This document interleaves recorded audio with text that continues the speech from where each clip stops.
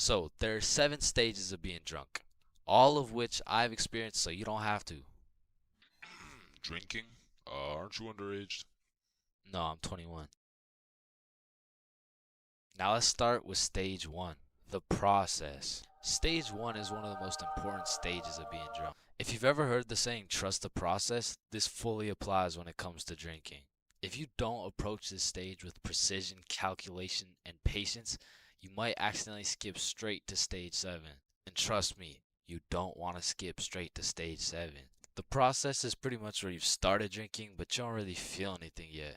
Because when you drink alcohol, it takes time for it to be absorbed into the bloodstream. And some people just don't have the patience to wait and end up overestimating their limit. Oh, I feel fine. Let me take another shot. Stage 2 is tipsy. Tipsy is where you first start to feel it. It's when the first few shots start to hit and you start to feel a little bit more outgoing and maybe more talkative. At this point, you'll still have your judgment, but I feel like you become a little bit more of a glasses half full kind of person.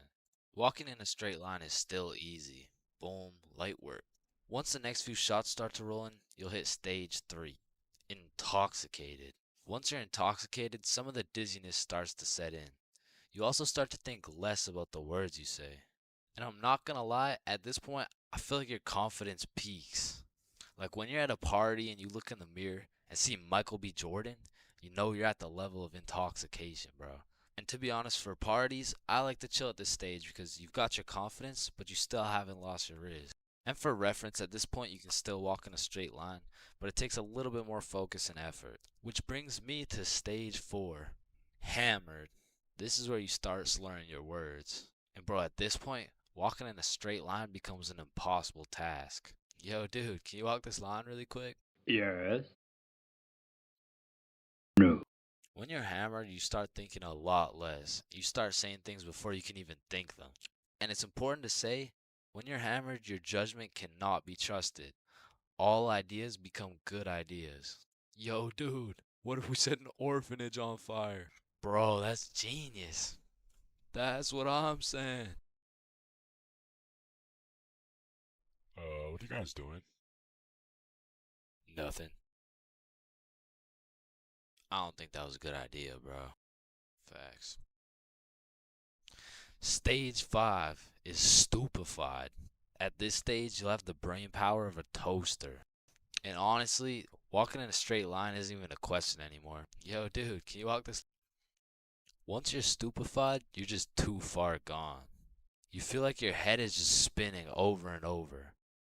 Now, at this stage, I would recommend leaving whatever party or setting you're at because you can't function properly. Probably end up regretting some of the shit you say or do the next morning. Now, stage 6, wasted. When you're wasted, when you're when you get wasted is just regret. Your body is literally fighting for survival. Everything is miserable and you always promise yourself you'll never get to this stage again. But one way or another, it always comes back. Whenever you're at a party, there's always one person who's wasted and they're hunched over at the toilet just vomiting, bro. And it just ruins the night completely. So this might be obvious, but I do not recommend getting wasted. Now, to get to stage 7, you have to do one of 3 things. First off, you could have not trusted the process at stage 1 and heavily overestimated your limit.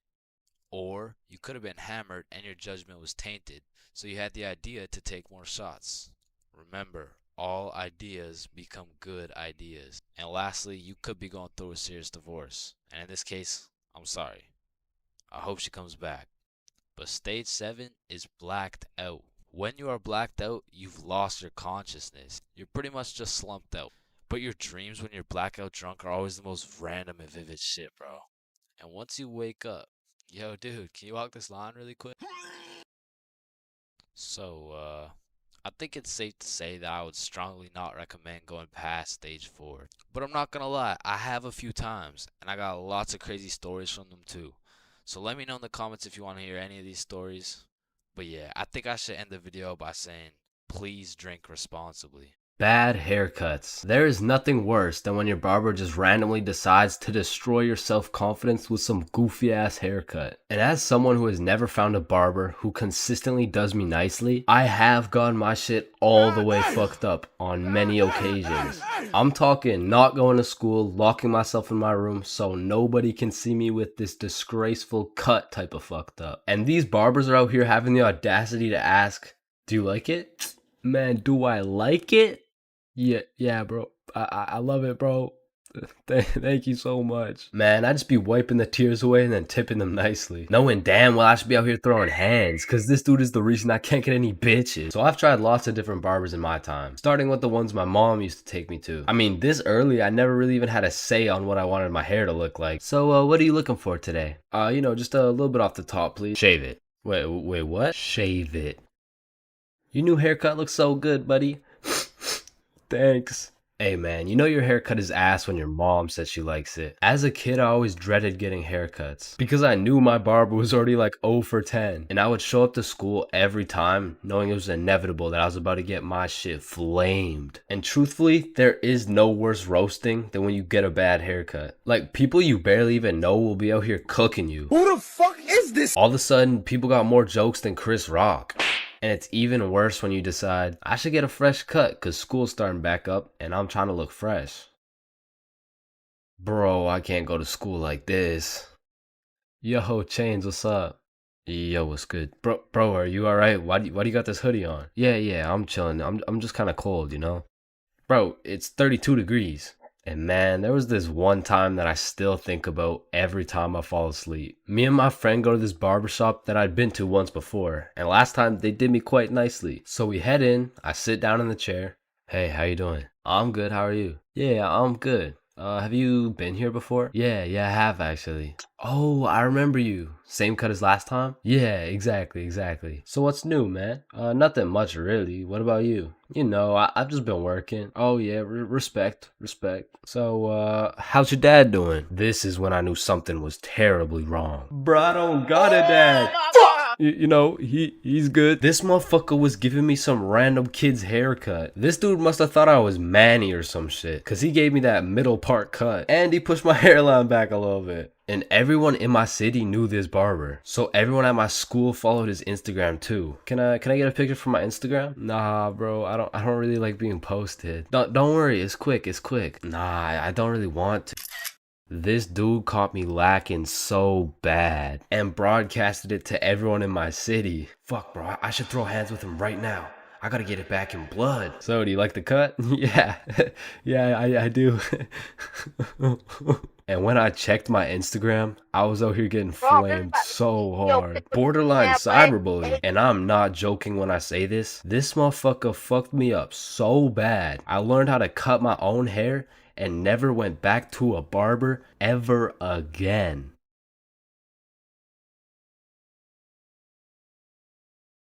Oh shit. Ooh, damn.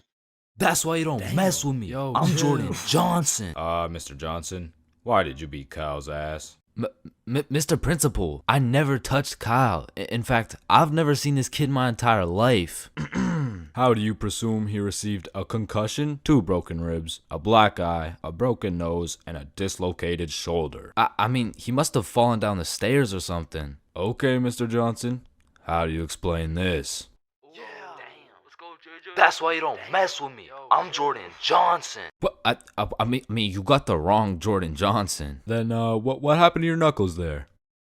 Shit, these ain't even my knuckles. Listen, I am not one to condone violence, but I'm not gonna lie. School fights are a major part of the high school experience. I mean, there's something about a good old school brawl that just boosts students' morale. Like, there is nothing that gets you through the rest of the day like some kid getting his ass beat in front of the entire school. And truthfully, it's just a community building experience because it gives everyone something to talk about. Yo, did you see the fight? Yeah, bro, Kyle got his shit rocked. Wait, are you guys talking about the fight? Yeah, bro. Man, Kyle got fucked up, dude. Overall, in school fights, everyone wins. Like, the fighter gets some respect and the crowd gets some entertainment. It's a win-win.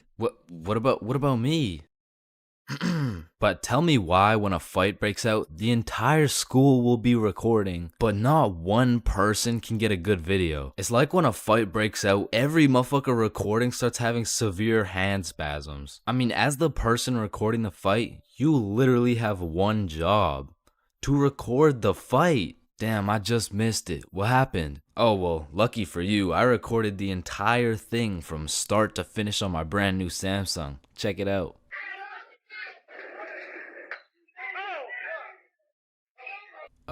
Did anyone else record the fight? Oh shit, yeah, I did on my brand new iPhone 14 that actually records in 4K. Okay, bet. Ooh, damn. Let's go, JJ.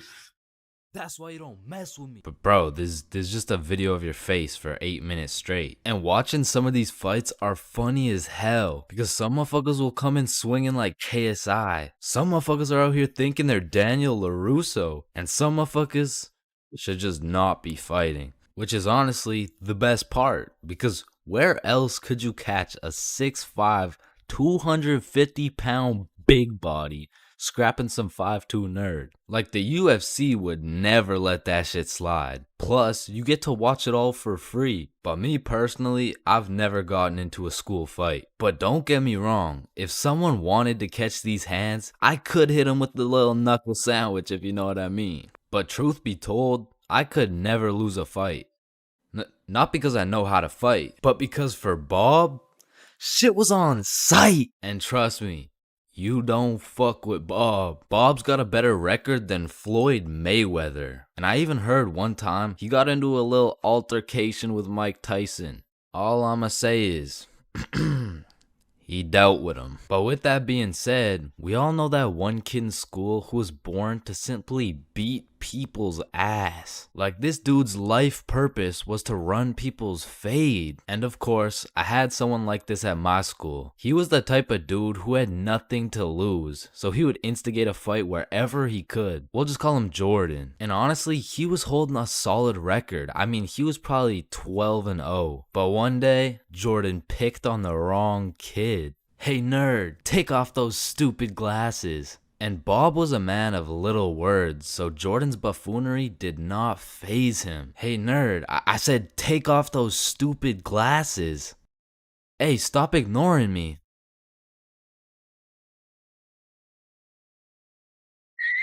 And without saying a word, Bob just ended Jordan's whole career. And ever since that day, nobody messed with Bob. That's why you don't mess with me. Yo, I'm chill. Jordan Johnson. Pain. I've felt pain. He's felt pain. That dude's felt pain. What? No, I haven't felt any pain.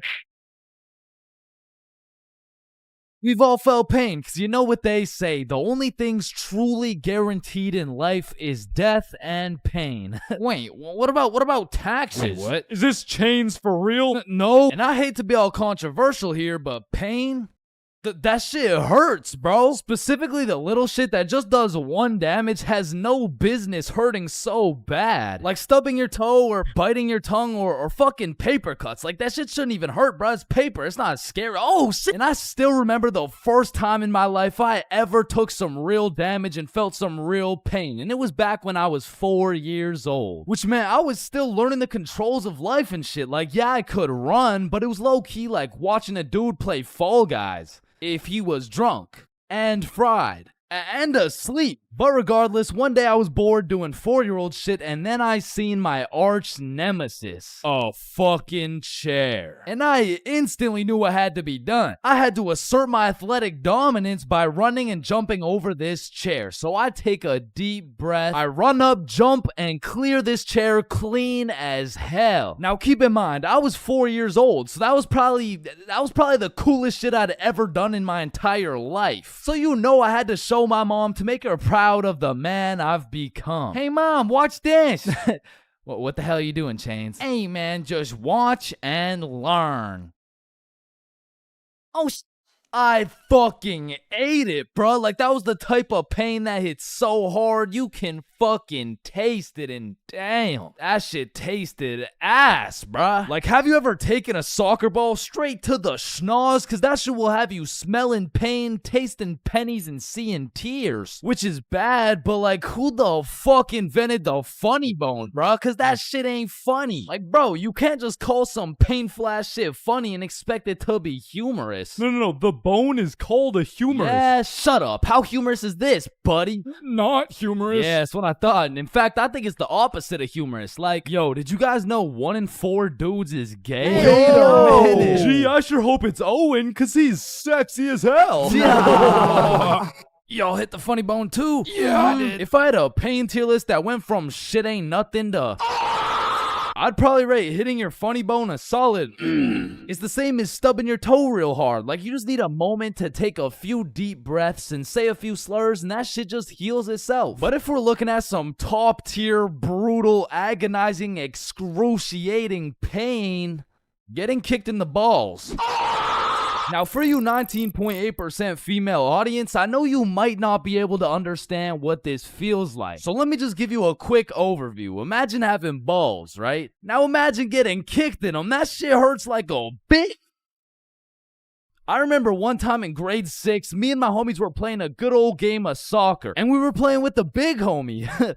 I mean the really big homie. Like, the dude had more chins than a Chinese phone book. Like, last time we went to a restaurant, bro looked at the menu and said okay. And I couldn't even tell you how big he really is, cause last time he stepped on the scale, it said 1 at a time, please. So what I'm trying to say is he was a big dude, and big dudes got big legs, and big legs produce hard kicks. And during this grade 6 soccer game, I unfortunately found myself legs spread wide open, freshly dropped testes exposed to this absolute unit, wound up to kick the ball, and well, pain. Just pain, bruh. Followed by a moment of silence from everyone on the field. And I don't know if the moment of silence was for me or for my next generation of kids the big homie just wiped out, but I felt that shit. And I felt it in my stomach. And there was really only one sound I was able to make in that moment. Now, I know what a lot of you guys are thinking. Getting kicked in the balls is nothing compared to childbirth. Childbirth is so much worse. This guy's a misogynist. And no, I don't give people massages. And I might be the first to tell you this, but I've experienced both getting kicked in the balls and childbirth. And honestly, childbirth wasn't even that painful at all for real. But to be fair, it was probably a little worse for my mom, so like... Now, we all know physical pain very well, but what do you call that deep, torturous pain you feel when your dog dies? In Minecraft, that's that psychological pain, like the pain you feel when you're watching a banger YouTube video and an ad interrupts you out of knowledge. Or like the pain you feel when you just got done making some toast and peanut butter and that shit flops on the floor face first. It doesn't hurt physically, it hurts spiritually. Like, there really is levels to this shit, bro, because now when you start adding psychological pain onto the physical pain of things, we gotta start adding new tiers to this tier list. Because imagine peacefully sleeping in your bed and you get woken up to the pain of your girlfriend kicking you in the balls, which of course hurts physically, but then you realize you don't even have a girlfriend and you live alone.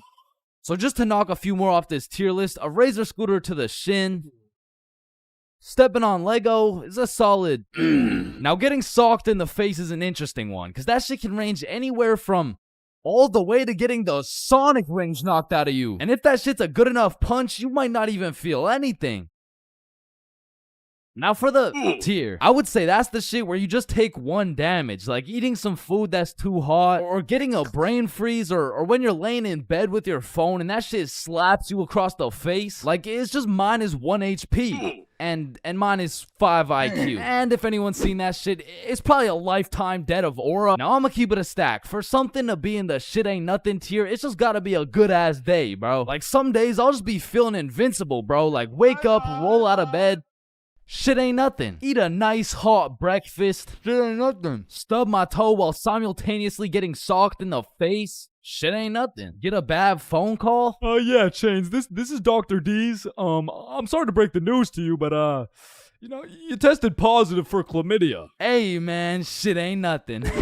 Oh, shit, who's this? Yeah, I wasn't finished. You also tested positive for herpes, syphilis, gonorrhea, hepatitis. You got a whole ecosystem on your shit. Honestly, at this point, our best bet is just to chop that thing clean off. What? Shit ain't nothing. No, it's definitely something. We're chopping your meat off. Yeah, but on some days, bruh, it's just like, yeah, no, that's it. I quit. I'm done. I'm going to sleep. Good night. And I know this might sound like some freaky ass shit, but I feel like some pain low-key feels good, bro. Like in school, I used to always put the front chair legs on my feet just to feel the pain. Or even like eating some spicy ass food or like... Oh yeah, or like getting spanked. No? No? Fuck? Nah. I was thinking something more like taking a really hot shower or like... Getting whipped. No? Yo, George, shut the fuck up, bro. I'm trying to make a video and Sorry, shit. my fault, pimp. My fault. Yeah, alright. Or what about when you like Getting slapped in the face? Bro, shut the fuck. Hey, yo.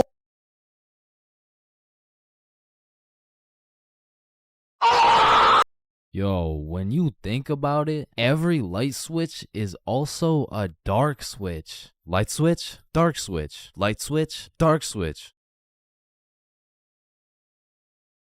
Okay, class, sound it out with me. Ball.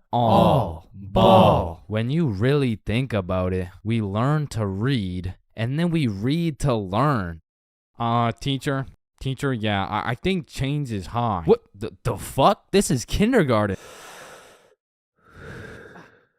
Shit. Ow. Damn.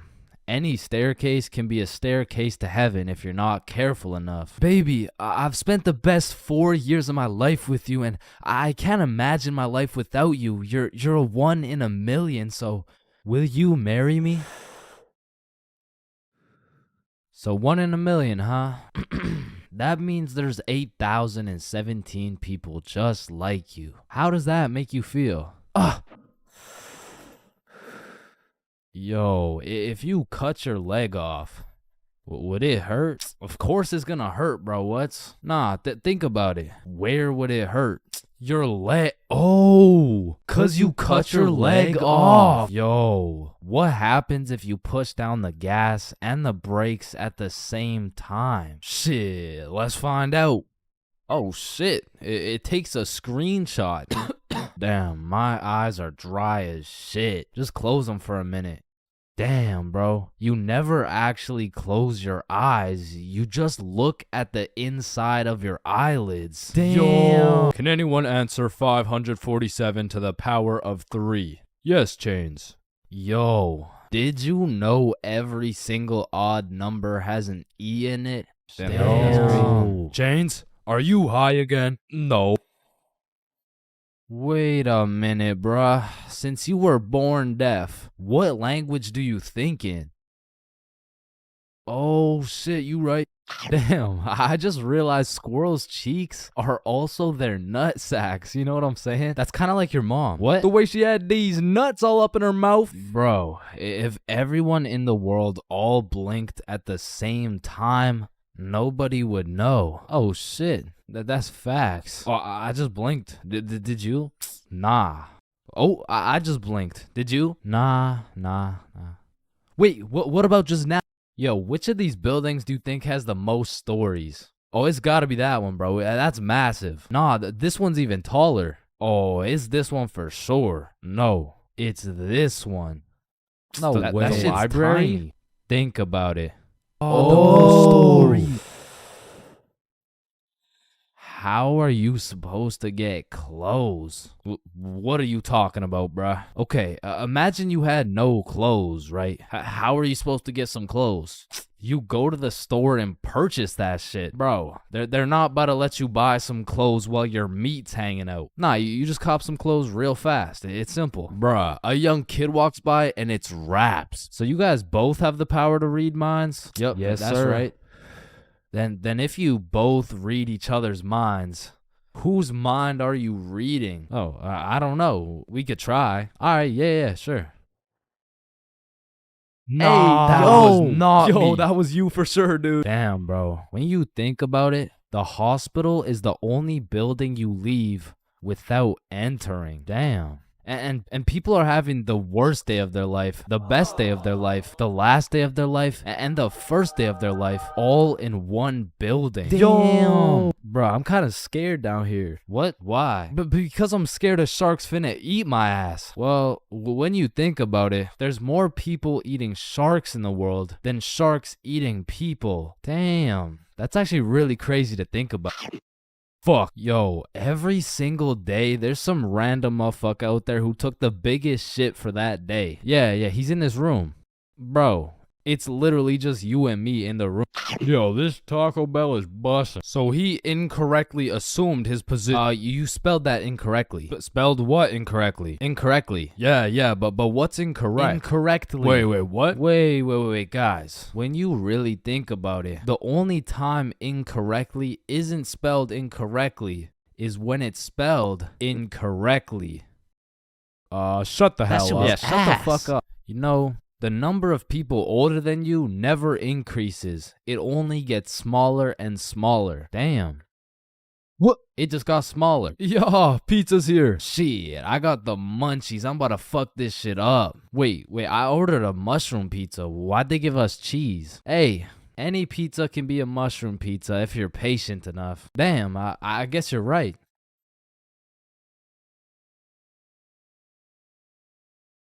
At last. Damn, you know what I just realized? What? A pregnant woman swimming is pretty much a submarine. Are you just always this high, bruh? Yo, did you boys know your last name comes from what your ancestor used to do back in the day? Oh shit, mine's Baker. Yo, mine's Carpenter. Oh, mine's Smith for blacksmith. Well, what's yours, Johnny? It's Donald. Well, wait a minute. Your last name isn't Donald. It's Dickinson. Guys, chill. I can explain. Get the fuck out of bed, bitch. Go. Your alarm is really your theme song because it plays at the start of every episode. Well, why the fuck are you in my house? Yo, is Chains still mad over that chair? Yeah, well, what does this dude have against chairs? Why is it a chair? Yo, why is there sidewalks in the movie Cars if there's no humans? This dude won't shut up. Like, just watch the fucking movie, bruh. Damn, think about this. When a child is an asshole, the child gets a whooping. But when the parents are an asshole, the child gets another whooping. Shit, tell me about it, bruh. Fuck. Bro, you've checked the fridge 15 times already. No good food's finna magically appear. Damn, now that I think about it, we don't keep checking the fridge for new food, but rather we keep checking to see if our standards have dropped low enough to eat the shit that's already in the fridge. So we got Mercury, Venus, and then here's Earth. Yeah, Chains, what do you want? If Earth is the third planet from the sun, does that make every country a third world country? You're high again. Just get the fuck out of my class. And look at these sheep. Sheep. You know how one of your teeth is called a tooth? Yeah? And one geese is called a goose. Okay? Then why isn't one sheep called a shoop? All right, Chains, I can't keep doing this. We have to break up. Shoop. You know what I've been thinking? Yeah, what's up? Teenagers be whipping that shit like they're always running out of time. But old motherfuckers be driving like they got all the time in the world. Like, look at this geezer. Poor guy's practically decaying behind the wheel. But he's taking his time like he's got any time to spare. If I stab this cereal box, does that make me a serial killer? That one was straight ass. You gotta work on that shit. I'm gonna work on that one. Yo. If you weigh 99 pounds and you eat a 1 pound burrito, Does that make you 1% burrito? Yo, that's crazy, because I literally just did that last night. You guys wouldn't believe this, but your blood work came back, and it says you're 1% burrito. Yo, picture this. Imagine if Ed Sheeran was working at a bread place, right? Would that make him the gingerbread man? You're high as shit. Alright, bro, I'm a dip. Nah, don't leave me alone in this forest, bro. Hey, when you really think about it, you're not scared to be alone in this forest. You're scared you're not alone in the forest. You feel me? Yo, that's actually so true. Bro, you know what? Low key, if you're dead broke, robbing a bank isn't even a bad idea. Bro, there's no way some hobo's about to pull off a bank heist. Nah, but just think about it. Whether you successfully rob the bank or not, either way, you get over 10 years of bills you don't gotta worry about. Alright, fuck it. You got the strap? Yup. Yo, throw on your seatbelt really quick. Nah. What? Why not? Well, you see, it increases my risk of dying from cancer. What are you talking about, bro? That shit makes no sense. Just let that sink in. Oh, yeah, I got you. Yo, what's up? But still, that shit makes no sense. No, but actually think about it. Oh. Hey, bro, you want a hit? Nah, I don't smoke. I'm scared that I'll get all paranoid and shit. Hey, man, if you're paranoid that you're gonna get paranoid, you're having the side effect without even smoking. It's Yo.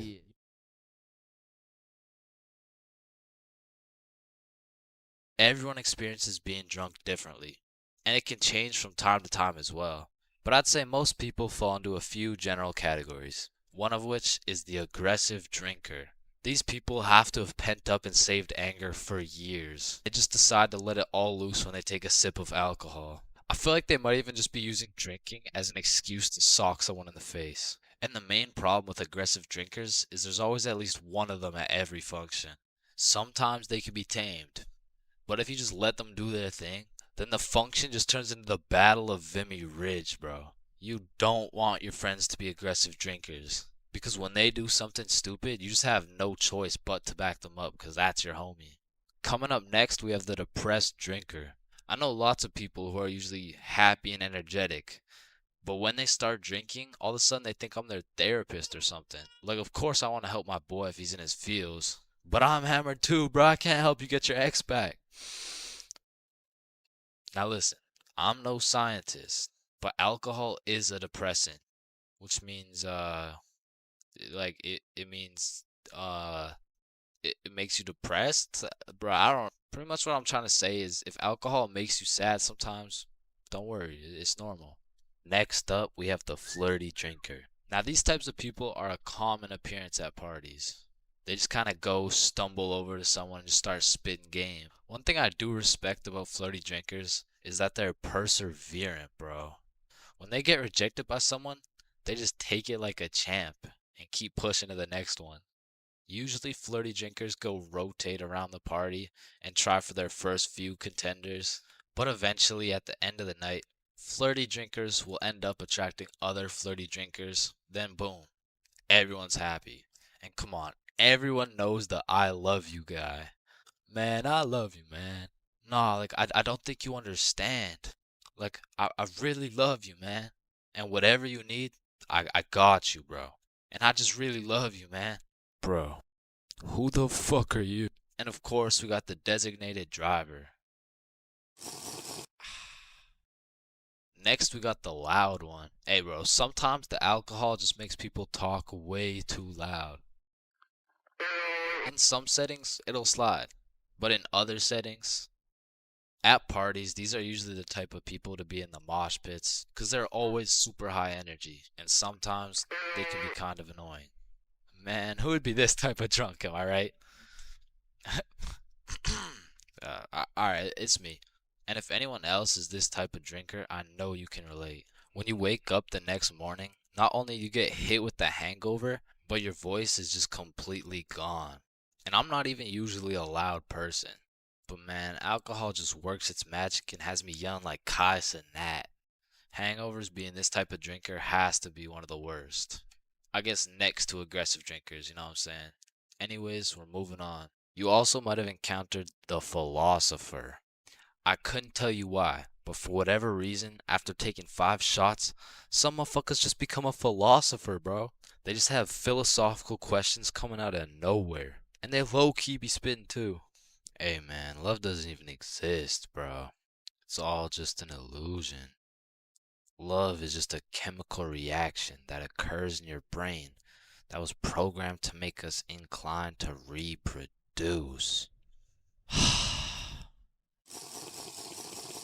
Next up, we have the OD, overdrunk. This is the 7th and final stage of being drunk. If you've seen the 7 stages of drunk video, you'll know exactly what I'm talking about. But some people are just prone to drinking way too much. And somehow, they always find themselves blackout drunk. But yeah, there's not much to say. They're pretty much just unconscious. And of course, we have the chill drinker. These people are just pretty neutral. They just be talking at a normal volume about normal stuff. And honestly, these people are just overall enjoyable to be around, especially when you're drunk. Let me know in the comments if I missed anything.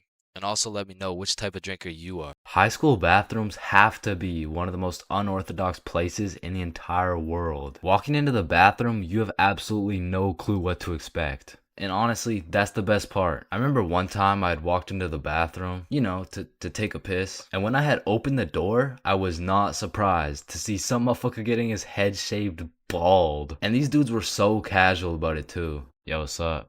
What up? And it's cool and all to be able to be entertained while you're trying to release your bodily fluids. But I mean, sometimes you just want some peace and quiet. Because you truly never know when something like this can happen to you.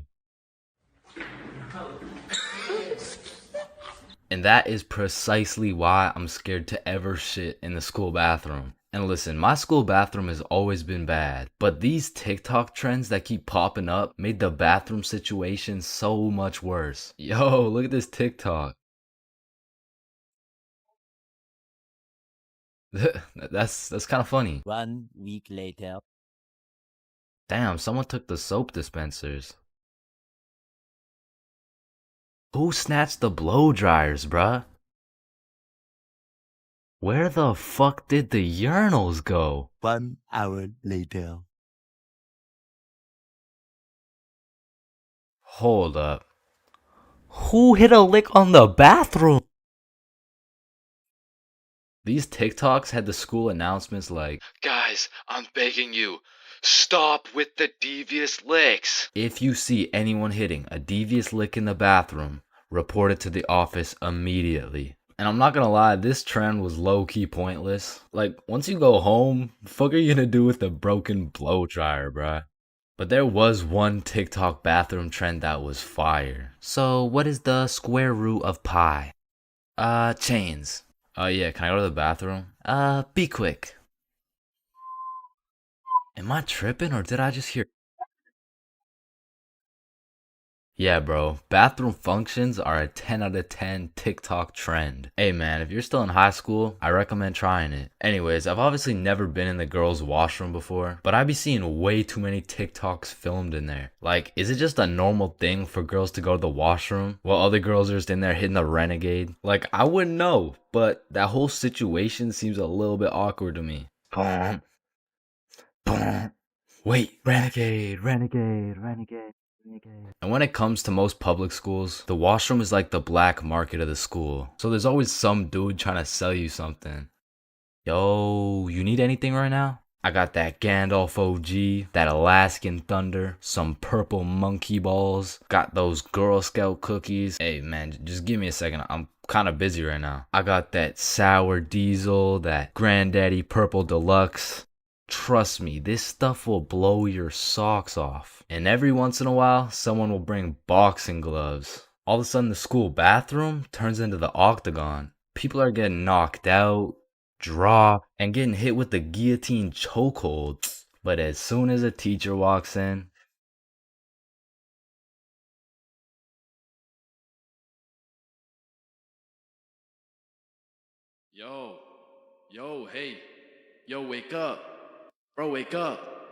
Hey man. What?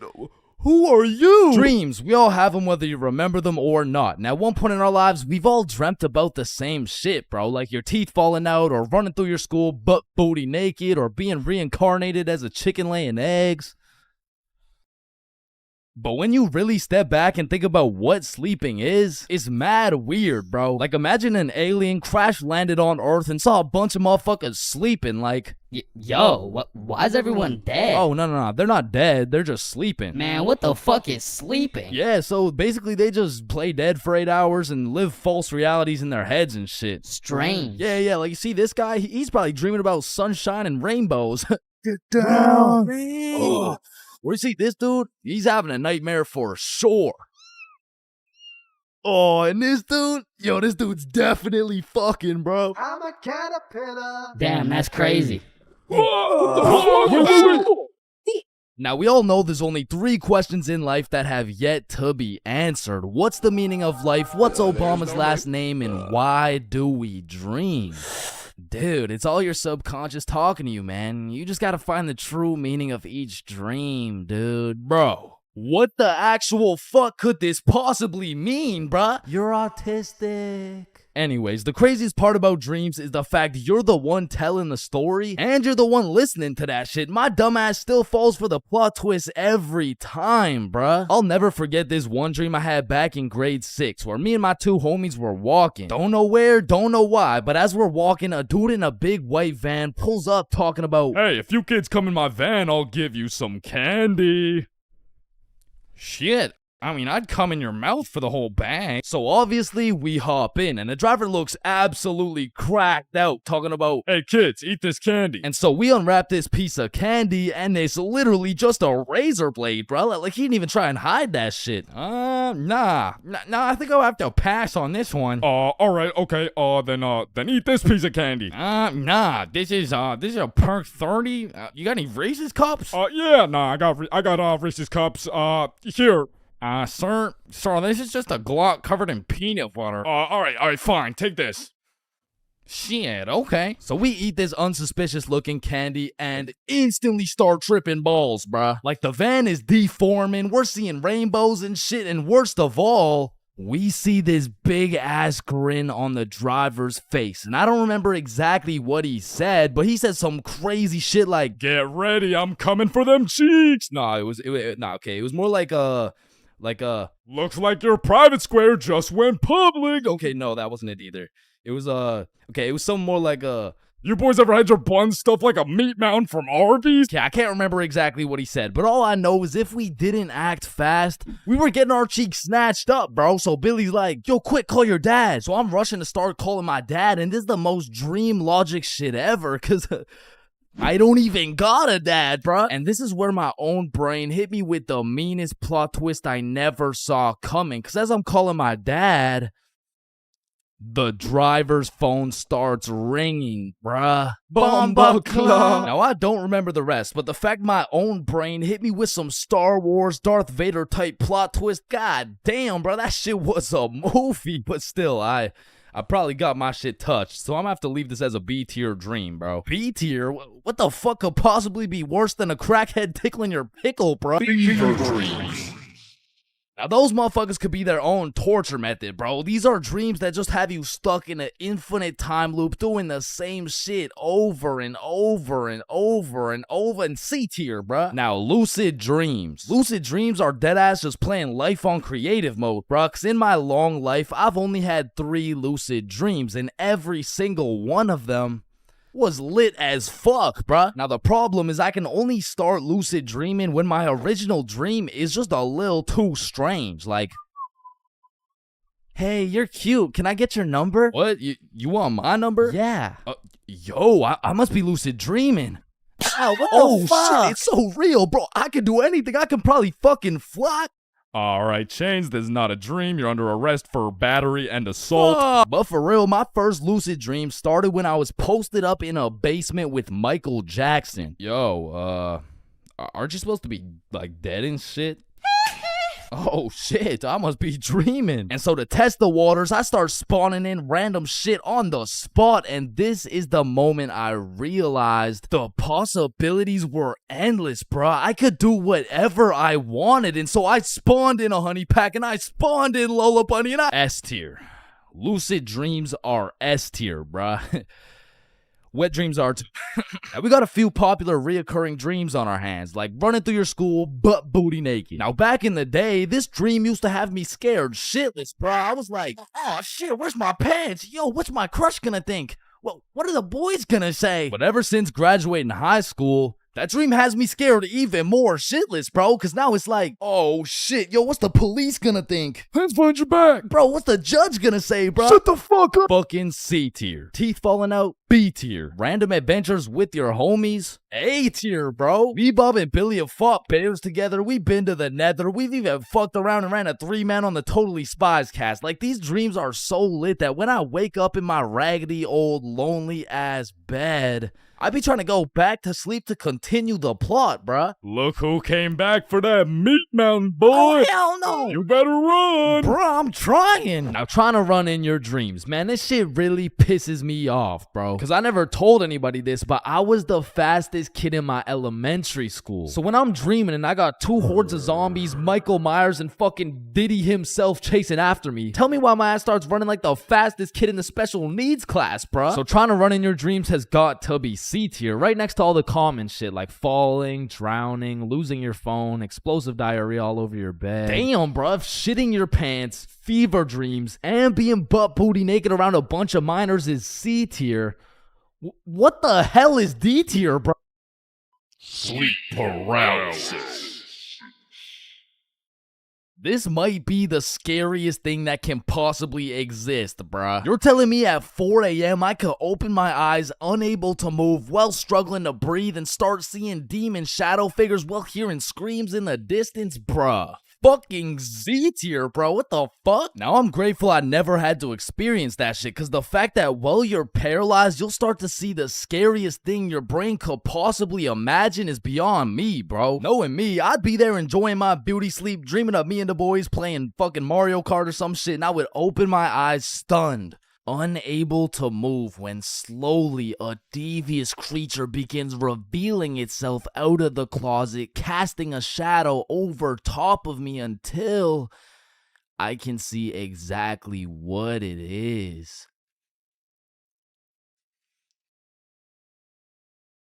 Looks like someone ordered a meat mountain.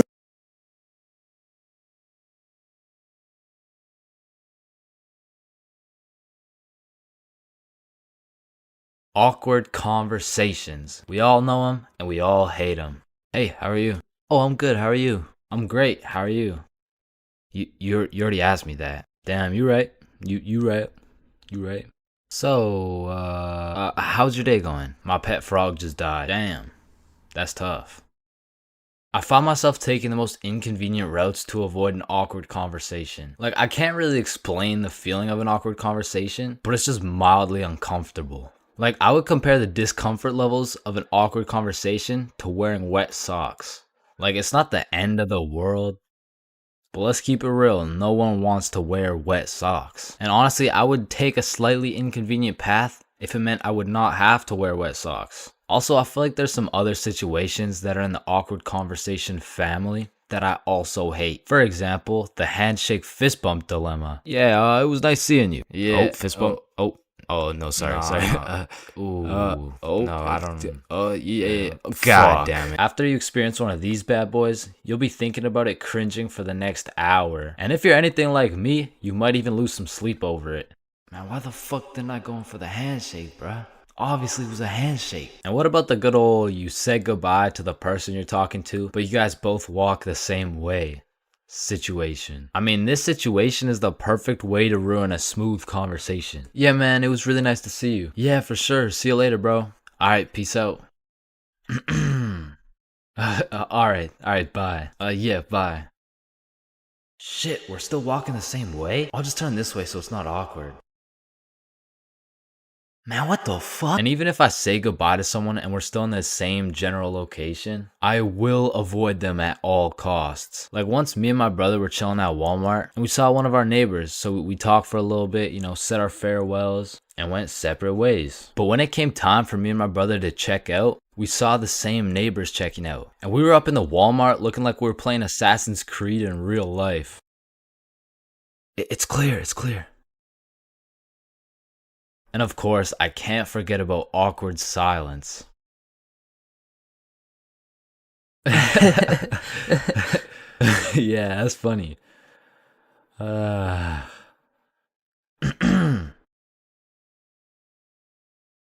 Me personally, I have some procedures in place to avoid awkward silence no matter what. For example, my philosophy is to just say things.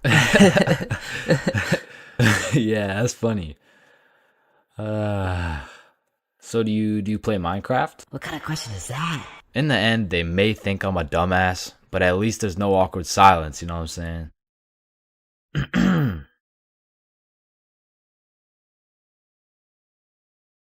Man, you could be the 47th president of the United States and you'd still get flamed at school. It's just inevitable. It could be your haircut, your clothes, and bro, even when there's nothing to roast, somebody's gonna try and spit out some bullshit anyways. Hey, yo, why does Carl's face look like Spider-Man's left nut? Yo, I it's can't so see true. it. How do you know what his nuts look like? And bro, when I was in middle school, all my clothes were hand-me-downs I got from my neighbor, and this motherfucker just didn't want to see me win, bro. Cause I was getting piles of V-neck shirts and jeans that didn't even fit. And not only did my neighbor have no drip, but dude was 10 years older than me, so every fit I made was just a decade too late. And pulling up to school and that shit had me feeling like a rotisserie chicken, the way I was getting cooked at a 360-degree angle, bruh. But my fit wasn't even the only thing that was outdated, cause my phone looked like the first phone ever created. And it acted like it too. I mean, I would have to click the screen 5 times and then send a prayer to the heavens just to turn that shit on. And only real G's know the pain of having to whip out an old ass phone around someone else. Like, I remember this one time a girl came up to me and asked if she could add me on Snapchat, and when I gave her my phone, my shit crashed, bro. I think your phone just ran out of battery. Oh no, don't worry, sometimes you just gotta.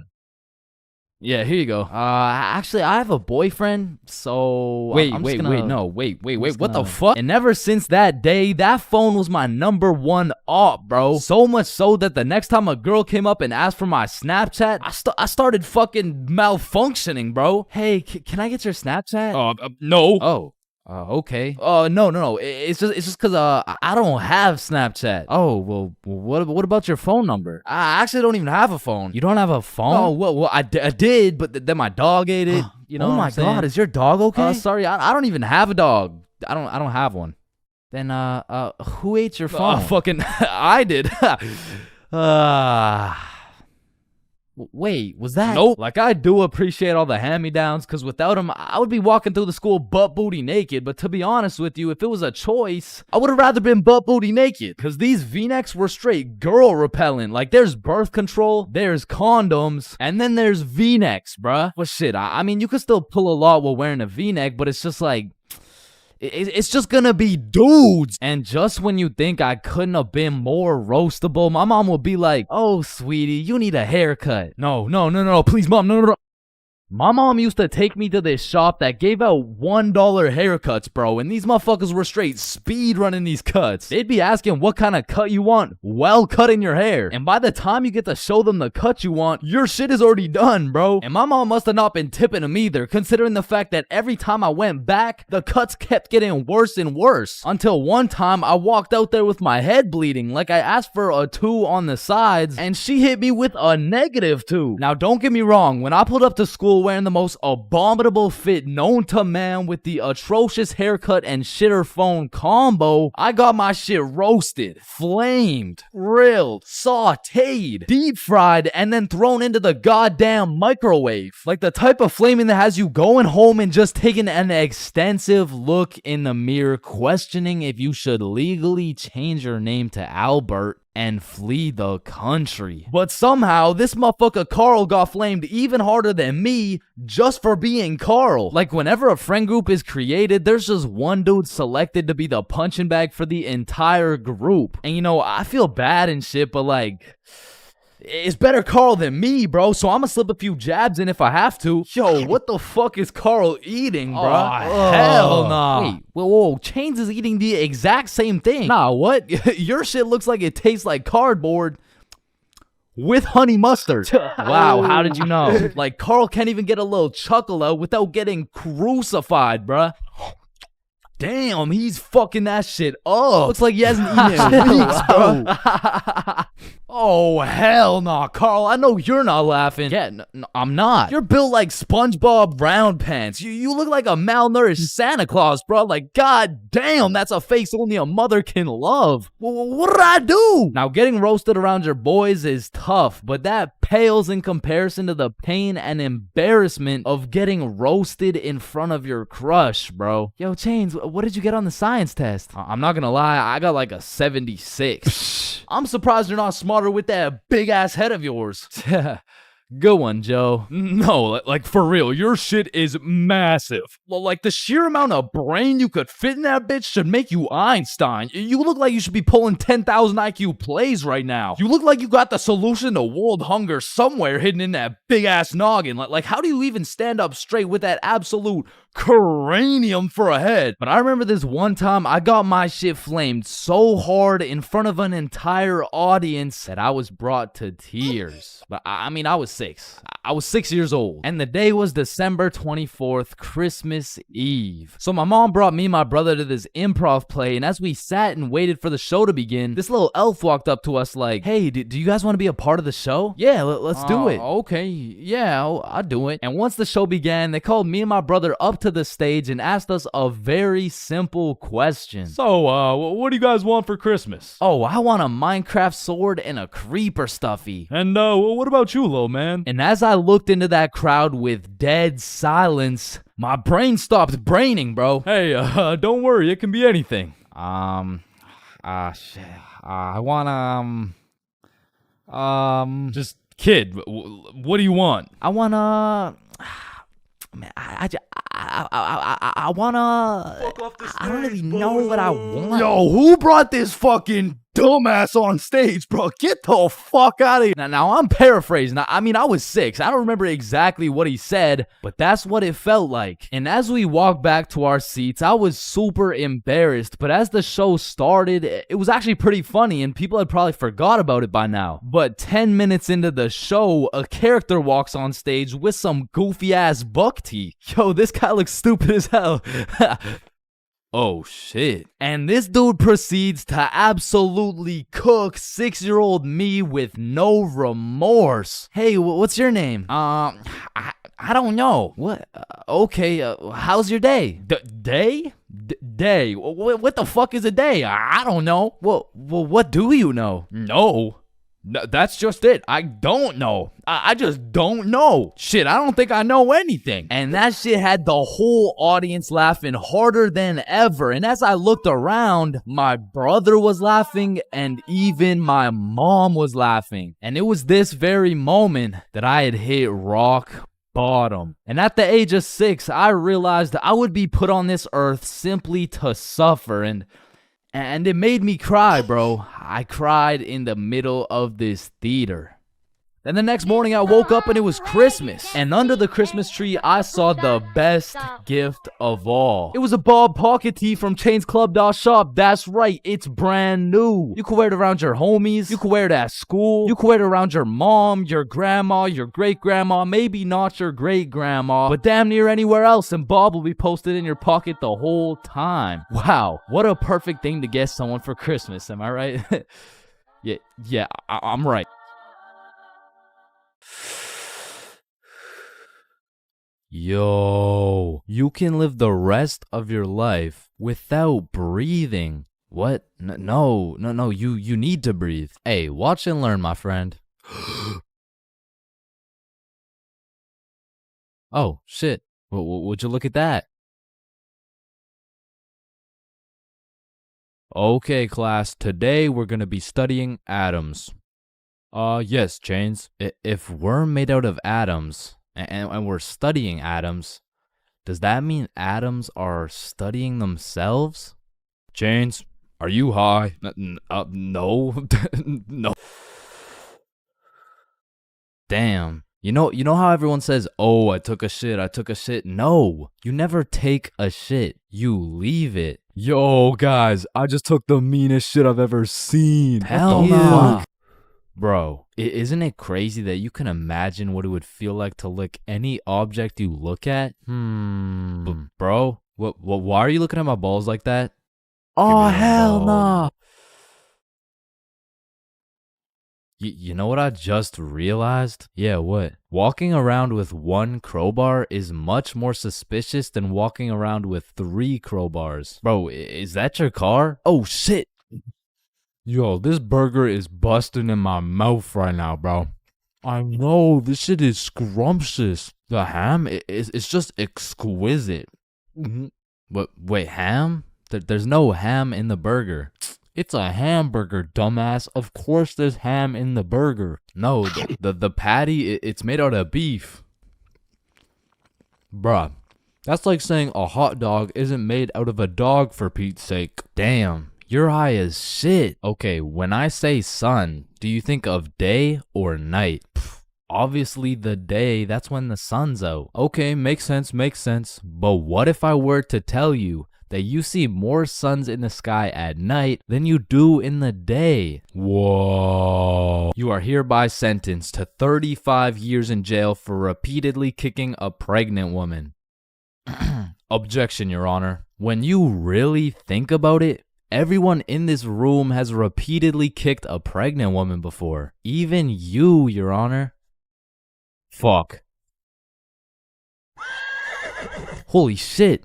Horses are naysayers. Sir, I am very sorry to inform you the STD results came back and you are positive for chlamydia, gonorrhea, trichomoniasis, syphilis, chlamydia, herpes, HPV, HIV, and chlamydia again.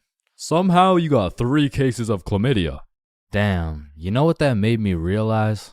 That you should wear a condom? Nah, life is a sexually transmitted disease that will 100% lead to death. Damn right. Sir, you got 3 days to live. You ever think about how old cars are looked at like, look at this dude's old ass car. He's broke as shit. Damn, at least my car isn't as old as this dude's. Holy shit, this guy's car is a shitbox. Damn. Look at that vintage car. Wow, that guy's car is insanely old. He's got to be a millionaire. What the fuck? Is that Fred Flintstone? Whether we like it or not, we were all once inside some balls. Facts. I'm talking in the testes. Damn. I'm talking in the family jewels. real. I'm talking in the nut storage. I'm talking in the semen spheres. God damn, Todd's really laying down some mean pipe over there. You know, Todd beating down those doonies really got me thinking. Most people are made in a bed, born in a bed, and die in a bed. Damn. Bro, stairs were made to make a really big fall into a bunch of small falls. Oh, shit, are you good? You know, someone probably still got your nose from years and years ago. Got your nose, give it back. It's me. What do you mean? It's me. I am the one who got your nose. Wait, are you serious? Yes. Dude, give it back. Or what? Give it back. No, it's my nose now. You gotta eat the frog. No, just eat the frog. Nope, one bite. Not doing it. You just gotta try it. I'm not eating the frog. It tastes like chicken. Yo, mama tastes like chicken. Come on, it's tradition. You have to eat the frog. Damn, traditions are really just dead people peer pressuring us. Eat the frog, pussy. That's why you're dead, bitch. Listen, I just can't wrap my brain around it. Yeah, what's up? Can you tell me why the fuck we park on the driveways and we drive on the parkways? It makes no sense. Hey, Alexa, order some extra large magnums real quick. No, we both know you get absolutely zero bitches. Alexa, you literally Alexa, got stop, no reason stop. on top of that, Alexa, you and I both know Alexa, you are a shut size up. small condom bull.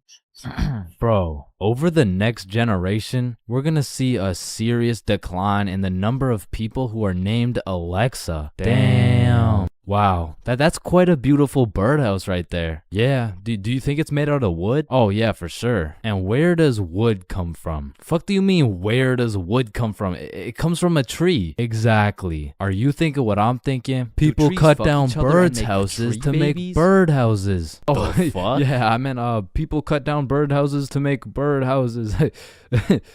As you get older and older, a life sentence continues to become less threatening. Yo, there's probably a point where you just don't give a fuck. Put the money in the bag, bitch. I hereby sentence you to a life sentence in prison. 3 days later. Whoops. Oh. Okay, how the fuck did somebody look at all these rocks and trees and shit and just think, yeah, I can make a Wi-Fi out of this? Why is it a chair, bro? Someone tell me why it's a chair. You see, the word chair actually originates from the word cathedra, which is a combination of Latin words that mean sit and down. Incidentally, the word cathedral got its name as it is the seat or chair of the bishop. Oh, damn, this sandwich is about to go crazy, bro. Wait, that sandwich would hit way harder if we smoked before you eat it. Oh, okay, yeah, you right. A few moments later. Damn. What? Damn. My sandwich went bad. Nah, when you think about it, your sandwich didn't go bad. Something just started eating it before you did. Whoa, that's crazy to think about. Wait.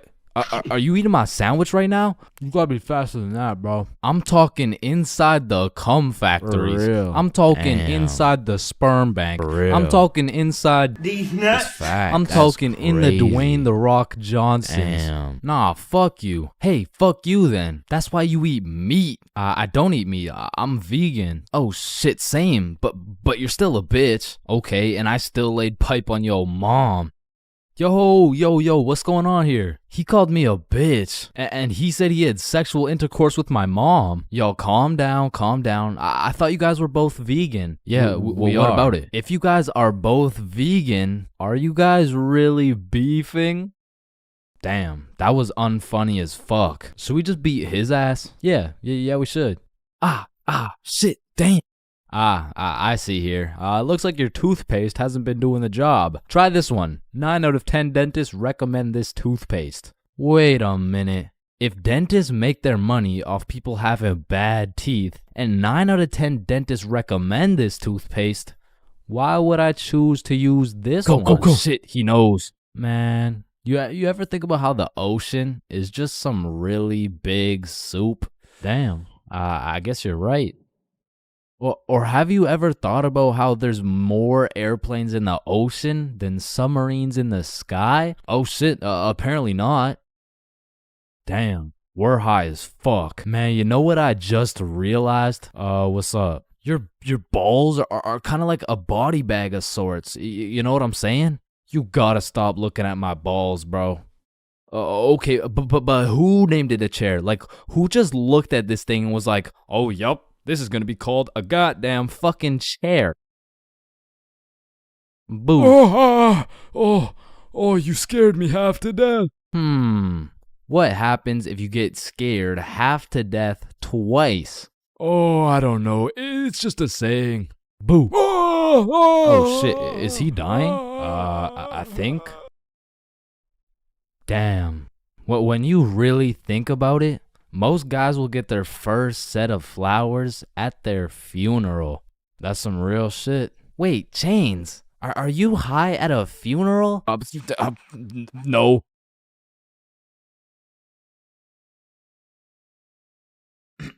Alright, class, today we're going outside for a run. But it's literally 0 degrees. Oh, Chains, don't be a bitch. It's not even that cold. See? I told you guys it's not even that cold. Yeah, for you. Cause you're out here dressed like the Michelin Man. High school PE is something different. And every PE class has 5 different types of people. Like the group of kids who just stand in the corner and occasionally get sniped in the head with a dodgeball. Or the kids who participate and make sure everyone is included. Or the legend who's chilling on Instagram. Yeah, he follows at ChainsFR. There's also the dude who just never shows up. And of course, we got the sweats. These motherfuckers treat PE like they're in the military. These motherfuckers treat PE like they're training for the Olympics.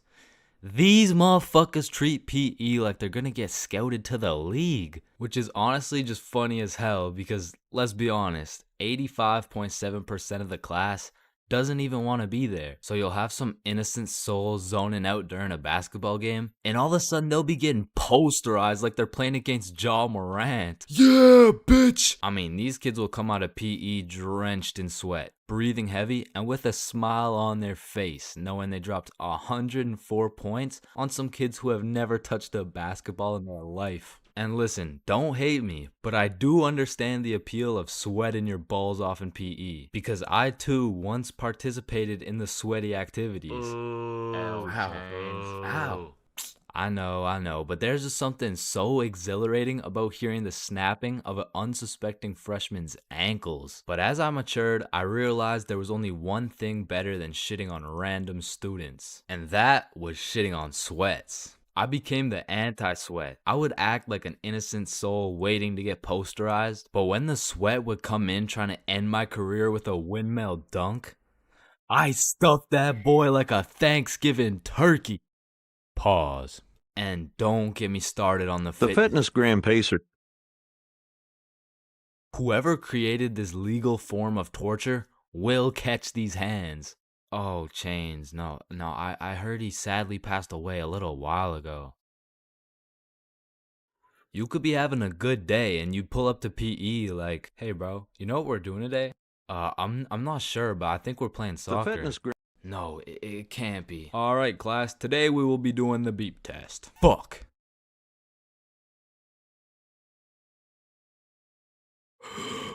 Woo. Damn, what was I at? Chains, we haven't even started. That was just our warm-up. But one thing that did bring me a little bit of joy was looking at everyone during the push-up section. Like, there was always some dude doing the neck push-ups, some dude who thinks he's Mike Tyson, the guy who takes breaks when the teacher isn't watching, and there was always at least one dude who was out here looking like he was hitting it raw. James, I don't think that's how you do it. Oh, yeah, you're right. Yeah, bitch! 3 a.m. Once the clock strikes 3 a.m., I feel like you've given up on trying to sleep. At this point, you're going to commit to whatever you decide to do until the sun comes up. Whether you're studying for tomorrow's math test, chilling on Discord with the boys, choking the chicken, or simply sulking in those 3 a.m. thoughts. You'll pretty much find yourself doing anything but sleeping. And I don't know if it's just me, but those 3 a.m. thoughts hit different. And honestly, it's just the perfect time to go for a walk, find a nice little view, maybe light up a joint, and just think. The youngest picture of you is the oldest picture of you. Does Lightning McQueen cop car insurance or life insurance? Wait. Did the brain name itself? Hold up. What if soy milk is just regular milk introducing itself in Spanish? I have no clue if this is just me, but every once in a while when I'm laying in my bed at 3 a.m., I suddenly get the motivation to become the best person on the planet. Like, I set an alarm for 5 a.m., I tell myself I'm gonna go work out, then go for a run, then meditate, then drink kale smoothies, then become a millionaire, then donate it all to a family in need. But as soon as my alarm goes off, I'm just like, shit, I'm too tired for all that. Then I just end up sleeping until 1 p.m. And my brain is constantly playing games with me, bro. Like, tell me why I'll be using all my strength to stay awake during the day thinking, ugh, man, I can't wait to go to sleep tonight. But when it comes time to sleep, I just can't. I'll be left lying there at 5 a.m. awake as hell, watching these random motherfuckers build a 2-story house with a hot tub in the jungle. And you know what? Being awake at 3 a.m. is kind of like being high a little bit. Cause you start to think about things you don't usually think about. And because you get hit with the fucking munchies, bro. I'll be whipping up a 3-course meal with appetizers and a complimentary dessert to watch a YouTube video. And listen, I can't explain why, but there is no better water than water at 3 a.m. I mean, it's pretty much a part of my sleep schedule now to wake up at 3, chug some water, take a piss, then go back to bed. But sometimes while I'm trying to go back to sleep, my brain just starts showing me a compilation of my top 15 cringiest moments. I mean, I'm having flashbacks to the time in grade 5 when I said a joke and nobody laughed. Guys, why did the monkey fall out of the tree? Why? Yeah, why? Because it was dead. Oh, damn. Or I'll be up all night thinking about that one debate I had 3 years ago, brainstorming about the best things I could have said in each scenario. It's like if I do some cringe shit during the day, I have no choice but to lose some sleep over it at night. It's like my punishment for saying some stupid shit. Like I know one guy who accidentally called his teacher mommy in front of the entire class. And that dude hasn't slept since.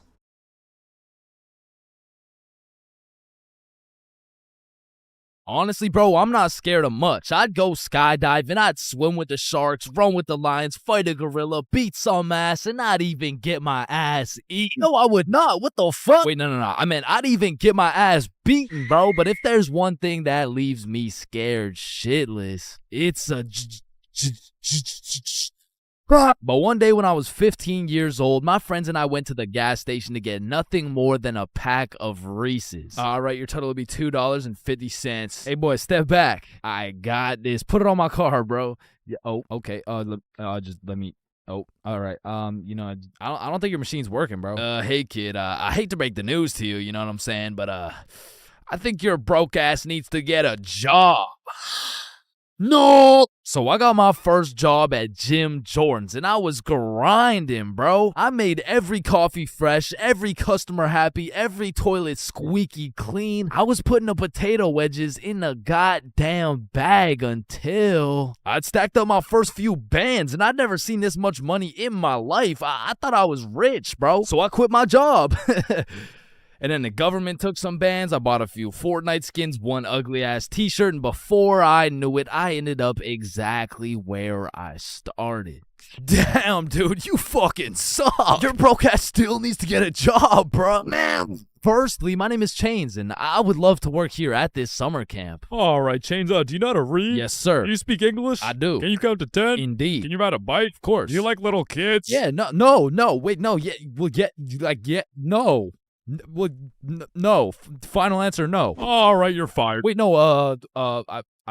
I love little kids. All right, you're hired. Now take this helmet and teach those kids how to ride some goddamn bikes. Okay, yeah. Thank you. Really quick, how much do I get paid? I mean, as little as legally possible. Now get to work, buddy. Hi. My boss threw my ass straight into the deep end, bruh. No training, no nothing. Now, what's crazy is every other worker went to a training camp and was taught exactly what to do and exactly what to say. But one of those dudes quit last minute and they needed somebody, anybody to fill in, and that's the only reason they hired your boy.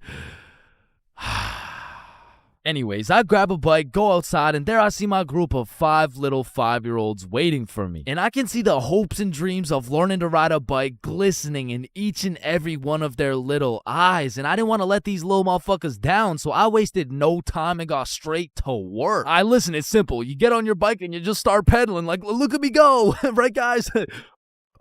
Shit. Listen, teaching one kid to ride a bike is legwork. You grab the seat, you push them, they pedal, they fall, and you pick them up and start gaslighting their ass like, wow, buddy, you did an amazing job. I've never seen somebody sweep the floor with their face before, man. Next time you can use your hands, though. Thank you. But the real problem is having 5 different kids with 5 different personalities and skill levels. Because the first kid was named Miles, but he couldn't ride a bike for 5 feet. Then we had a kid named Noah, who didn't know a single thing about how to brake. Parker, who couldn't park for shit. We even had a kid named Noel, but his little ass couldn't stop taking L's. In James. But it was just one motherfucker, bro. Like, why is your name plural, bro? Where's the other one at? So my group's out here looking like 5 chimpanzees on bikes with one bigger chimpanzee supervising them. And I look over at my coworkers' groups, and these motherfuckers are out here biking in perfect unison, weaving through cones. I even seen a little kid doing no hands, bro. Hey, James, look, no hands. Oh, shit. Oh, shit. Oh, shit. Hey, James, look, no teeth. So after painting the pavement like Picasso, we get under the shade for some lunch break. And talking with these kids was such an interesting experience, bro, because since I was their biking instructor, they just assumed I knew everything, bro. Hey, James, why is the sky blue? Shit, I mean, it just... And who even decided that it'd be a Monday today? Oh, that was definitely Abraham Lincoln. Why does my sandwich taste like pennies? That's the taste of blood, my boy. What's the biggest number? Infinity. How old are you? 300. What time is it? 12:37. And why do my parents wrestle without any clothes on? Yeah, mine too. So, okay, time to get back to riding bikes, bro. But this time when we got back out to riding bikes, I set up a cone drill. All right, group, lock in. Here we got an easy cone drill. You know what I'm saying? I'll show you how it's done. So you just want to go through the cones just like this. You know what I'm saying? I like to call this drill. Oh, fuck. Wait, what's it called? I don't know. I think it's called fuck. Are you sure? Fuck. Yeah, nah, it's definitely called fuck. Well, that's a weird name. Okay, who's gonna fuck next? Yeah, bruh. I'm not gonna lie, I deadass fell. Like, there was no type of biking test in order to get the job. All they asked is if I could ride a bike, and I can. But I did not know we'd be doing NFL drills on these fucking bikes. But needless to say, when the parents came to pick their kids up from the first day of bike camp, they were not impressed. Hey, there's my little man. What did we learn today? Oh, you know, we just took the training wheels off. We got started on a few cone drills. He showed us how to fuck. Oh, my goodness. Okay, man, no, I'm sorry. I'm so sorry. This is a catastrophic miscommunication. And Chains told me I had the best grip. Hey, yo, I'm the handlebars, brother. You gotta specify. Chains says I have so much potential for a kid my age. Okay, yeah, that sounds bad. That sounds really bad. Why does all this shit sound so bad? Me better without any teeth. I'm just trying to cheer him up, man. He told us to always use protection before riding. Okay, that's enough. He just stopped. None of them came back, bro. So I got a new group, and the best part about this new group of kids is that they were already level 4, meaning we'd all just bike to the park, eat lunch, and then bike back. Damn, bro, that sounds easy as fuck. Surely this couldn't go any worse than your first group, right? Yeah, it does. Yeah, no, it gets worse. It gets so much worse. So for this little journey to the park, I'll pair up with my coworker Natalie. So Natalie's in the front, and we got 10 kids in the middle. We'll call them Liam, Ava, Milo, Zoe, Tucker, Cornelius, Jackson, Bradley, Quandale Dingle Jr. the third, and Riley, which is the only name you'll need to remember. So I count up the kids so we don't leave any behind, and as expected, I count 10. So we take off on our journey to the park, and all these kids were really good at riding. You know, out of the whole group, we only had one little fall.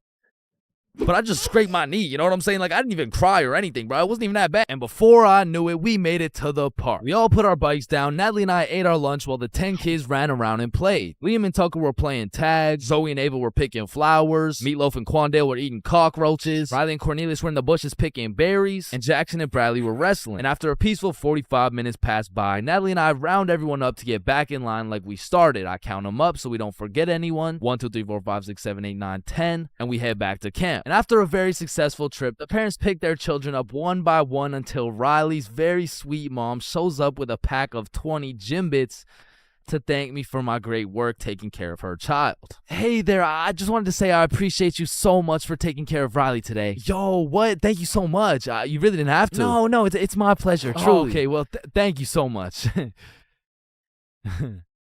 So, where's my little guy? Oh, he's right here.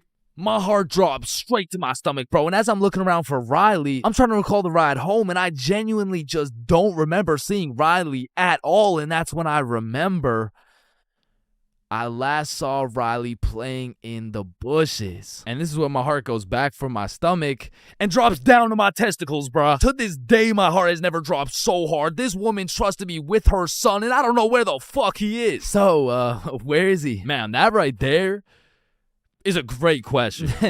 What do you mean that's a great question? You know, all the greatest questions in the world make you think, don't they? Yes. Right, and as you ask me this question, I really get to thinking, you know, like, I really get to rack in my brain, and, well, to be quite frank, well, I'm stumped. Okay, what do you mean you're stumped? I don't know where Riley is. What do you mean you don't know where Riley is? Okay, yeah, nah, let's just put it like this. Do you know where Riley is? No. Yeah, nah, me either. Yeah, ice cream. Holy fuck, he's right there. Oh my god, fuck, I knew it. I knew it. Like, fuck, oh my god, he's right there. Lost you. I knew it the whole time. He's right there. It's April Fool's. Give me these. Yeah, take him. Oh my god, Jesus, God bless America. And that was genuinely the day I realized I can't work a fucking job. I'm not built for that shit, bro. I gotta start a Stickman YouTube channel or some shit.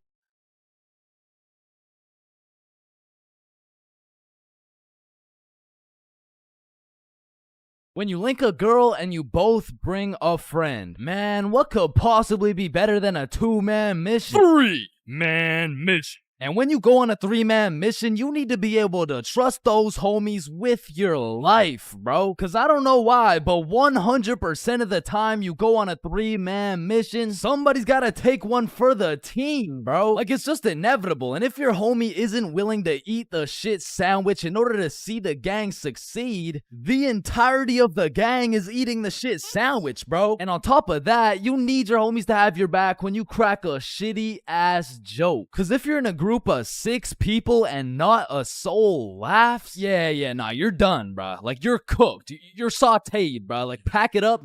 It's over with. Like, yo, guys, what do you get when you mix human DNA with goat DNA? Oh my god, what do you get? Wait, no, let me guess. No, I don't know. What do you get? Kicked out the petting zoo.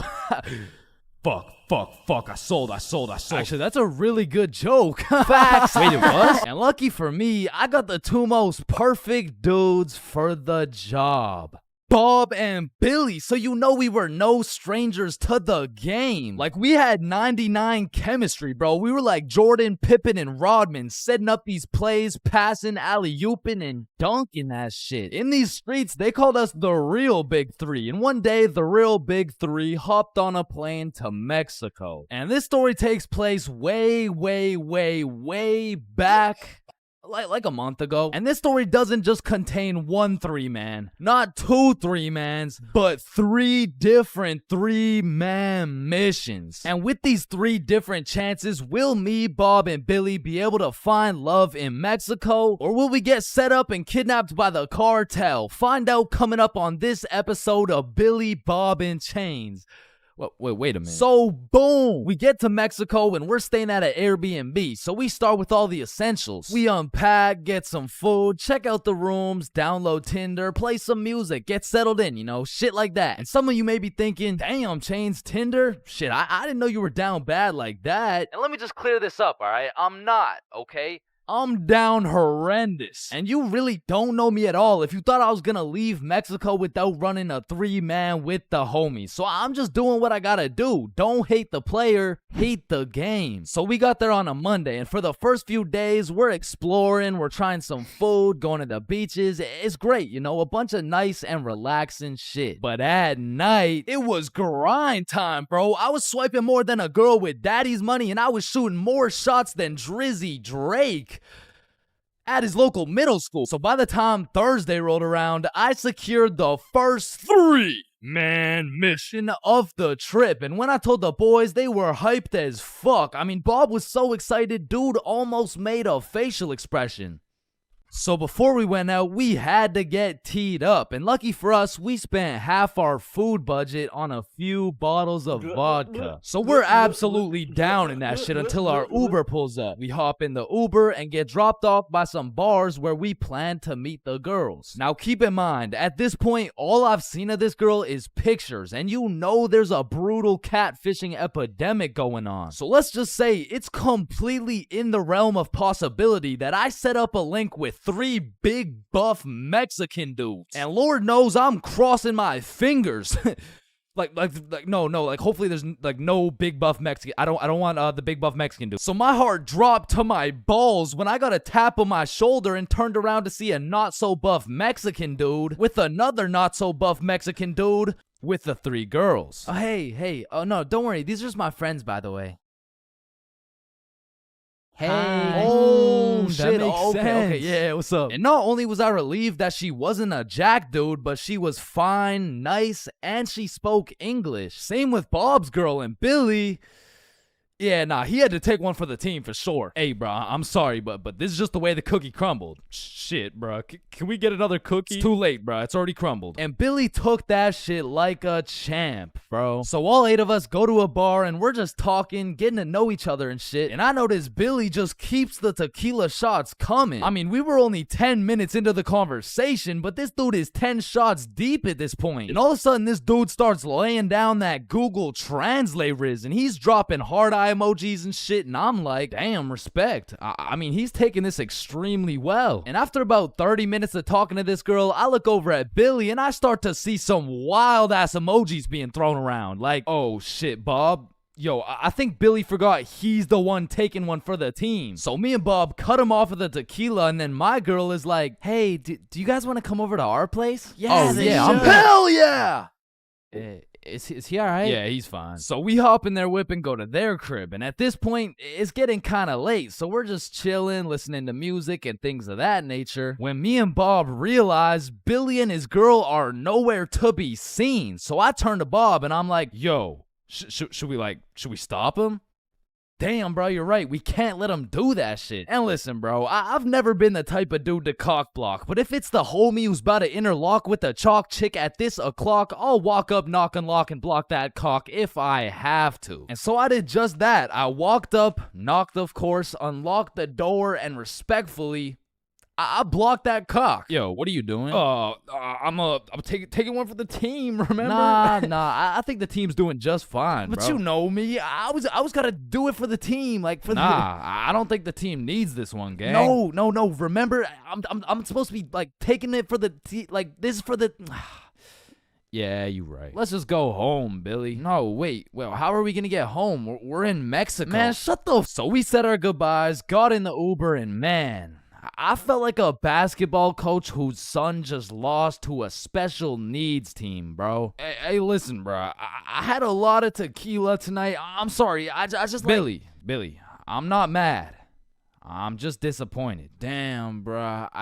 And the next morning we woke up, and I'm not gonna lie, we felt it a little bit, especially Billy. Billy was in physical and mental agony, but we have a secret method to get rid of any hangover instantly. It's called vodka. So we're practically eating this bottle for breakfast, and once everyone was healed up, we hit the beach and had a fantastic day. It was stupendous, really, and once the sun started to set, we got some food, and man, it was gas, bro. I had the best nachos of my life. And as I'm consuming this orgasmic meal, I get a little notification on my phone from a new girl. Yo, you got any friends? Oh, shit. And I'm like, hell yup. Then she's like, I'm going out with some friends tonight. You guys should come. And I'm like, hell yup. And just like that, we secured our second 3-man mission. So we absolutely house that fucking meal, go back to the crib, get ready, tee up, you know the drill. We hop in the Uber and get dropped off in the same area where the clubs and bars are to meet these girls. And when we get there, Bob and Billy are both praying they don't gotta take one for the team this time. And I'm there just chilling like, yo, this is why I set up the 3-mans, cause then I never have to take one for the Chains, is that you? Shit. Who's asking? It's me, Sarah. Oh, no way. Really? Like really? Yeah. Yeah. Oh, yeah, no. You must be looking for the other chains. No, don't worry. This happens all the time. No. Chains for real. Yeah, look at it. This is you. Oh, fuck. Would you look at that? I guess it is me. Fuck. Like shit, I don't know how she did it, but she got my ass, bro. I got catfished nicely. But I guess it was just my turn to take one for the team. And I look up at who she brought, and she pulled up with 4 straight dimes for the homies to choose from. Like, bro, why me? So we're walking, and the girl I'm temporarily associated with is like, hey, let's go to the club. Yeah, let's go. So we go to this club, 8 people deep, and the girls are like, yeah, let's buy a bottle. Yeah. Where's your money? ¿Qué? No entiendo. Wait, I could have swore you spoke English. Oh, yeah, no, I'm fluent for sure. Yeah. You said you wanted a bottle, right? Yes, please. Yeah. You got bottle money? No entiendo. No hablo inglés. And now I'm starting to get the vibe that whole time these girls just wanted a free bottle. And as soon as I start catching on, she starts upping her game like, oh my God, you're so strong. Look at these muscles. So I go to give Billy one of those side eyes, and when I look over, these motherfuckers are completely lost in the sauce. Yeah, I'm buying a bottle, everyone. Bottles on me. So Billy pulls me aside like, yo, we gotta split a bottle, bruh. Nah, I'm really not fucking with this girl. Come on, bro, please. I need it, bro. Just take one for the team. Come on, take one for the team. All right, bro. I'll split it with you. Thank you, bro. I got you. So are you guys getting a bottle? Yeah. We're getting a bottle. Oh my God, you're so strong and you're a baller. Yeah. Baller? The fuck? I don't know, bro. She's weird as hell. Yo, can I get a bottle for this table? Yeah, for sure. What do you want? Listen, bro. Just give me the cheapest shit you got. Oh, I feel you, bro. Times are tough, you know. That'll be 1,100. God damn, that's a lot of pesos, bro. Pesos? Yeah, like 1,100. That's a lot. That's a lot of pesos. Nah, amigo, that's USD. Damn. Plus $500 to walk it to you with the Chicago fee of $350, and for the tip, it'll just cost you your left testicle. No, it's my favorite nut, bruh. Yo, Billy, we don't got it like that. Yeah, hell no. Let's just not get it, bruh. At least these girls are already fucking with us without it, though, right? Yeah, facts. Yo, we're not gonna get the bottle. Oh, why not? You can just buy it. It's not that big a deal. Nah. It's cause we we don't got enough money. They fucking dipped, bro. Quick as hell too. They all just evacuated, bruh. No, bruh, that was my wifey. And I'm just over here thinking, damn, I'm just glad I didn't have to see that shit through, bruh. But Billy, yeah, he was really going through it.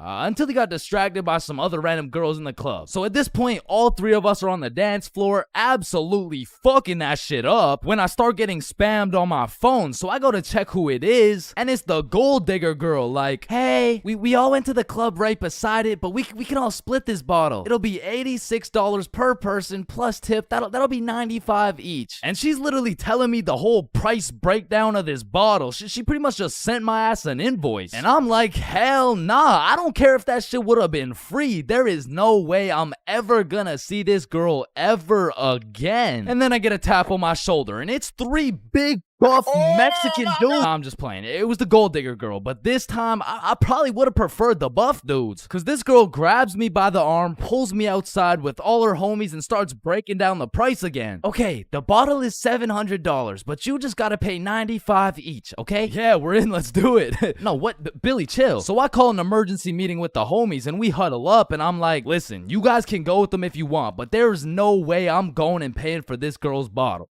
Fuck that, bro. You're right. We could find something better for sure. So we jump ship. Absolutely abort mission. Yo, what's that over there? I'm not stupid. I'm not falling for that shit. Nah, is that Jeff Bezos handing out free bottles to catfishes? Wait, what? Where? So we evacuate and start roaming the streets when I get a tap on my shoulder. I take a deep breath, turn around, and it's the girls from the OG3, man. Like, oh my God, Chains, what are the chances? Yo, what's up? And me and Bob are hyped, but Billy's over here having traumatic anime flashbacks and shit. You guys should come with us. We know the best spot here. Oh shit, yeah. bet. Fuck. So they take us to this club bar thing, and it's fucking bumping, but as soon as we get inside, Billy disappears, bro. And I don't even blame him. He's staying as far away from this girl as possible, not because he's scared of what she's gonna do, but because deep down, he's scared of what he might do. But regardless, me and Bob continue to respectfully obliterate the dance floor for about an hour straight, and then the girls are like, hey, it's getting kind of late, so we're gonna head out now. I bet.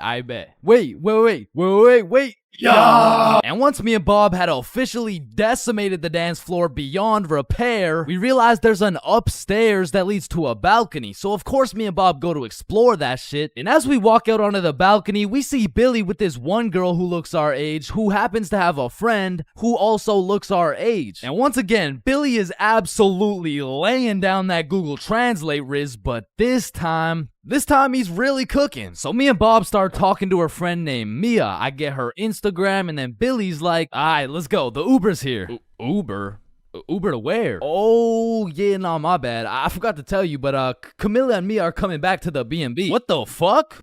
Don't you think we gotta discuss shit like that? Nah. Bro, what? Alright, Uber's here. Let's go. So Billy and the girls go to the Uber, but me and Bob stay back to discuss what the actual fuck is going on right now. Yo, this is a bad idea, right? But we can't let him do this shit alone. Shit, Bob. Do we even have a choice? So we leave the bar and start walking to the Uber when this girl stops me and she's like, hi, what's your name? Oh, I'm Chains. What's your name? Oh, my name's Sophia. And Sophia's trying to make some small talk and shit like that, but Billy's already waiting in the Uber. So I'm like, well, it was nice to meet you, but I gotta go. Oh, well, let me get your Instagram real quick. So I give her my phone, she follows herself, and then gives me my phone back. And when I lay my eyes on the screen, I realize we have a mutual. And I'm just surprised because we're in Mexico, bruh. So I go to check who it is, and it's Mia. And at this moment, everything started piecing itself together to make our third three-man mission. So I'm like, yo, you know Mia? Oh, Mia? That's like my best friend. Why? Word? You mean this Mia? No oh my god, way. Mia. So Sophia hops in the whip and we're all just talking, and then Mia says, yeah, so like, we don't have work tomorrow. Oh shit. Do you guys work together? Yeah, we do. Damn, what do you guys do? Oh, you know, we dance. What, where do you guys dance? Like in the club. Oh shit. Yeah. That's what's up. Yo, how old are you guys, by the way? 21. 24? 25. Damn! Sorry, do you guys happen to have any, kids by chance? Of course, I have two. I have a baby boy. One of them is a 3-year-old boy. I also have 2 daughters. Oh, fuck. Yo, Bob, you think it's too late to, abort mission?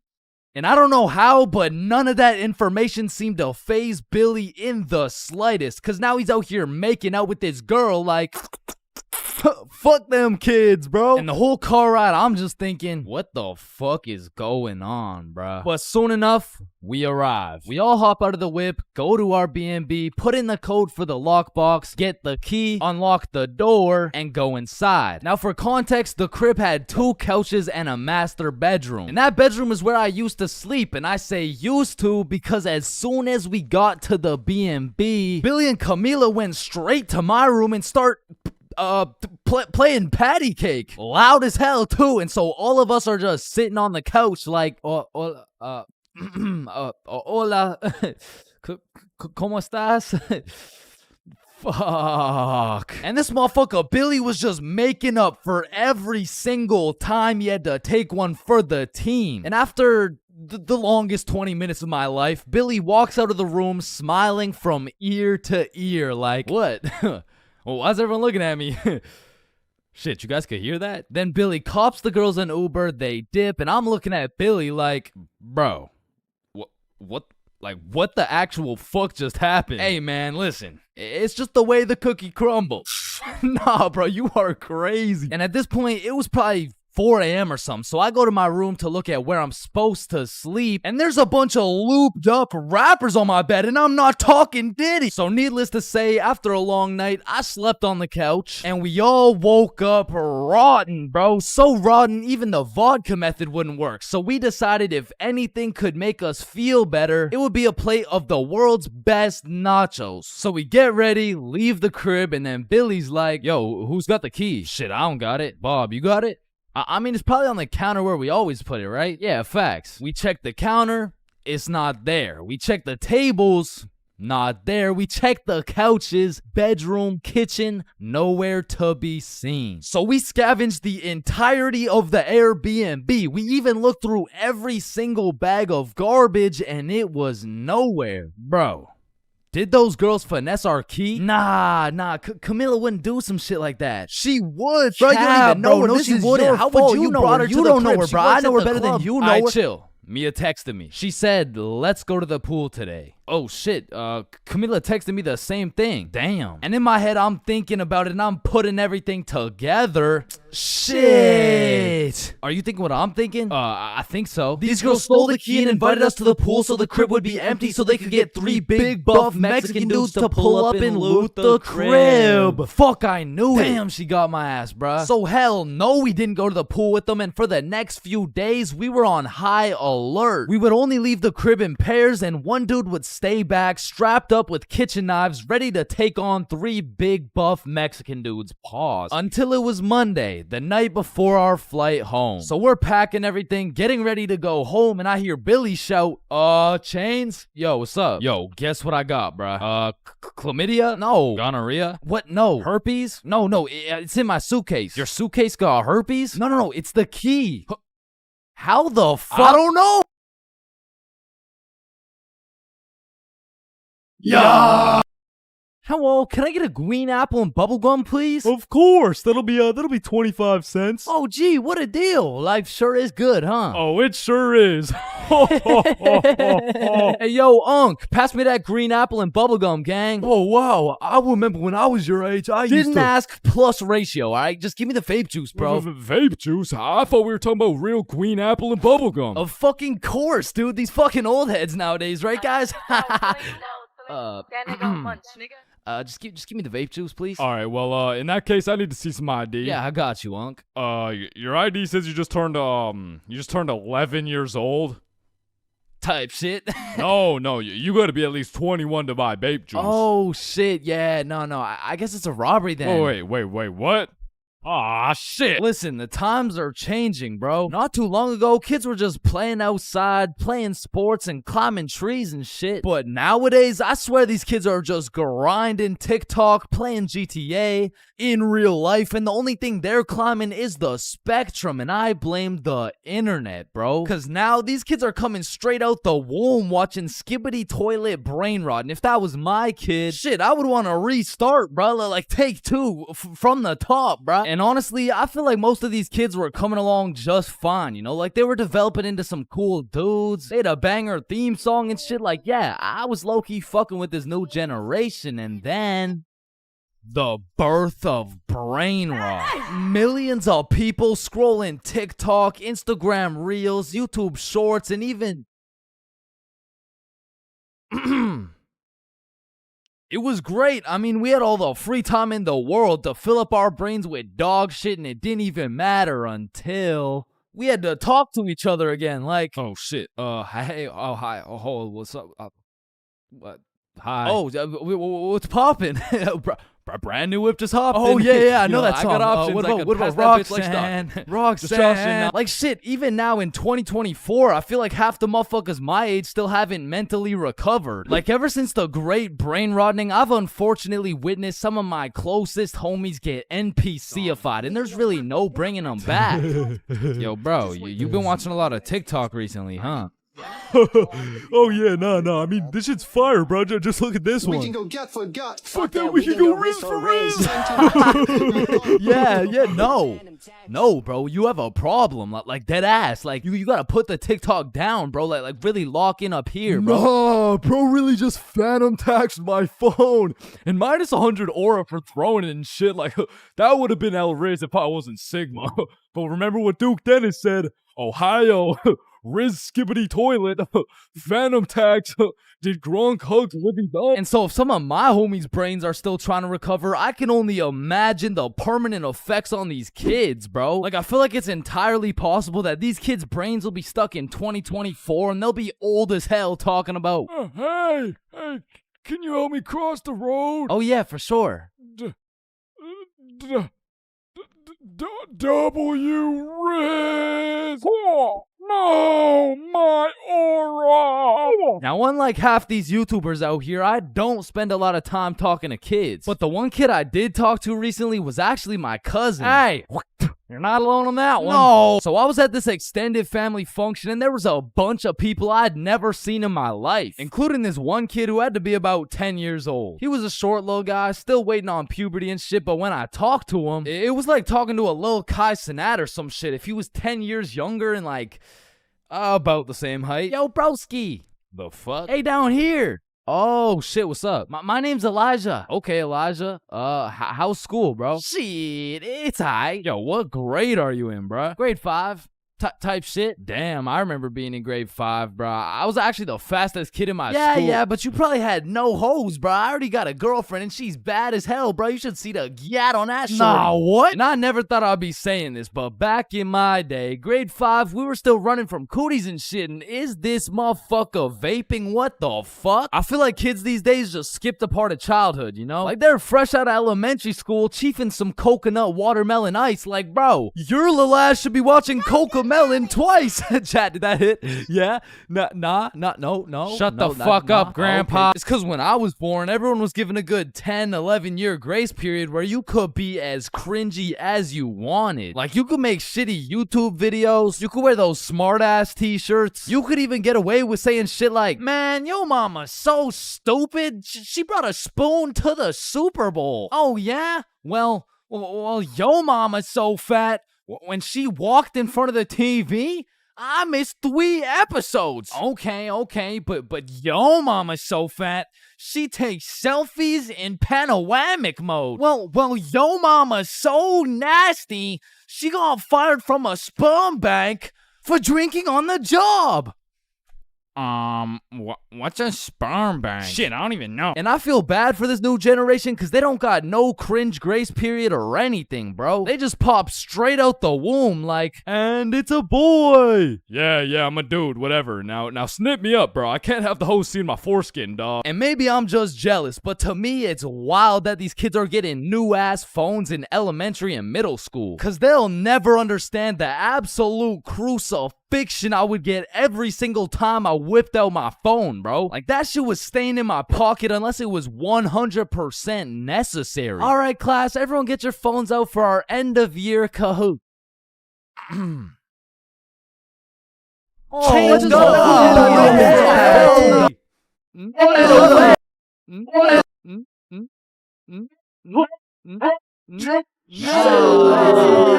I honestly feel like the world would be a better place if we implemented a new law where if you saw a kid who had an iPhone number higher than their age, you had every right to respectfully and lawfully slap the shit out of them and give them a devious wedgie, bro. Like, you're 10 years old. What the fuck do you need 6 gigabytes of RAM for? I need it because I like to play Fortnite on my phone. Man, how about you eat 6 gigabytes of this shut up sandwich before I ram this fist up your ass?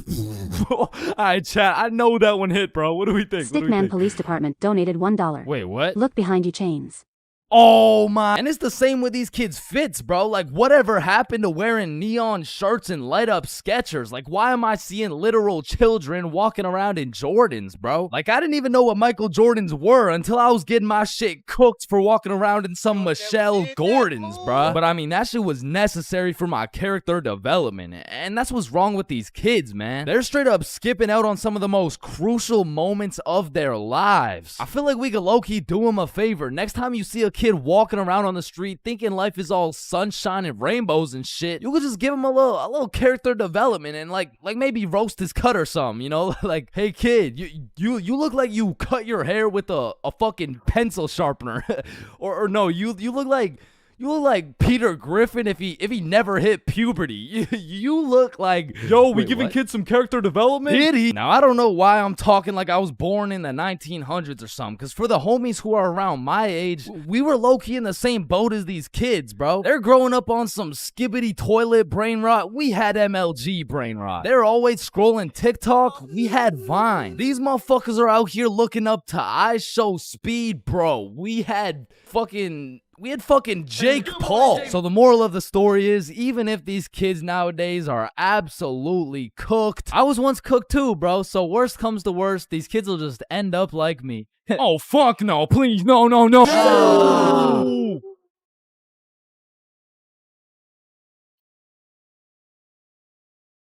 Yo, I just got robbed by a gay homeless dude in Japan. Who's with me? You know, like anyone.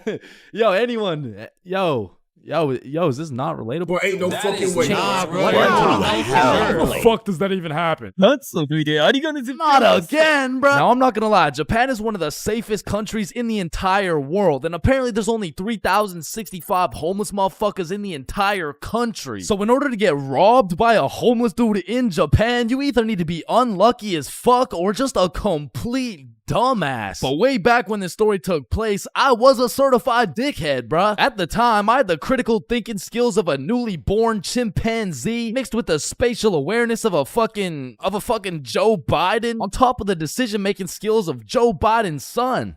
So with that being said, this story takes place way back a few weeks ago when me, Bob, and Billy hopped on a flight to Tokyo. And as soon as we arrived in the city, we started absorbing all that food, bro. Sushi, ramen, fucking cow testicles, you name it, we ate it. And after an entire week of decimating every last crumb of food in Tokyo, we thought, well, that was fun. I guess it's time to go home. Yeah, I guess so. And as we're ready to pack it up, we overhear a few people talking. Oh, hey, konnichiwa. we come from the United States of America. How do we go to Osaka? Yeah, man, Osaka has some of the best food in Japan. Just take this train right here and you're there. Wow, you're English. Very good. I'm from Washington, dipshit. Oh, I see. Washington dipshit. Is that Chinese or... Holy shit, did you hear that? Yeah, no, that guy's fucking clueless. No, I'm talking about Osaka. Apparently the food's even better over there. Oh shit, yeah, but don't you think we had enough food already? I mean, shit, we are in Japan. Fuck it, bro, let's go. So we hopped on the train and got off in Osaka. And like the certified fat asses me and the boys are, we were looking around for some food. And the moment we seen all-you-can-eat Wagyu beef for just 30 bones, we all knew what had to happen. We walked in that bitch and wasted no time. We were running through that meat like Tiana Trump in her prime. Cause sometimes we were burning the meat, sometimes we were taking it raw. But at the end of the day, the meat filled us up and made us happy. So we thanked the owner, left the shop, and headed back to our hotel. And man, I was full as hell. For like an hour, and then I was like, yo, who's trying to get some more food? The fuck? Bro, we just ate a whole goddamn cow. Yeah, we did. Like, we probably just canceled out the life work of 5 vegans in one sitting. Type shit. And it's already like 8 p.m., bro. It's dark as hell. Well, I'm gonna go out anyways. You know why? Why? Cause we in Japan. Man, get your fat ass out this goddamn hotel. So I got my fat ass out the goddamn hotel and started walking around. And all I took with me was my phone, the key to the hotel, about $100 worth of yen, and a smile on my face, knowing I had never in my life been robbed by a gay homeless dude in Japan. But little did I know, all that was about to change on this wild ass Friday night. Now, if there's one thing I learned about Japan, it's that everyone there is very kind, extremely polite, and a raging alcoholic. I'm talking they clock out of work at 6 p.m. and they clock into the bar at 6:02, and they don't leave until... they don't leave until it's time to go back to work, bruh. Because the Japanese people work hard, but their liver works harder. But regardless, I'm casually walking through the city when I hear someone yell from across the street. Yo, So naturally, I'm like, yo. And they're like, come here. and I'm like, shit, okay. So I walk across the street and see 3 individuals posted outside this little bar shop thing like, Yo, I'm Yuto. This is Emi. This is twin sister Shigo. hey, it's my first day working here. Come inside, come inside. Shit, I don't know. I'm just trying to get some food somewhere tonight in Osaka. I don't know if it's like... You want Osaka fucking night food? Yeah, I guess I want Osaka fucking night food. Read the sign. Osaka fucking night food. Oh, okay, yeah, fair enough. Shit, You know what? Come get shots. I pay. Shit, we in Japan. So they take me inside and everyone there is just happy as fuck. They got Rihanna playing on the speakers, dudes bringing out shots, and the chef was turning up so hard, dude started twerking, and damn, that boy was cooking. Bro, what? Shit, he was cooking with the food, like, man, fuck. But the vibes were just so good and inviting that I felt like I just got welcomed into this Japanese family. And so we all cheers and take the shots. And now I'm drinking, and I'm drinking with only one goal in mind, and that's to keep up with my newly found Japanese family. And so to prepare my stomach, I get me some Osaka fucking night food, and it was scrumptious. But as I'm slurping up this kebab, I see Emmy come back with 3 more shots, and she's like, you want one? Shit. We in Japan. So we take the shots, and I'm talking to Emmy, and one way or another, we start talking about our alcohol tolerance. Yeah, I'm not gonna lie, it takes a lot for me to get drunk. Not as much as me. Whoa, is that a bet? Yeah, it is. Bitch. So we're drinking everything in sight. Vodka, soju, sake, tequila. It's a competition. Now, I made the bet in the first place because I'm twice her size. But one thing I forgot to account for was the fact her entire lineage had been training generations for this very moment. So she's taking these shots to the face like... well, shit, like Tiana Trump in her prime, and I'm going shot for shot with her. And after taking about 8 shots, I was feeling it, bruh. Yo, let's go play darts. I never really played darts in my life, but shit. We in Japan. So we pull up to a darts bar, just me, Emmy, and Yuto. And I had never played darts a day in my life. But you ever just try some shit and you're just inherently good at it? Yeah, right? Yeah, that shit was not me, bro. I was dog shit. I was out there looking like I was drunk as hell.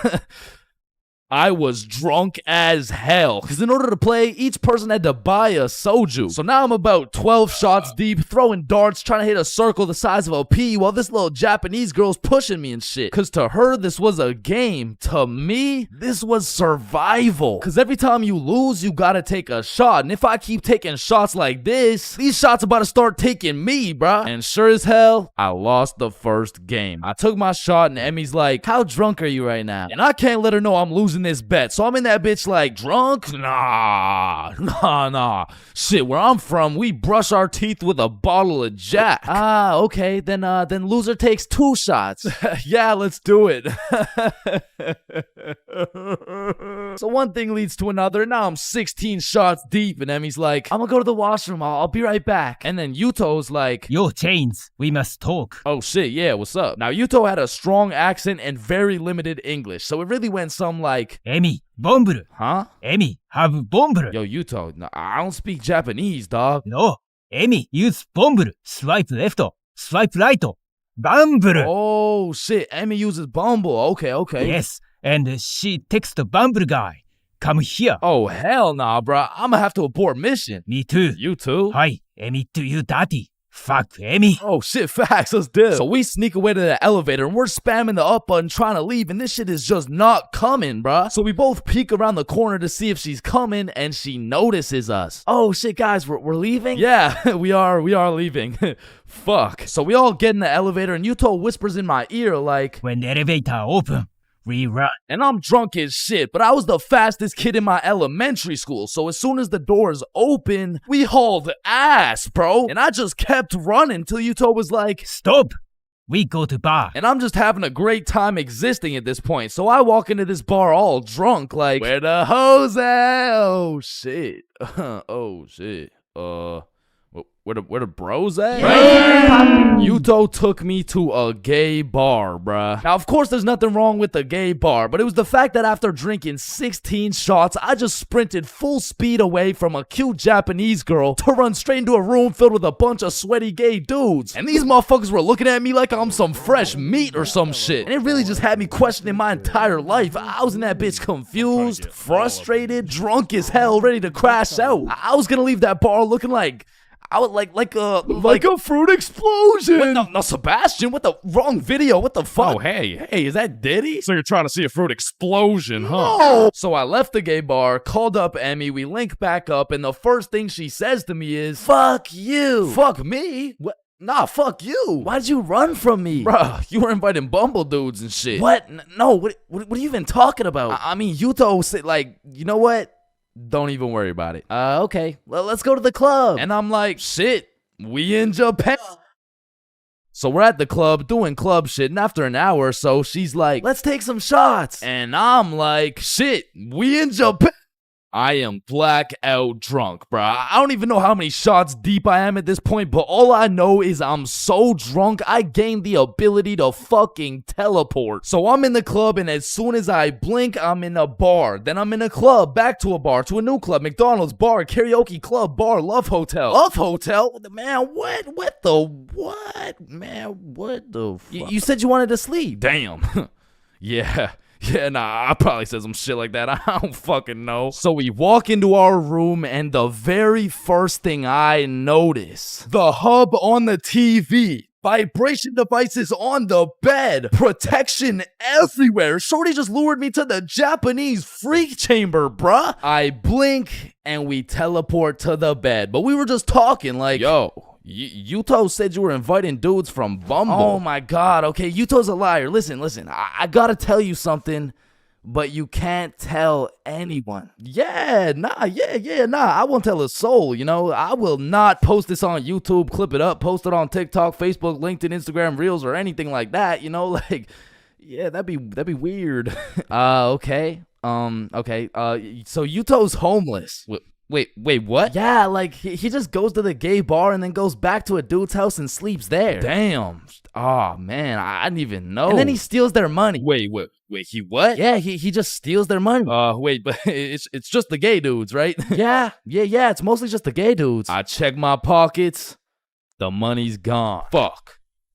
You said it's only the gay dudes. Yeah, nah, he just steals from the gay dudes. Fuck, I want to go home, bruh. So I leave the Love Hotel, and at this point, the sun is coming up, and I'm still drunk as hell, walking like a zombie. I pull out my phone to go use Google Maps, and that shit dies, bro. So now it's just me and my last few brain cells trying to make it to my hotel before I pass out. And I'm stepping over Japanese motherfuckers blackout drunk sleeping on the sidewalks thinking I can't end up like them, but honestly, I have no clue where I am, no clue where the hotel is, and no clue what time it is. And after what felt like hours of aimlessly walking around, I blinked and I fell asleep, bruh. And when I woke up, I was in my bed. I genuinely don't know how, who, what, when, or why, but shit, I wasn't complaining. But by the time I got out of bed, it was 6 p.m. and I didn't remember shit. I had to go through my camera roll and piece everything together like The Hangover. But at least that Friday night, I learned a very valuable lesson. Don't try to outdrink the Japanese motherfuckers, bro. You'll lose every time.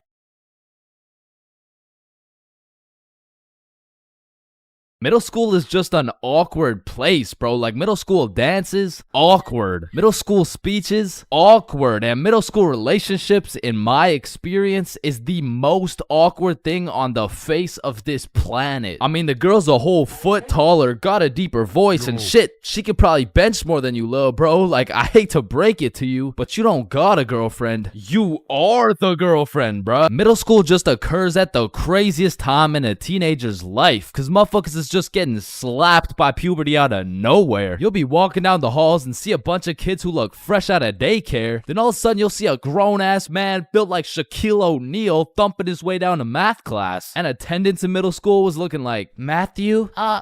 Here. George? present. Daisy, here.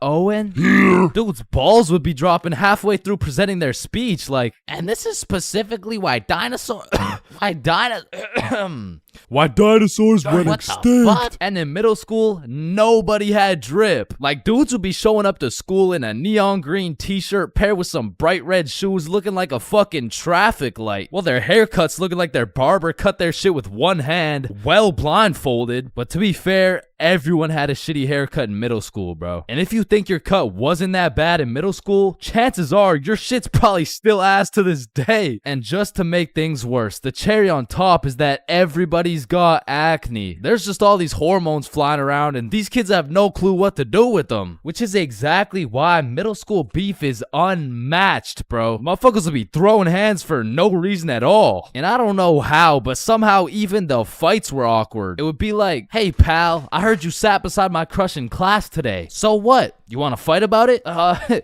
mean, like if you wanted to. That like I'm not scared. Like yeah, we can fight. Okay, let's freaking go, pussy. Fuck, I wasn't ready. Sorry, was that too soon? No shit, Sherlock. Okay, you can hit me back so we're even. But if two dudes were throwing hands and their crush is watching, they're about to fight to the death. But the thing is about middle school fights, I didn't know this was possible, but somehow both motherfuckers end up losing the fight. I remember one lunch at my middle school, a dude whipped out some boxing gloves for no reason at all, and all of a sudden we're running a whole fight club. Kids would be betting their lunch money on who's gonna win and shit, but we never laid down any ground rules. So one day, JJ hit Timmy with a spinning back fist and put his ass to sleep. And I'm hyped, cause I just doubled my lunch money, but Mr. Principal didn't seem too hyped to see one of his students knocked out on the ground. So of course JJ gets in trouble because he's just that one kid who's always in trouble but never got expelled. Like I could have swore dude was on his third strike 5 strikes ago. But man, middle school had some characters, bro. There was that one guy that would walk through the halls blasting music on his speaker. The kid who used to sit in his chair like this. The dude who hit puberty and midlife at the same time. Mr. Donaldson, can I get some help on the subtraction? Help on the subtraction? You look more like you need help on your taxes. No, subtraction's just hard for me. During recess, do you go check on the wife and kids? No, I just play on the monkey bars. Tell me, how do you manage to be in middle school and work a 9-to-5 job at the same time? The girl who thinks she's a horse. The emo kid. Catch him in the back of the class with his hoodie tied up watching sad Bart Simpson edits. The kid who had to touch the top of the door frame before entering a room. Girls who have to bring their Starbucks cup everywhere. The dude who's constantly emoting. And in order to find the answer, we can make a grid. Did someone say gritty? Right foot creep. Ooh, walking with the heat. Of course, there's the kid who Naruto runs through the hallway. And then there's that weird-ass kid who accidentally called his social studies teacher mom one time. It was probably an accident, though. Fuck! And I have no idea why, but there's something about teaching middle school that had all these teachers going through a midlife crisis. I remember one day our science teacher was teaching us about rainbows. Does anyone know what a rainbow is? Yes, Jaden. Refraction of light through water droplets. Oh, wow. That's right. How did you know that? Reddit. Oh, okay. Where did you read it? Reddit. Yeah, but where did you read it? Reddit. Jaden, I can't do this right now. Just tell me where you found this information. Reddit? God damn it, Jackson. You're the reason my children get their shit whooped every night. Now, I don't know what she had going on in her life, but the way she broke down talking about beating her children to a group of 12-year-olds really gave me the impression that she shouldn't be teaching middle schoolers, bro. And I don't know who was in charge of hiring these teachers, but I also had a deaf teacher, which, you know, it's cool and all, but it did make it a little bit harder considering the fact that, you know, she was the fucking music teacher, not to mention the fact that she was also half blind. And I think the idea there was that she could somehow feel the vibrations of the guitar or something, which didn't seem to work too well considering the fact that I got a fucking A in music and I can't play the guitar for shit, but I guess I just like I smelled good or something. I don't know. And I don't know about Shaw's experiences, but I feel like kids were just mad touchy in middle school. Like you'd be sitting in math class minding your own business, then for no reason at all, a motherfucker would tase you in the side of the ribs. And I remember when kids first learned about these pressure points, it was all fun and games. Someone would just poke you in the ribs like, pressure point, that tickles. Then there would be a new pressure point dropping every week. It got to the point where these 12-year-olds were hitting pressure point combinations and paralyzing your legs and shit. Hey bro, let me try this new pressure point on you. Yeah, sure, go for it. It tickles. And it was the same shit with this game. Like, you really couldn't trust anybody, bro. Yo, what's that on my leg? Shit. Got him. Oh, shit, there's a bug on you. God damn it, dumbass. Oh, fuck, I just broke my leg. Bro, I'm not stupid. You didn't just break your leg. No, I'm serious, bro. I promise, on everything, on my entire life. I just broke my leg. Look. Bro, I remember I got punched so many times, my arm was on life support. It was about to fall off, like, and thinking back to middle school, there's just so many things that make me cringe, bro. But by far the cringiest of them all is the relationships, man. And believe it or not, I had my fair share of middle school relationships. I remember one day I was sitting in class and this girl came up to me and said, Chains, I have a crush on you. And that's really all it took to have a young Chains in love. Head over heels. We went to the movies together. We went to my house and watched movies. Well, we went to her house and we also watched movies. Now that I think about it, all we really did was watch movies. We didn't really talk that much. I mean, I didn't really have a way with my words at the age of 12. So, do you like movies? Yeah. Yeah, I like movies too. That's why we're here at the movie theater. I also like popcorn with the butter. It tastes like I like how it tastes. And one day we went to the mall and I took a good look at my girlfriend of 2 weeks and thought, man, I don't even know this girl. Like who are you? I remember we were inside Zoomies at the time and I said, hey, Jessica, you're a great person and all, but I don't really think we're compatible like that. Maybe we should just break up. Which was probably the most words I've strung together during the entirety of our relationship. And she says with the straightest face, oh, okay. And then we proceeded to walk out of the mall and bus home together without saying a word. And I remember lying in my bed that night and thinking to myself, damn, I think I'm supposed to be sad right now. So I threw on my hoodie, tied it up, and watched some sad Bart Simpson edits.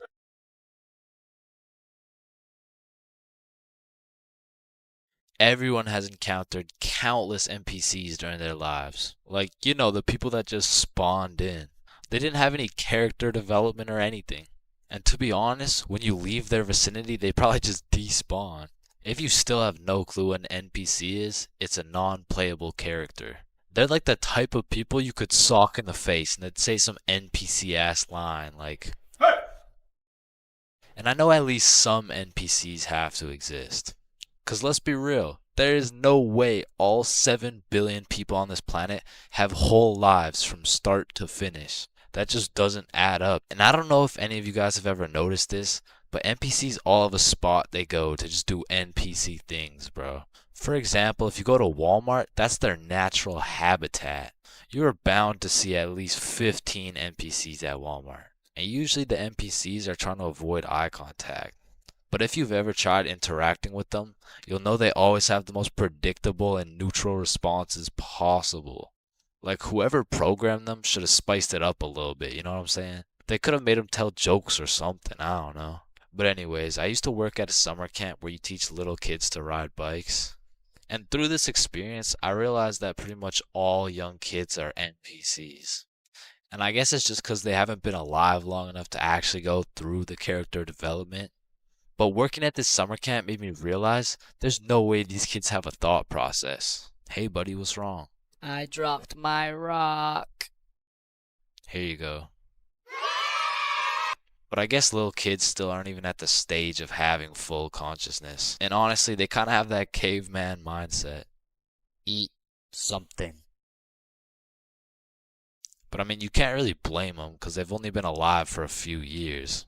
But still, as a non-NPC, I'd like to believe I was never participating in these NPC activities as a kid. I refuse to believe I was out here spending my time doing this. But yeah, man, I really just want to know if there's any NPCs watching this right now. If there is, just fess up, bro. Because I don't even know if NPCs be on YouTube or if they just like despawn before they can do that. But regardless, if you're an NPC or not, thank you for watching this video. Subscribe. So, 50,000 word essay, 3 worksheets, pages 5, 6, 9, 273, 655 in your workbook, and you'll need to make a TED Talk you'll present in front of the whole school. What do you want, Chains? Well, how much time do we have? Everything needs to be handed in at 12 p.m. on Thursday or you'll get a 0. Wait, Mr. Cummingson, that's in 2 minutes. Actually, it's 1 minute now. Any other questions? Yeah, can I go to the bathroom? Fuck no. Sit down, Jeremy. Oh, okay. Man, imagine being a high school teacher, bro. Like, as soon as you hit the ripe age of 5 years old, they throw your ass into school and you just don't make it out until you're like fucking 65. And when I was younger, I always used to wonder, like, why is Mr. Cummingson so angry all the time? But as I got older, I realized I would be pretty fucking pissed if I was in the exact same spot I was 40 goddamn years ago. Which brings me to the first type of high school teacher, Mr. Angerson. This is the type of motherfucker whose wife divorced him 7 years ago and he takes his heartbreak out on the students. What was that? Oh, nothing. I just had to sneeze. Oh, so you think it's okay to just sneeze in my classroom now, huh? Well, no, I just needed to sneeze. What if I just broke into your house and started sneezing on shit, huh? Well, no, that's just... Matter of fact, get your ass up here. Yo, this isn't the 1950s. You can't just... Linda, come back, please. Now, I don't know how Mr. Angerson continues to keep his job, but it feels like this dude's mission is to ruin the day of every student that walks into his class. Like, he'll be putting in extra effort into his tests to make them as confusing as possible. The type of motherfucker to make a multiple choice test with the first 4 letters all as A. Bro will have me changing the correct answers into the ABCD strategy. Next up, we got Mrs. Talkinson. Some teachers really just don't give a fuck about teaching, bro. I mean, Miss Talkinson over here, she really just wants someone to talk to for real. And that's when Franklin D. Roosevelt became president. You know, actually, in high school, I had a friend named Franklin. He was a really nice guy. We used to go to the movies together and stuff, and then he went to jail for multiple hate crimes. Like, by the end of the class, you'll know her home life, her family, how she takes her anger out on her children. So me and my classmates would recognize the fact that if we could just keep Miss Talkinson talking, we wouldn't have to do shit all class. So in 1938, Germany invaded Austria. Yes, Chains. Miss Talkinson, have you ever been to Germany? Oh my goodness, you would not believe what we did in Germany. And for my personal favorite teacher, we got Miss Cakinson. You know, the teacher that is caked up for absolutely no reason. Like, she's got that dump truck for what? I mean, I'll be failing all my classes, rocking with a 1.5 GPA. But I walk into her class, fuck, all of a sudden I turn into a... Miss Cakinson, actually, you forgot the homework for today. Oh my god. Shut up. Oh, I thank you, Chains. I almost forgot. You're welcome, Miss Cakinson. All my homework is done, all my tests are aced, and at any given chance... shoot, my computer isn't working. Does anyone know... What do you need, Miss Cakinson? And I'm there. Miss Cakinson, if you're watching this, just give me a chance, please. And next, you know we got Mr. Questionable. Ensign. Now I know what you're thinking. Bro's name is a little bit of a mouthful, and that's because he may or may not have a mouthful of little boys. Okay, listen, I'm not here to point fingers at anyone, but if I was to point fingers at someone, it would be fucking him. Like, I'm really not trying to accuse anyone of anything, but there does come a point when some things this man does gets a little questionable. Maya, let me help you. So you put your hand like this and you... OMG, Chains, you will not believe who just followed me on Instagram. Oh shit, was it at ChainsFR? No, it was Mr. Questionable Ensign. Damn, brother, this test was hard as fuck. Yeah, bro, literally everyone failed that shit. Facts, bro. What did you get? Yo, I got 22%. What about you? Oh, I got 103%.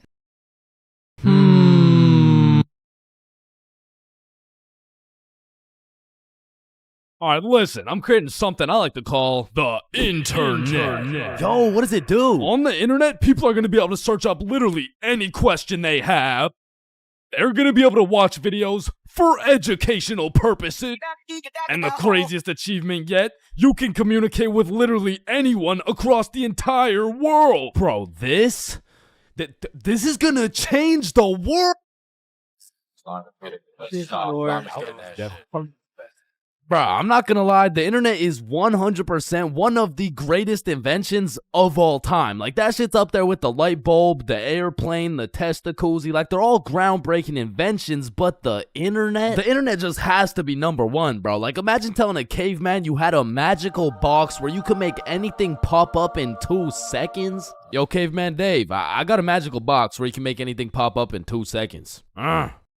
Oh, shit, cool. Do you know her or something?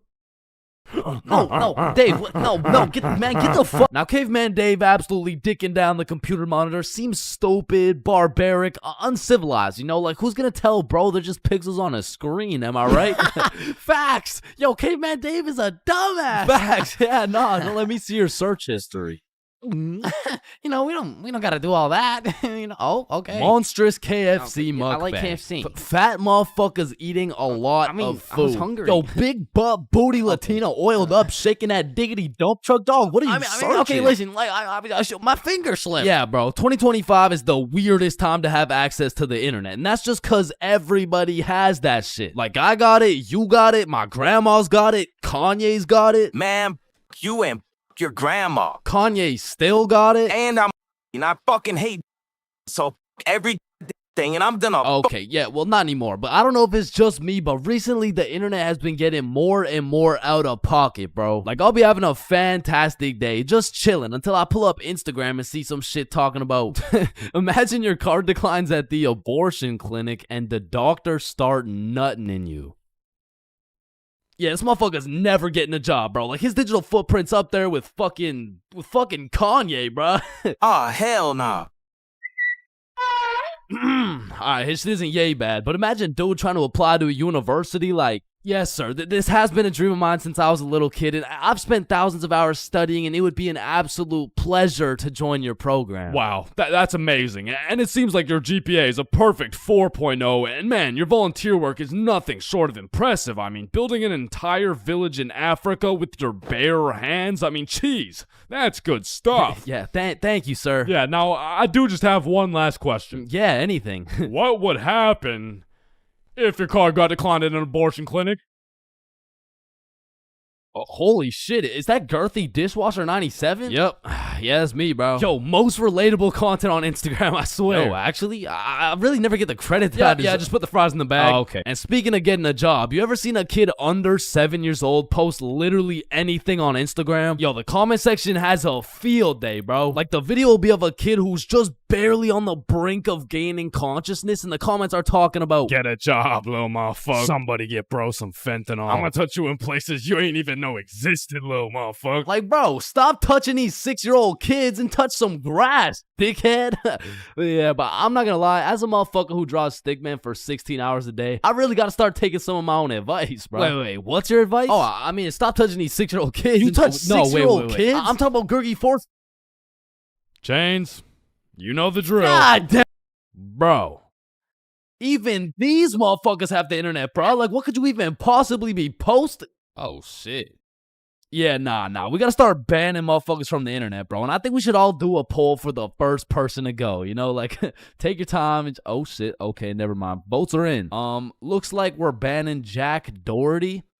Why in the fuckity shit did you just ban Jack Doherty? You know what? Ban his the last two, bro. Actually, ban every single kid on the internet. Like, put down the Instagram reels, go outside and eat rocks like a normal kid before Gurgi Foreskin 445 fucks around and finds your IP address, bro. Because there's a lot of weird motherfuckers online, especially considering the impending gooner epidemic of 2025.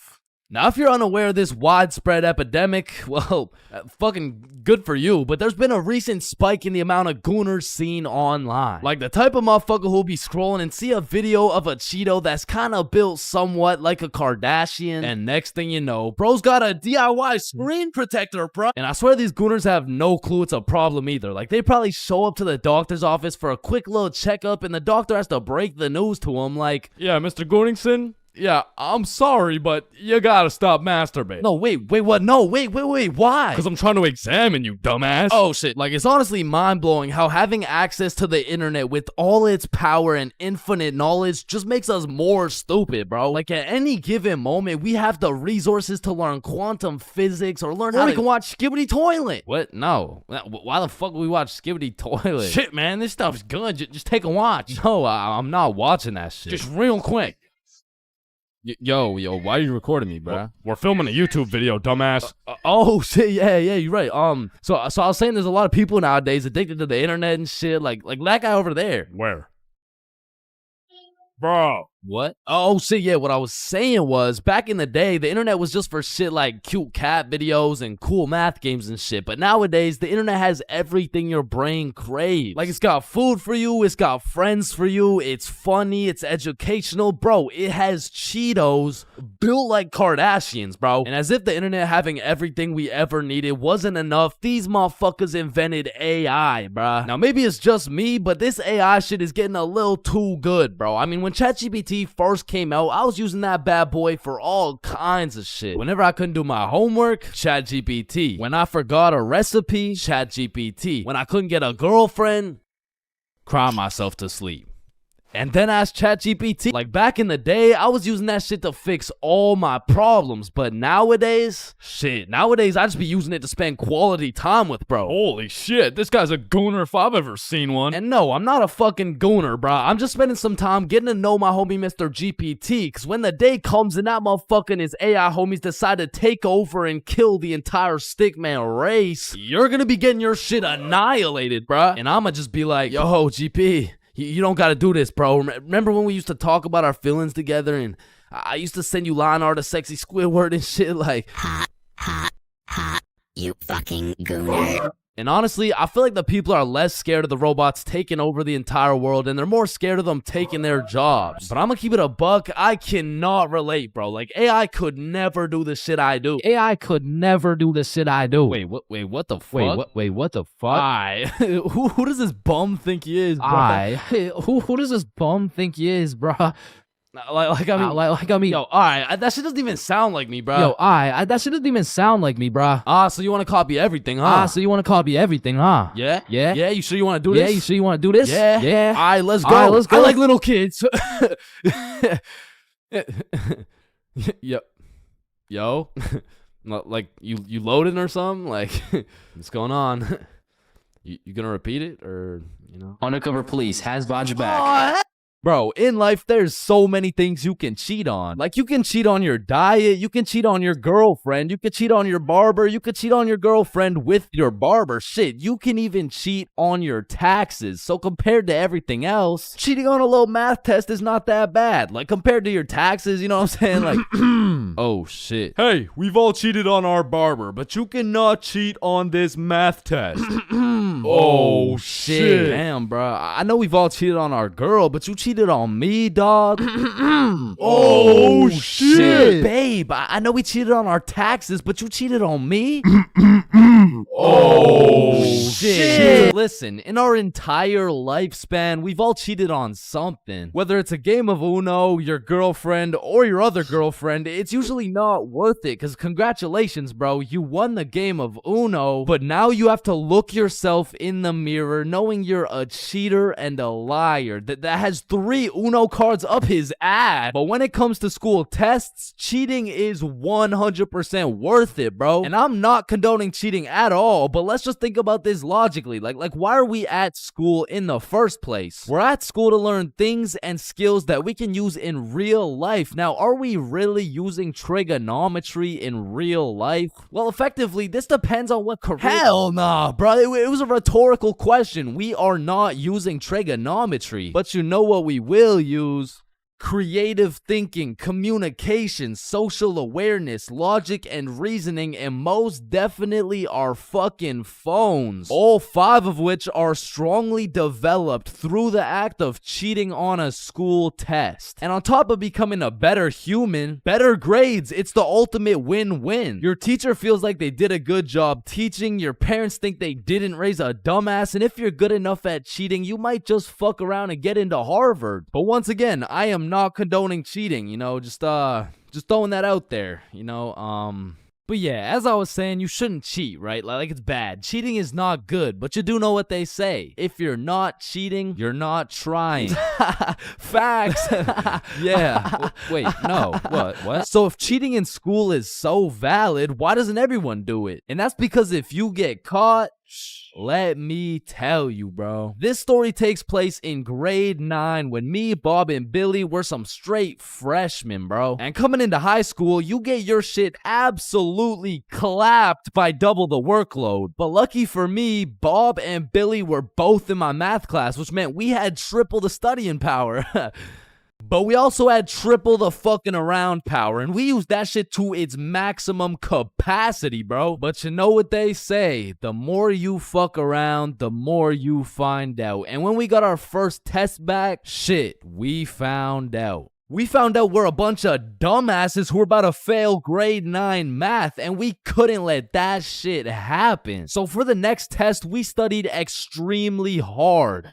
Off George's math test during the test. I mean, we were cheating with maximum efficiency. Like, we had a whole assembly line where Bob would look at George's test, throw up the number, and Billy would pass it along. And all of a sudden, our grades are making the meanest comeback Mr. Matheson had ever seen. I mean, life was great. We went to school, cheated, played some Fortnite, succeeded, browsing history, deleted, and then repeated. I mean, we were just living life with no worries until the polynomials test. I walked into this test thinking, I know what a polygon is, I should be chilling. And when the teacher handed out the test, I was bewildered to see all these fucking letters on my test. Like, is this math class or English, bruh? Yeah, I think I got the wrong sheet. Huh? No, that's the right test. Well, what's the deal with this? I mean, that's just polynomials. Dog, I can name every single polygon, but who the fuck wrote Elon Musk's son name on my goddamn math question? Yeah, Chains. That's what we call a variable.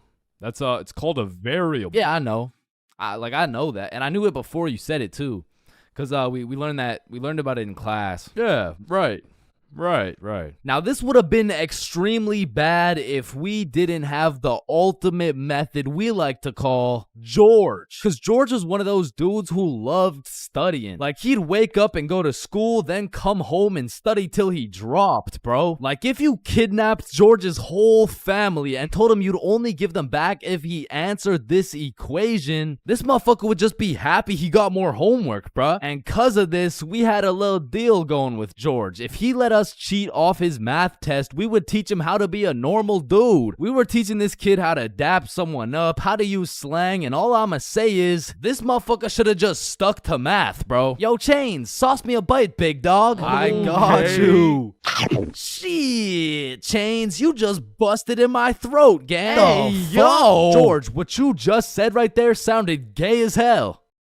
Type shit. No. So as I was saying, I'm looking at this math test with more letters than numbers, and it would have been raps for me if it wasn't for the George method. So I'm looking at Billy, Billy's looking at Bob, and Bob's looking at George's test, and we're absolutely flying through this polynomials test. And about halfway through, I look up to get the next answer, and I get jump scared by Mr. Matheson mean mugging my shit. And you can see it in his eyes. He knew exactly what was going down, and he took me, Billy, and Bob's tests and took us to the hallway. What do you guys think you're doing? Polygamy. I'm pretty sure it's like Why did I see you three throwing up your fingers during our test? Well, you see, Mr. Matheson, we're gang affiliated. No, bro, what the fuck? All right, you three, cut this shit. I caught you cheating. All three of you are getting zeros on this test, and I don't want to see it happen again, or I'm contacting your parents. All right, it won't happen again. You're right.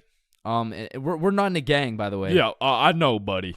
Well, shit. Yo, what happened to you, Jits? Are you chilling? Bro, Mr. Matheson caught us lacking real bad. Yeah, he gave us all zeros on the test. Holy shit, it sounds like Mr. Matheson just absolutely railed you guys. No cap. Now. And all three of us proceeded to absolutely shit the bed on all of our next tests. And it was at the point where our grades were on life support and our math final was coming up. So if we didn't get our shit together for this final, our parents were about to put us on life support with that leather belt. So we put our cheating ways in the past and locked in, bro. We were focused in class, and after we went to Bob's crib and kept studying there. And then it clicked. We all finally understood polynomials, and so the next day we walked into class confidently, knowing we were equipped with hours of studying. We lock in, sit down, and then the teacher gives us our test. And as soon as we lay our eyes on that very first question of the test, we were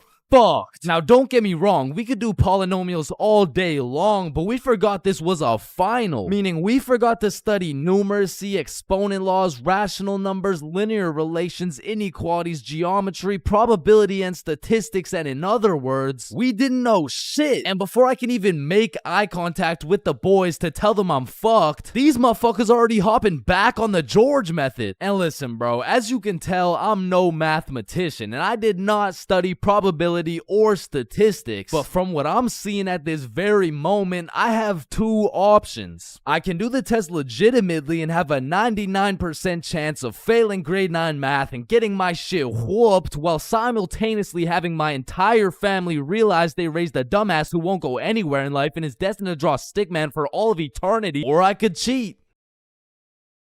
So we're out here hitting the George method, and I'm being extra careful because if we get caught lacking twice, it's complete and utter wraps for us, bro. So we're grinding out the method, then the teacher looks up, boom, we're locked in on our own tests. He puts his head down, back to the method. And there was a few times in there I thought we were cooked, but we just kept it pushing. But still, we were low-key running out of time, and I had a whole page to complete. And God bless this random ass dude's soul, because he raises his hand to ask a question, and as soon as the teacher turns his back on us, it's crunch time, bro. It's like double XP right now. Bob was out here throwing up these numbers so goddamn fast, I thought he turned Crip for a second. And then the bell went off, and we were all done, bro. We hand in our test, and then it was time to wait. A few classes go by, and then the teacher hands out our math finals alongside our report cards. And nervous as hell, we all check our report cards, and we all passed, bro. So we all go home happy as hell to show our parents our report cards and the fact that we passed. Chains, you got a 54 in math? Yup, mom, I sure did. You raised one hell of a smarty pen. Oh, fuck. But at the end of the day, even if we all got our shit whooped, maybe the real treasure is the friends we made along the way.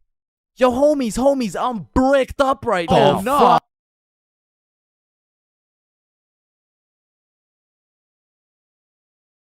Okay, Chains, welcome to your first day at Jim Jordan's. These are our new product, Bieber Bites. Just smile and remember. The customer is always right. Okay, yeah, nah, I could do that. All right, I'll leave you to it. Okay, yeah. Hey, sir, what can I get some Bieber Bites? Yeah, how many? Right. How about this? Hey, let me get a pack of Justin Bieber's balls. That's funny, yeah. How many do you want? Hey, let me get a pack of Bieber's sack. Okay, yeah, how many, bro? Hey, let me get a taste of Justin Bieber's wiener. Back in my day, I used to work at a fast food place called Jim Jordan's. Now, for legal reasons, this is not Tim Hortons, okay? It has J's and shit. Like, they don't even look that similar, bruh. But honestly, working at Jim Jordan's, I felt like Johnny Sins, the way I'd put on my uniform and go to work just to get the soul sucked out of me, bruh. And instead of dealing with a bunch of fat asses, I'm dealing with a bunch of fat asses talking about... Alright, so I ordered an extra large BLT with ranch, extra bacon, no veggies, and I only got 5 strips of bacon. I want a new one. Okay, yeah. Where's the sandwich? I ate it. Of course you did, bruh. Like, you do not need more food. I don't think your arteries could compensate for any more bacon. No. My doctor said I'm in shape. I mean, yeah, bro. You're in the shape of a circle. I mean, I don't even know how you made it through the door. Oh, shit, damn. Now, believe it or not, I was a Jim Jordan's Hall of Fame employee. Shit, I was the best in that whole goddamn establishment, bro. And no, it's not because I was the sexiest, hardest working, strongest, most intelligent dude they'd ever seen. It's because everyone else was ass, bro. On the drive-thru, we had the Indian homie Dill Preet, and the only English he knew was the Jim Jordan's menu, bruh. Welcome to Jim Jordan's. What can I get for you? Hey, just give me a moment. I give you donut. No, I need time to think. You need chai, tea, drink? No. Can you wait or not? Okay. 1 tater tot. No! Wait! You want 8? No! Okay, stop it. You know what? Okay. chocolate donut. Then over making the food, we had this sweet 83-year-old lady Linda who was 20 years too old to be doing this shit. Okay, Chains. Here's the cheese bagel. Thank you, Linda. But yeah, this is the 9th cheese bagel you've given me in 20 minutes. Oh my good gracious. I'm sorry. I'm sorry. what's this? Oh, cheese bagel coming right up. And overworking the counter, we had Sebastian. Now, don't get me wrong, Sebastian was a really nice guy, but he had a little hint of the tism, you know, no, he had a lot of the tism. Like, it was more like the tism had a hint of Sebastian, which is cool, of course, but it did mean that he would absolutely yap at every single customer who came in the store. Shit, I'll never forget this one time a girl came in the store and just ordered a muffin, like, welcome to Jimmy's, what can I get for you? Hey, can I just get a fruit explosion muffin? Can you guess what Sebastian said next, bruh? Maybe your total is 175? Cash or card? For here or to go? None of the above, bruh. The sentence that came out of this motherfucker's mouth was, a food explosion muffin? Yes, please. That sounds an awful lot like a hate crime to me. Yeah, can I get my muffin, please? Do you get it? Yeah, you get it? Yeah, I get it. Okay, listen. It's like, you really okay, don't need to explain. Explosion, okay. Sir, it's like if you took a bunch of gay people. So that's Sebastian. And over on drinks, we had this dumbass 15-year-old who's always spilling and shit. That was me. Yeah, that was me. I was ass too, but like I was still the best by default though. So the point is, our Jim Jordan's crew was looking like a group of clumsy villains from a Disney movie. But just because we were all really ass at our jobs doesn't mean we were useless. Because if there's one thing we knew how to do, it was making people's days even worse than they already were. You pull up to our drive-thru all happy, just wanting a small coffee? Shit, you're leaving with a small hot tea and some suppressed anger you'll probably bring home and let out on your wife and children. You pull up to our drive-thru just wanting a breakfast sandwich? You're leaving with nothing because we ran out of eggs and cheese and bread and the breakfast and the sandwich. You pull up to our drive-thru pissed off, complaining about how there's not enough mayo in your wrap? Bro, you're leaving with a wrap filled with super special secret Sebastian sauce. So I'm sure you could probably tell, but we had to do a lot of customer service and talk our way out of a lot of mistakes. And by we, I mean me, bruh. I was the designated customer service dude, because before it was me, it was Dilpreet, and that shit would usually go something like, hey, I just took a bite out of my chicken wrap, and it literally tastes like someone busted a nut in that shit. A nut? Yes, someone busted a nut in my goddamn food. You want a donut? No! And then before Dilpreet, it was Linda. Hey, I just took a bite out of my chicken wrap, and it literally tastes like someone busted a nut in that shit. Oh my heavens, that's horrible. I'm sorry, I'll get you a refund right away. Thank you.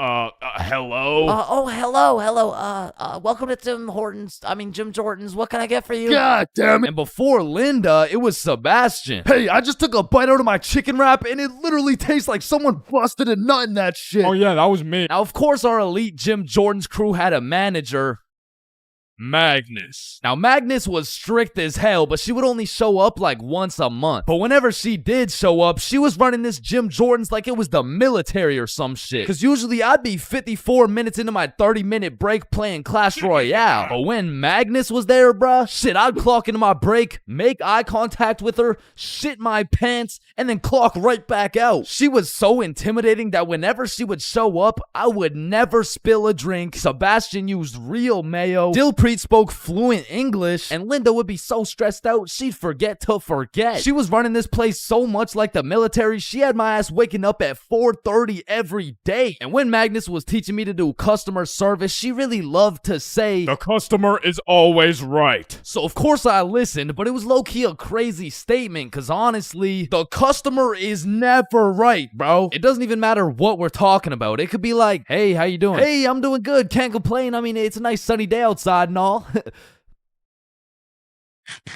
Damn, this chicken wrap is good as hell. I am 100% sure nobody busted a nut in this.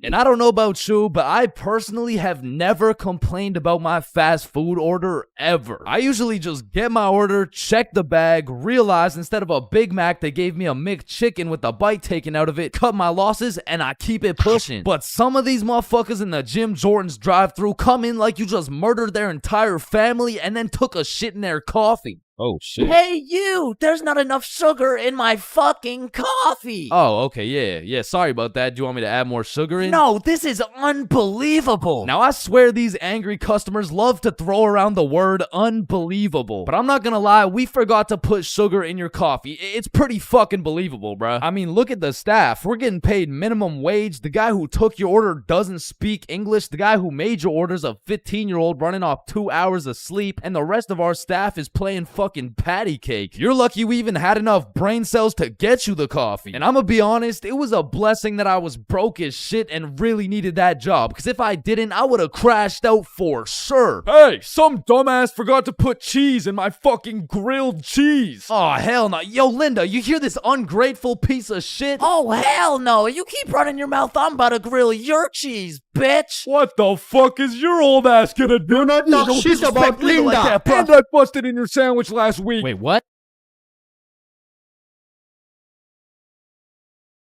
I'm not gonna lie, I think everybody wants to be cool. Like, being cool is just like it's just cool, bro. Like, there's nothing like it. And I know some of y'all are thinking, Chains, with all due respect, bro, how do you know what it's like to be cool? And my answer to that is just look at me, bro. I fucking don't, okay? But I do know someone who is cool. He's a certified cool guy, and his name is Bob. Now, what makes Bob so cool? Is it the sunglasses? Is it the sexy ass face? No. Tell him the answer, Bob. He doesn't talk. The answer is Bob doesn't talk. And a crucial role in being cool is the element of mystery. Now, it's interesting because if we take a look at Jake over here, Jake doesn't talk either, and I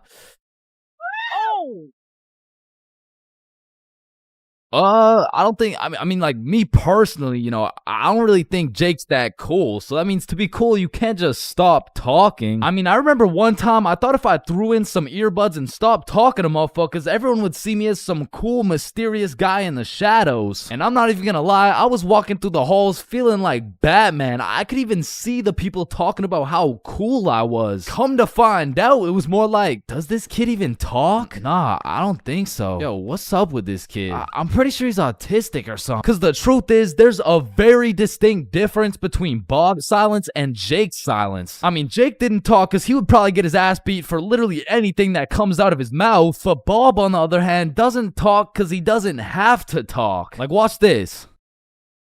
Oh my god, Bob. I love you, Bob. Now, just for science reasons, let's just see what happens when I do the same thing, you know? Why not? What's the worst that could happen? Hello? Can I help you? Oh my god, help. There's this creepy guy. At least she didn't. Get on the ground. Hands behind your back, buddy. Now, it's important to note that being cool is subjective. Like, for example, some people think I'm cool, you know? Like, in this big-ass world, surely there's someone out there. No, there isn't. Nobody thinks you're cool. Shut up, loser. Okay, well, what I was trying to say is you're gonna find someone cool who I don't find cool, and I'm gonna find someone cool who you don't find cool, and that just leaves us with the question, what is cool? So to answer this question, I need you to think of the coolest dude on the earth, and I'm about to guess, okay? You got it? Yeah, alright. I'm not the fucking Akinator. I'm not about to guess who you're thinking of, but I can guess with 100% accuracy who you're not thinking of, and that's Mark Zuckerberg, okay? How did I know that? Because if you think of Mark Zuckerberg as the coolest guy in the world, you're fucked, alright? Like, there's no helping you. Like, click off the video. It's wraps for you, bro. But how could Mark Zuckerberg possibly help us get cooler? I mean, look at the guy. He's practically oozing uncoolness as we speak. But that's important because if being cool is subjective, we need something objective to look at, and objectively, Zuckerberg gets no bitches. Like, let's just look at the numbers here. I mean, this guy's the CEO of Meta, but he's also the CEO of being a uncool lizard nerd guy. And if there's one thing I've learned in my studies of coolness, it's the art of minding your own goddamn business, okay? Like, let's compare George to Bob, who, let's just say, both aced the math test. Hey, Chains, what'd you get on the test? Fuck, I got like a 65%. Oh, that's really good for you. That's good for you, yeah. I actually got 100% plus the bonus question. Oh, wow, nice, bro. Billy, what'd you get on the math test? Math test? The dog. I could have swore that shit was chemistry. Nope, it was math, and I got 103%. Bob, what'd you get? God, 110. There was only one bonus question. That's impossible. Oh, kissy face. Bob, Did you pipe the teacher? And that's probably why Zuck over here is so uncool. He's minding a million people's businesses, probably looking through their cameras and shit like, yeah, fuck you, Mark. And the most important trait for being cool is having confidence. You just can't be cool while shivering your timbers, bro. And I know some of you are thinking, oh, well, I guess it's over for me then. And no, it's not over for you, bro, because confidence is the most fake it till you make it shit ever. Like, you're not gonna say the perfect thing every time. Lord knows I don't. I'm pretty sure I say the wrong thing every time, but if you say that shit with your chest, people let it slide, bro. And I said, no, I wouldn't suck your dick for $20. Oh, well, that makes one of us.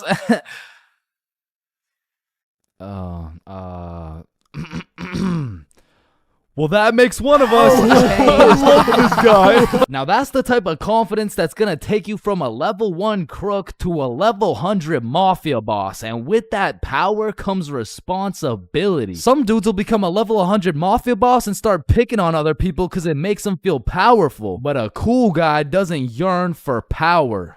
He yearns for... fuck, what do you yearn for, bruh? Damn, he's so cool. Now, being cool comes along with being calm and collected. Like, if someone walked up to you trying to fight and you started running away screaming for your life, I don't think anyone's looking at you like, damn, that's one cool-ass motherfucker, bro. Yeah, bro, the way he hit that high note was cool as hell. Shit, maybe I could be like him someday. Now, I'm not saying you gotta go all Jackie Chan on the guy, but you do gotta stay calm and think logically. Like, let's see how cool you are. What would you do in this situation? A, strike first, strike hard, no mercy. B, just walk away. C, give him a little kiss on the forehead. Or D, do the stanky leg. And the correct answer is any of the above, bro, because it's not about what you do, it's about how cool you do it. Except maybe the stanky leg one. I don't think anybody can look cool doing the stanky leg. But doing any of the other options, you could look cool as hell. Like, A, strike first, strike hard. Boom, one punch knockout. That's cold. But if you throw first, miss, eat shit, not cool. B, walking away. You're cool as hell. Unfazed. Unless you get jumped from behind and get your ass beat. Not cool. C, give him a little kiss on the forehead. Assert your dominance. You pretty much just made him your son. But if you miss, well, now you're just kissing a dude, so, yeah. Now, even though being cool is all about how you do things, there's a few things that nobody can look cool doing, like riding a scooter, chasing a bus, taking pictures with an iPad, chasing paper in the wind, using VR, washing a cucumber, waving. You look nerdy as fuck, eating a cupcake, tripping, getting out of a restaurant booth, pickleball, and literally anything to do with Starbucks. Hi, can I get a caramel ribbon crunch frappuccino with 2 extra pumps of vanilla and the You're soy? not cool, bro. What? Now let's take it back to the element of mystery for a second, because this is the step that will either have people seeing you as a cool ass dude, or they'll just assume you're shy or possibly on the spectrum, bro. Listen, you gotta talk, bro, or else people have nothing to go off of and they'll start filling in the blanks themselves. Whoa, wait, so I gotta talk to be cool? Yo, Chains, what do I say? Whatever the fuck you want, bro. Oh, wait, really? Yeah, bro, the truth is the key to being cool is being yourself. And I know that shit sounds corny, and it is, but do you think the coolest dudes on earth give a single fuck about what you think? Hell nah. They're way too busy being cool, bruh. You gotta be like a peach, man. Some people hate peaches, some people love peaches. But at the end of the day, the peach is gonna be a peach. So here, take these sunglasses, and if you haven't heard it today, you're a cool ass dude, bro.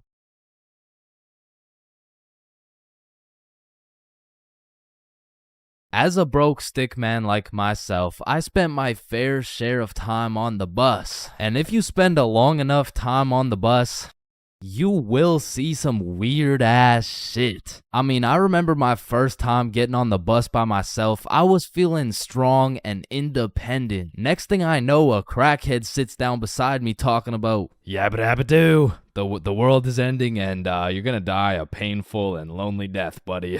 And just like that, I went from strong and independent to shitting my pants. Yeah, bro, the bus is just something else. Like 1 in 10 people who enter the bus are straight gremlins, bro. I'm talking about the gremlins who know the perk is fake, but they still pop it. Now you just gotta sit next to this motherfucker for another 30 minutes while he tells you about the kids in his basement. But to be fair, these gremlins aren't even the worst part of the bus. The worst part of the bus is the energy. You walk in there and everyone just stops and looks at you like they're sizing you up or some shit. And you know who sizes you up the most?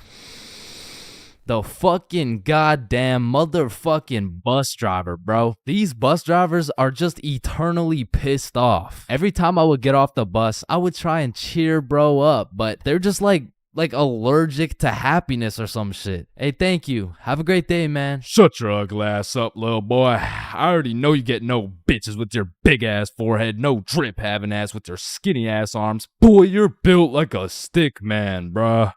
Damn. Hey, bro, there could really only be 2 reasons why these bus drivers are so mad all the time. Either they had a demon villain origin story where they were abandoned as a child and never shown any form of love until one day. In freshman year of high school, Timmy met Linda. Linda was kind, smart, beautiful, and she paid attention to Timmy when nobody else would. Timmy asked Linda to be his girlfriend, and she said yes. They dated all throughout high school, and they even got into the same university so they could be together forever. Until one day, when Timmy's world was flipped upside down. Timmy found out Tyrone had been laying some mean pipe on Linda this entire time. Everyone in Timmy's school made fun of him. Timmy could not let this slide. So he called out Tyrone to run the ones in front of the entire school. And without a single word, Tyrone winds up and hits Timmy with the meanest left hook any stickman had ever seen, leaving Timmy slept, out cold, unconscious, in front of his classmates, his teachers, and even in front of Linda. 'Cause shit, if that happened to me, I'd be just as mad as Timmy over here. Now, realistically, the only other reason these drivers are so constantly mad would be because the driver's seat secretly has a stick built in. You see, this would explain why the driver constantly has a stick up his ass. I mean, shit, you really can't even blame him for being mad. But still, I'm gonna blame them, cause I know these motherfuckers get pleasure whenever they see me running at full speed trying to make it to the bus stop in time, cause they start stepping on the gas.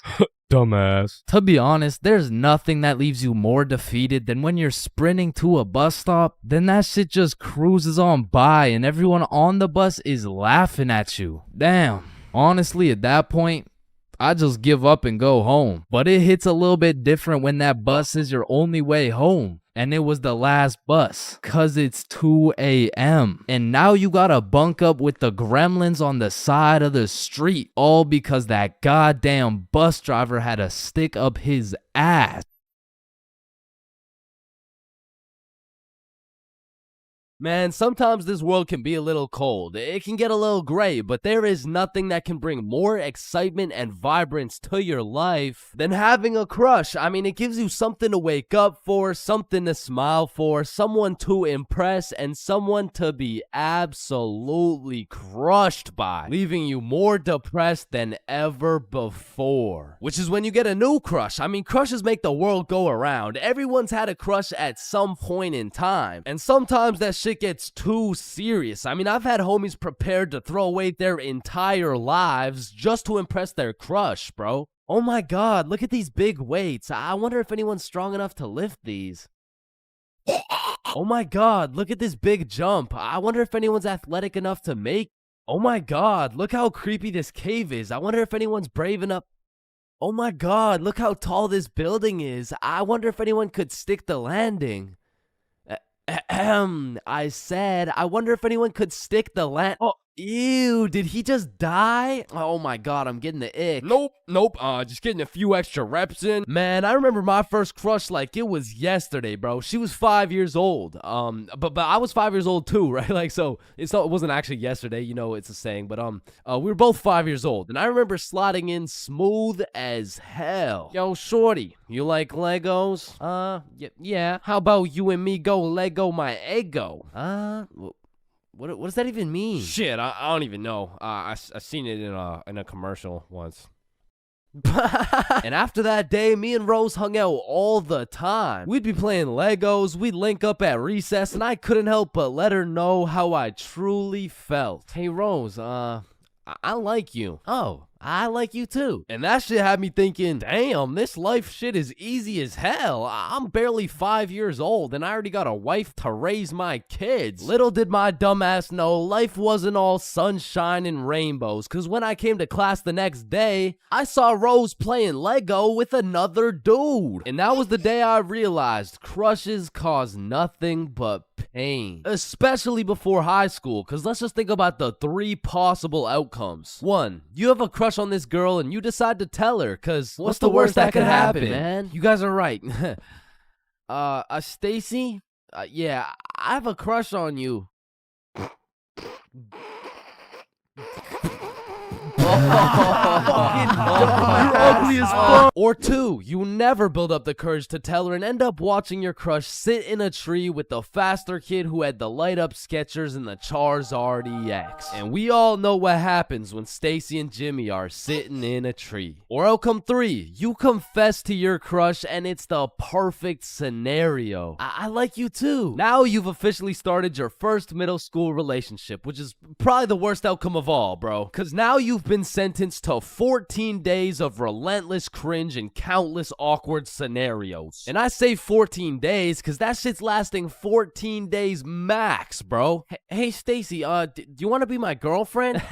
Yeah, okay. Oh, yeah, awesome. Yeah, awesome. Woohoo.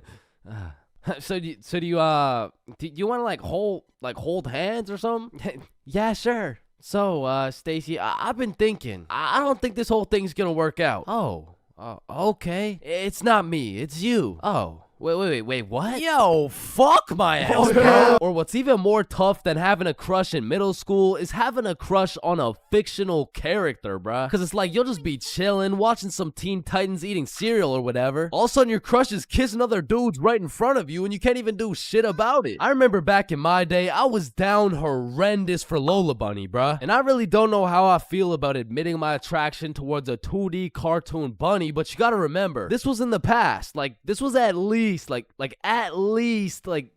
2 months ago. And maybe I'm tweaking on this one, but the red fish from Shark Tale, bruh, she was different, bro. And her name, I think it was Lola as well. Shit, maybe I just like cartoon girls named Lola or something.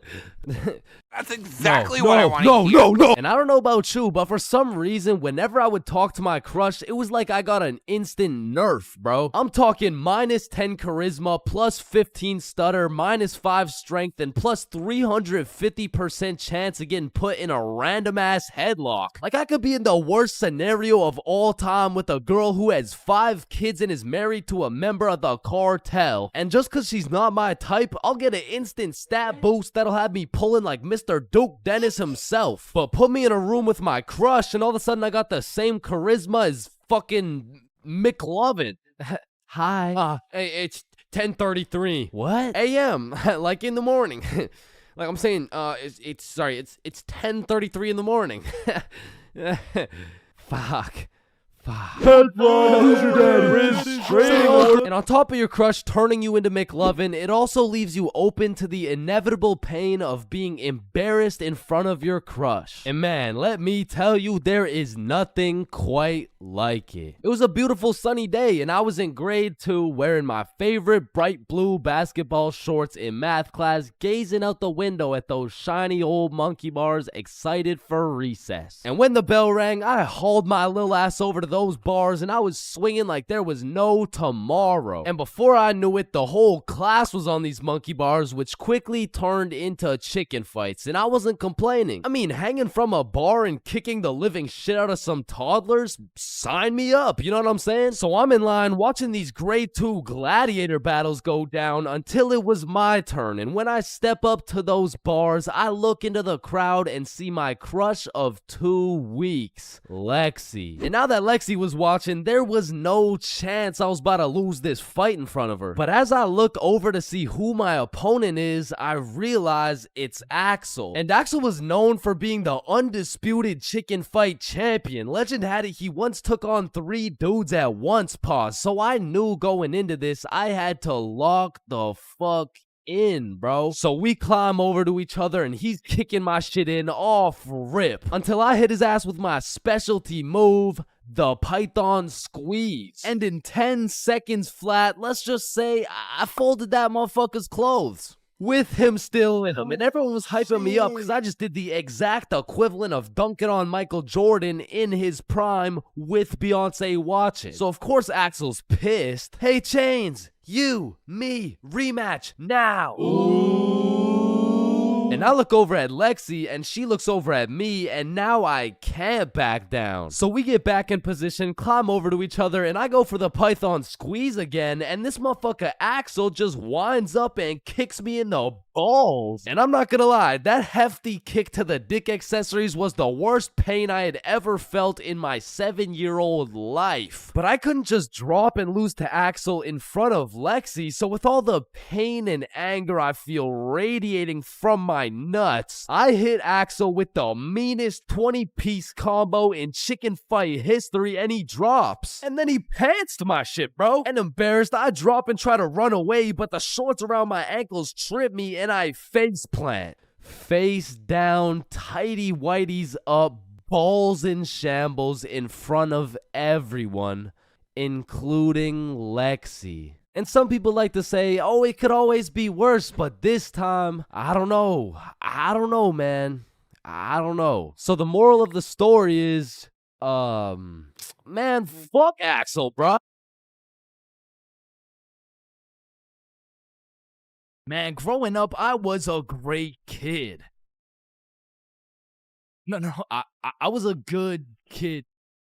Man, growing up, I was a kid, bro. And as a kid, you hit a certain age where your own parents become your number one up. Like, hey, Mom, can I go to this girl's house? No. Hey, Mom, can I sleep over at Billy's crib? No. Hey, Mom, can I go do crack under the bridge with my new friend Jorge? Hey. Hell no. Come on, all my friends are allowed to. Yeah. Okay, well, if all your friends jumped off a cliff, you're not just gonna...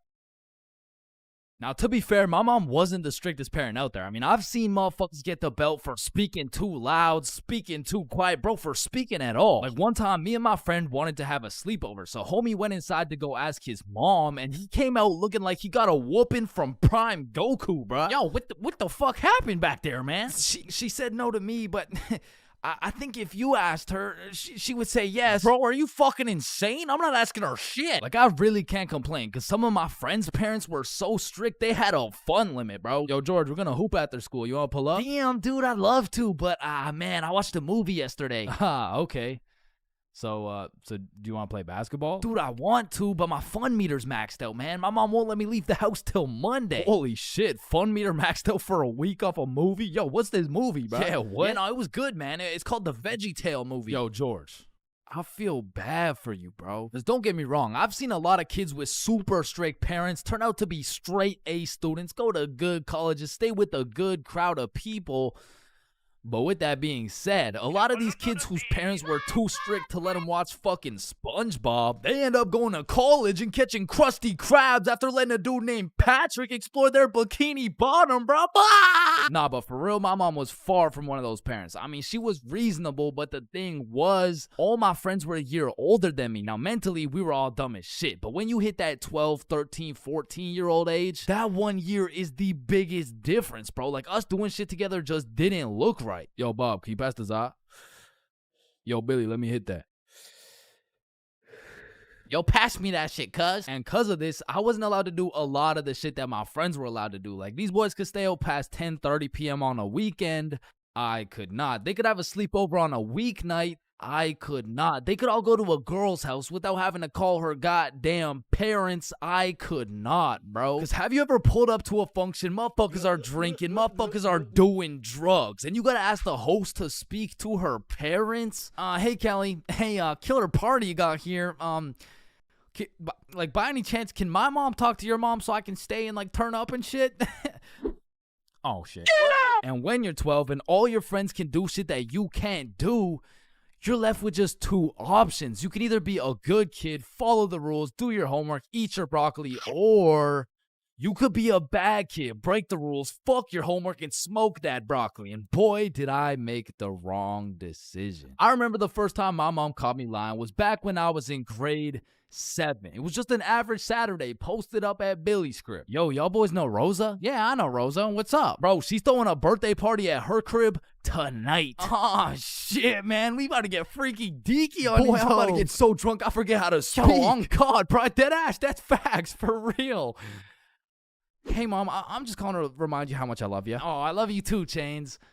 What do you want? So, me and my closest friends got invited to a small little get-together at my friend Rose's house. Can I go, please? Let me talk to her parents. Okay, now, I was actually friends with Rosa, but she was 2 years older than me. So, I swallowed my pride and text Rosa something along the lines of, hey, Rosa, my mom wants to talk to your mom before I can come. And she's like, aw, baby boy needs permission. Fuck. And then she sends me her mom's number. So, I connect my mom with Rosa's mom. My mom gives me the green light, but says, you have to be home at 10:30 p.m. sharp. Say no more, Mom. So me and my homies start getting fresh. We're all up in Billy's dad's expensive cologne collection. I take the coolest looking bottle, little spray here, little spray there. Had me smelling like Tom Ford, still looking like Thomas the Tank Engine, but after looking as fresh as possible, we head to Rosa's crib. So we hop on the bus, hop off the bus, walk up to her house, knock, and the birthday girl opens the door. Happy birthday! Hey, Billy, Bob, and Chains. I was waiting for you guys. Happy birthday, Rosa. Oh, damn, Chains, you smell good. Appreciate it. That's that Thomas Fordinson, you know what I mean? So Bob, Billy, and I go inside and we realize the gravity of this situation. Oh, shit. God damn. Rosa invited like 10 of her girlfriends and like 2 of her cousins, bro. We were completely outnumbered in the greatest way possible, bruh. As I'm just doing some quick math on the ratio, there's a knock on the door. Rosa opens it, and it's Dennis holding a bottle of vodka. Now, we're friends with Dennis, Rosa's friends with Dennis, but to put it simply, Dennis was a bad kid, bro. This motherfucker was living life with no precaution, no regrets, no morals, but to be fair, he was fun as fuck, bro, because when Dennis pulled up, the party got lit, bro. We were taking shots, dancing, playing beer pong, taking more shots. We were having a marvelous time, and I was drunk, okay? Not too drunk, but not just tipsy. I had hit the perfect sweet spot of drunk. I got all the stat boosts of being funnier, more confident, more smiley, but I still had full control of my body, so I started applying that pressure, bruh. Hey, don't y'all both have ugly boyfriends? No, what the fuck? No. Shit. Y'all want one? What? Damn, you smell good though. Appreciate it. I showered this week. Now, I don't remember what I actually said, but all I know is that in grade 7, cologne was overpowered, bro, because nobody was smelling good. And if they tried, they would just smell like Axe, dog. So I'm over here combining the powers of Tom Ford with the confidence of Smirnoff. Had me feeling like I'm him, bro. So how y'all feeling? Honestly, feeling amazing. How you feel? Shit, I'm feeling good. Just a little, just a little bit tired. I vividly remember sitting on that couch with these 2 girls, never wanting this moment to end, bruh. But when I look up, I see one girl crying, one girl looking for something, Dennis helping her look, and Billy and Bob are all ready to dip. So I hop off the couch for a second like, yo, what's going on? Yo, so Dennis just finessed like 3 of these girls' vapes, and we're not trying to get blamed, so we're about to dip. Bro, for real? Yeah, you coming? Bro, but like, bro, I'm not ready to leave yet. Yeah, nah, it's cool. Don't worry about it. Just text us when you leave, bro. Ah, shit, all right, peace, bro. Peace out, dog. So Bob and Billy dip. I see Dennis's ass sneak out through the back door, and at this point, I have no clue how long I've been here, bro. But the party had died down to essentially just the girls who are gonna sleep over and me, bro. So I go to check what time it is on my phone. And it's 10:15, bro. My curfew's 10:30, and I'm a 30-minute bus ride from home. But if we're keeping it a buck right now, I don't even want to go home, bro. I made it to the girls' sleepover, and I didn't even have to ride the group dildo or nothing. This is a once-in-a-lifetime opportunity. So I text my mom, And I lied, bruh. Bob, Billy, and I are almost at Billy's house. Can I sleep over at his house, please? Then I threw my phone away, hopped back on the couch, and went right back to my happy place. So I'm posted up with these two, laughing, cracking jokes when Rosa walks up like, yo, Chains, where'd your friends go? They abandoned me, Rosa. They left me here stranded with no way home. Shit, I mean, you could just stay here if you want. Say less. So... Appreciate it. And eventually, all the girls gave up on trying to find their vapes. They all gathered around to play Truth or Dare, and I prayed for times like this, bro. I was deep in enemy lines, and I didn't want it any other way until one of the girls sees my phone on the ground and is like, hey, Chains, I think someone's calling you. So she tosses me my phone. I check it. And I got 20 missed calls from fucking everyone in my contacts, bro. So I'm trying to be strategic with it to find out what's going on. I called Billy first. Yo, what's happening? Bro, so your mom called my mom and asked if you were here yet at my house. And my mom told your mom that you're not even here, bruh. Aw, shit, what do I do? Bruh, I don't know. And everyone knows when you get caught in a lie, you should just fess up, tell the truth, and apologize. But I doubled down, bro, so I called my mom, and I'm like, hey, mom, we're almost at Billy's house. We just missed our second bus. Where are you? I'm at Stickman Middle School bus stop. You know, like, we're super close. We're just waiting for the bus to come. I'm picking you up right now. Fuck me, bruh. Now, not only is she expecting all three of us to be together at this bus stop, shit, not a single one of us is there, bro. To put this in perspective, my house is right here, Billy's crib is right here, and Rosa's crib is all the way over here, bruh, and Stickman Middle's somewhere near the middle. And so I pull up the bus app on my phone and see the next bus is coming in 2 minutes. And with all that adrenaline pumping through my veins, I jump up out the couch, steal a piece of gum, and haul absolute ass to the bus stop, bruh. I get there right on time, hop on the bus, and I call Billy. Yo, dog, I think I'm cooked. I told her I'm at Stickman Middle with you guys. Dude, why the fuck would you do that? Shit, bro, I don't know. I'm busting there right now. Bro, if she sees you there without us, you're cooked beyond belief. I know, bro. Yo, we're on our way. So Bob and Billy hop on scooters and start hill bombing their way down to the bus stop to save my ass. And this shit was a race to get to the bus stop before my mom does, because if she catches me there alone, I'm cooked. If she catches Bob and Billy there before me, I'm cooked. If she gets there before anyone, I'm fucking done, bruh. I'm on the bus just praying, and when I finally get to the bus stop at Stickman Middle, I get out and take a deep breath because my mom's not here. But I'm shitting my pants because neither is Bob or Billy. And so I'm calling them, no answer. And I look down the road, I see some headlights. And this was not a busy street, bruh. And as the car is getting closer and closer, I can feel the anger radiating from the whip. I can almost hear the belt making contact with my cheeks. And the car pulls up, and it's just some random dude driving by. Yo! These motherfuckers, Bob and Billy, come flying down the hill. They get to the bus stop, throw their scooters in the bush, and pretend like we've been waiting here for an hour. Oh, gee wilkers, man. I can't believe we missed this bus, dude. Billy, pray for me, bro. Get in the car. I get in my mom's car. I'm stone fucking sober. My heart is pounding. Why did you lie to me? Well, I honestly wanted to spend more time at my friend's house because we were just having fun. I'm not mad. I'm just disappointed, Chains. That shit hurt way more than any punishment ever would have, bro. So even though Bob and Billy clutched up for me, I still got grounded, bro. But I did learn a valuable lesson. Just tell the truth, bro. It makes everything easier.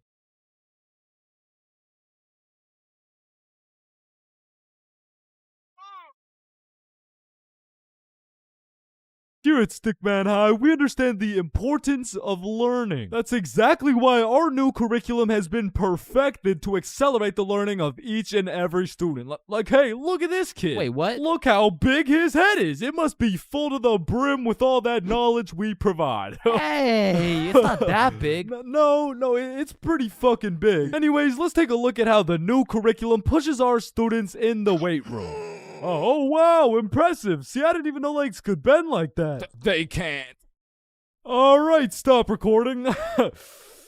Stop the recording. Stop the recording. Stop the recording. All right, Stickman High, welcome to the new curriculum, and let's study those textbooks. All right, class, are we ready to learn about this new curriculum or what?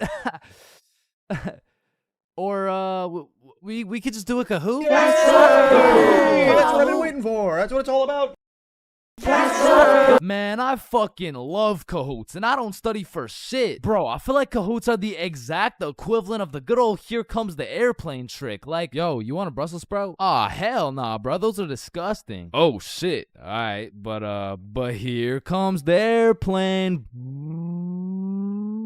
Hey, Chains, you need to study for this history test. Hell nah, bro. That shit's boring as hell. Okay, yeah, but... What? The Declaration of Independence was signed on the Georgia. Because personally, I didn't give a single fuck about what we were learning in school. But I swear they infused the Kahoot music with Adderall or like crack or some shit. Because a game of Kahoot used to have me all the way locked in. And I would be grinding my way up those leaderboards. Like I'd make it to 3rd place and then 2nd place and then 1st. And then the teacher would throw in some bullshit like, now what position was Abraham Lincoln conceived in?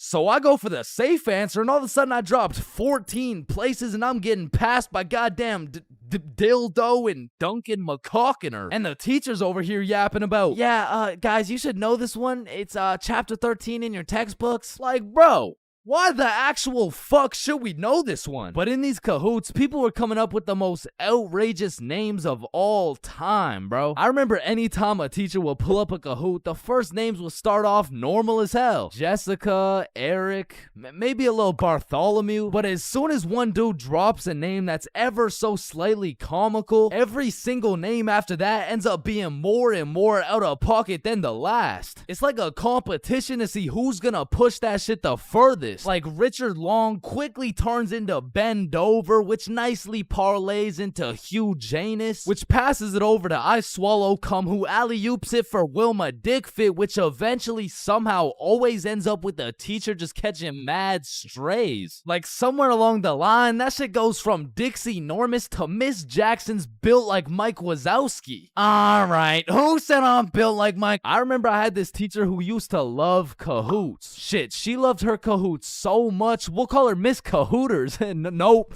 Nah, we're not actually doing that. We're not calling her that. I think we'll just go with Miss Kahoot. You know what I'm saying? I think Miss Kahoot works just fine. And every Friday or so, we would walk into Miss Kahoot's class, and she would have a Kahoot pulled up smiling from ear to ear. Which I'm not gonna lie, was really sad to see. Not because she was smiling, but because I knew in 20 minutes tops, that smile would turn into straight anger, bro. Hey class, happy Friday. We're gonna do another Kahoot because I know it's a class favorite. Just please, everyone be appropriate. DJ Bustanut, are you serious? In my 22 years of teaching, I have never. And I felt bad for Miss Kahoot, you know, like I really did, but it was low-key her fault for running it back so many times. Cause DJ Bustanut just couldn't stop catching these dubs, bruh. He was a dog. But nah, I really do feel Miss Kahoot, cause sometimes even Kahoot pisses me off, bruh. Cause picture this, I'm here grinding out these answers, giving it my all, even cheating a little off that one smart motherfucker with the big-ass laptop, but I still get a few answers wrong, you know.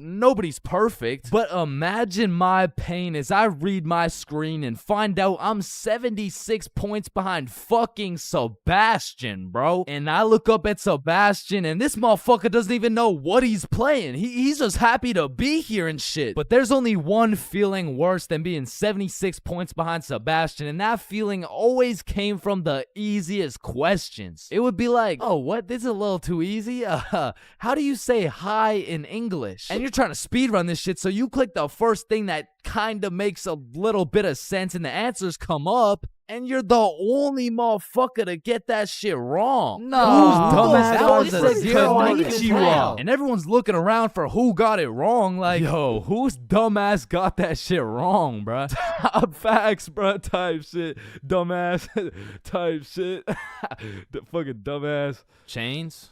Were you the dumbass who got that shit wrong, bro? Me? The dumbass? Nah, shut up. Shut the fuck up. Nah. It was probably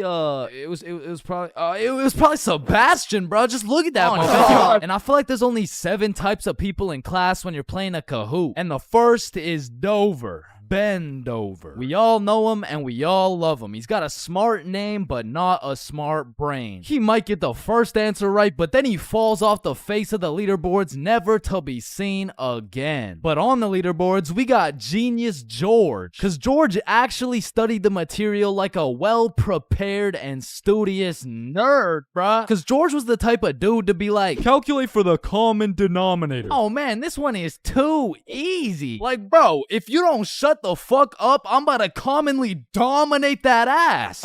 No, it's called a denominator. Oh, I know. And I swear every game of Kahoot had that one person who took their sweet time to answer every single question. Like, it could be 1 + 1, and this motherfucker would be 30 seconds deep into the question. Like, okay, 1 + 1. Is it a trick question? No, just answer the question. Oh, okay. 1 + 1 equals... The answer's 2, dumbass. Okay, can I use a lifeline and phone a friend? All right, chat. How do we kick Jasmine out of the lobby? And then we got Flying Fuck Frederick. And Flying Fuck Frederick doesn't give a flying fuck. Dude will give his best shot at the first question, and then he's aborting mission and playing some goddamn Clash Royale. And then there's always that one dude yelling out the wrong answers. All right, what's the biggest mountain in the world? Ooh, I know this one. Chains. It's blue, bro. Trust. Oh, shit, bet. Wait, no, I meant red. Sorry, my tongue slipped, bro. My bad. Bro. Oh, and it looks like Chains is off the leaderboard. Everyone, let's point our fingers and laugh at him. And we got the radiating Redditor. And I say radiating because that boy is radiating the most profuse body odor known to man. And I don't know, maybe it's all a part of their strategy to win, because that shit throws you off your game, bro. They'll be invading your nostrils with a concoction of Doritos, Skibbity Toilet, and Badussy. And if you've ever played against a Redditor in a game of Kahoot, you may be wondering, yo, how is this dude getting every answer right while sitting back drinking Mountain Dew watching Best Sigma Moment compilations? And the answer is he's cheating, bro. And not the normal kind of cheating either. This dude's using a Kahoot bot to get every answer right. And now you may be thinking, nah, why would someone cheat on a Kahoot, bro? It's not that serious. And that's facts, but the thing is, the prize was a gummy bear, and this dude can't leave no calories behind. And then we got the casual Kahooters. Fuck, I gotta stop saying that shit, bro. I was trying to say we got the people who just play the game. They got normal names, they guess some right, they guess some wrong, but at the end of the day, they probably still get their shit yelled at, all because DJ Bustinut couldn't stop catching these dubs. All right, next up we got Billy presenting his baking soda volcano experiment. Hey guys, how we doing? All right, so you see if I put a solid amount of baking soda in here and then a little bit of vinegar here, it's supposed to explode. Oh shit! Fuck! Quickly, organize a single file line in alphabetical order. Hey, I'm first. No, you're not, bro. I'm first. Your last name is literally Johnson. I have 2 last names. Listen, bro, I'm not saying we shouldn't have school drills and all, but what I am saying is the school drills we do have are straight bullshit. Like, if there was a fire in my class, I'm jumping straight out the window. The fuck? There is no way you'll catch me waiting for Alexander and Arnold to debate who's first in line while I'm out here getting sauteed. And shit, fire drills aren't even close to being the worst of the drills, cause we got lockdown drills. Now, I don't know who planned out these drills, but goddamn, these drills are ass. Now, if you never had lockdown drills, they're pretty much a foolproof plan set in place to completely counter anyone pulling up to school with a strap. You see, the plan is pretty simple. You lock the door, gather all the students into the corner of the class, and you turn the lights out. And the reason we turn the lights out is so we can politely tell the intruder that nobody's home. Now, if every classroom followed these steps perfectly, we might even be able to convince the dude that it's a pro D-Day or something. Now listen, I hate to be the bearer of bad news, I really do, but there's one minor flaw in this plan. The shooter's in the class, bruh. You're out here telling the opposition your exact game plan, then you're surprised when bro pulls up to the hiding spot. Like shit, it's just easy pickings at this point. Now, earthquake drills, man. The game plan here is to essentially hop under your desk and start counting. Now, when I was in kindergarten, I thought this whole earthquake drill thing was a fun game we played to learn how to count. But 12 years later, we were still counting. Like, let's be honest. What the fuck is counting gonna do? Are you telling the earthquake how long it has to dismantle the school? Cause I'm pretty sure it doesn't give a shit how long it takes. Me personally, I feel like the best way to see if an earthquake is over is by observing whether or not the entire fucking building is shaking. But listen, I will say this. Out of all the drills, the earthquake drill is pretty valid. Like, whoever thought of this one was kinda cooking. I mean, these desks are pretty much made out of steel, bro. Like, out of all my years, I've never seen one break before. So it probably provides some solid protection. But shit, me personally, I'm still jumping through the fucking window, bruh. I don't care how many times I practice crouching under my desk. If I ever felt the slightest shake in the ground, I'm out of that hoe. So if you carry the 674 to the power of 2 over to the 47, you will find— oh shit! Well, why did Chains just dive out of the window? Shit, I don't know. Now I'm gonna keep it a stack. I've never done a single tornado drill in my life. So after doing some quick research, it looks like you just, you do this. Now I don't know shit about tornadoes, but what I do know is that I'm not gonna be doing this shit. Like, I'm no scientist, but I don't think the doggy position is gonna stop the tornado from packing you up. So to be honest, once again, I'm jumping out the fucking window, bro.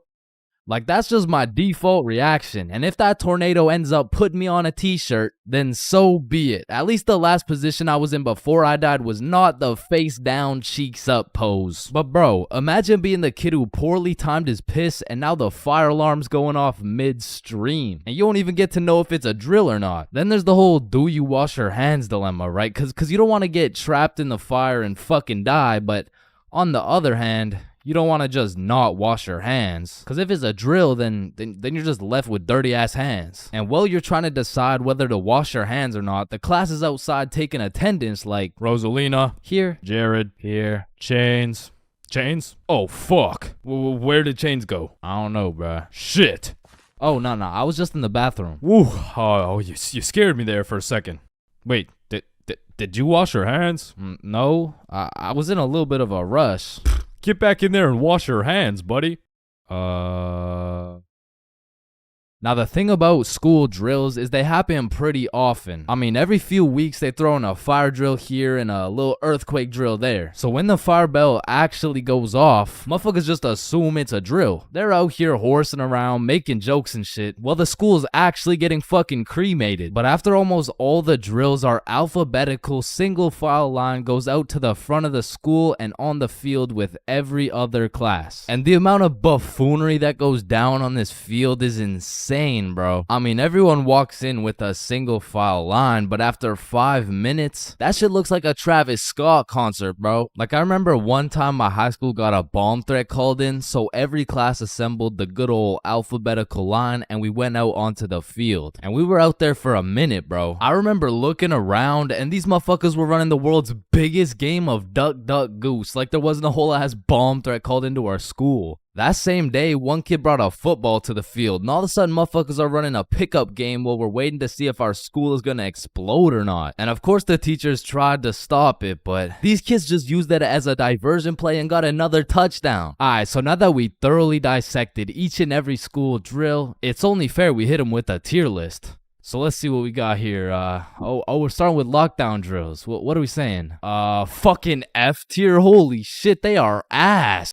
Alright, next up we got fire drills. Now these drills do get the job done, but I'm not gonna lie. I'm not fucking with this whole single file alphabetical bullshit. So I'm gonna have to give this John a C tier. Now tornado drills. You gotta go in the doggy position. Bro, I got no choice but to give this a D tier. And last but not least, my personal favorite, earthquake drills. They're still kind of ass, B tier. And bro, I know some of y'all may be thinking, you can't just talk shit about the school drills and not present any better solution. Well, lucky for you, I have devised the best and only way to fully counter any natural or artificial disasters. It's simple. For a guy like me who's 7 feet, 325 pounds, 0.5% body fat, and a 7-foot wingspan, I just simply remove myself from the situation. However, I do understand that I am built different, so for your average Joe, I have devised another plan. It's also simple. The moment some shit goes down, everyone runs at full speed out of the building. And of course, some would argue that not everyone is gonna be able to make it out of the building in time, and that some people are faster and stronger than others, and you know what that's called?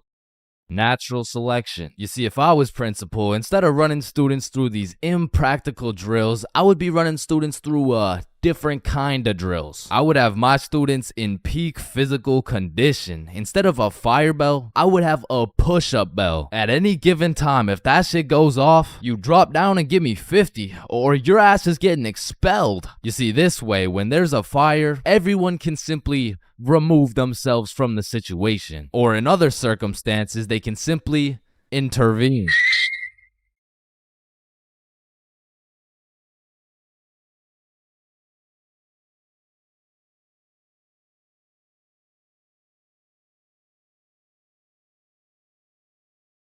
Now, I really don't have many fears, but there are 4 things that I would say I'm truly scared of, which are sleep paralysis, being flipped over while I'm in a porta potty, this thing, and public speaking. And honestly, I can't even really explain why I'm scared of public speaking. I mean, sleep paralysis, you'll have demons chilling in your room while you can't move. The whole porta potty thing, that's just some traumatic shit. And this thing is fucking terrifying. But there's just something about talking in front of more than 5 people that has me shitting bricks. Like, my brain will start showing me the absolute worst case scenarios possible.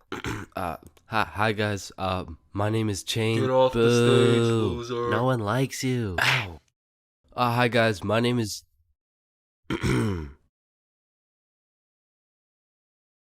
So I volunteer at daycares because I really like young kids. I love young kids. I mean, like, not love, like they're only 4 years old. No, like, I'm not attracted to... Sir, hands behind your back.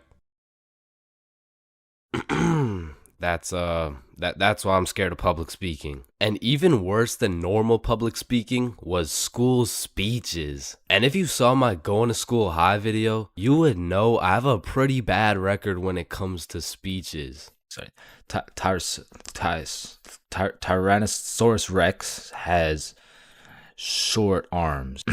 Yeah, Chains, don't worry about it. You can sit down. You could just go tomorrow. It's all right. In fact, after I failed miserably while trying to present my speech well-zooted, some motherfuckers was flaming me for it. So you know me, I had to get my get back. So when speeches came around next year, I put my heart and soul into that shit. And it wasn't just a speech, it was a spoken word, so it all had to rhyme. I mean, I was whipping up some heat. I was writing bar after bar like Kendrick. Shit, I had to have a fire extinguisher on standby while I was writing that shit. And I was never the dude to actually study. Like, I would start learning while I was taking the tests. If y equals mx plus b, then who invented the Eiffel Tower?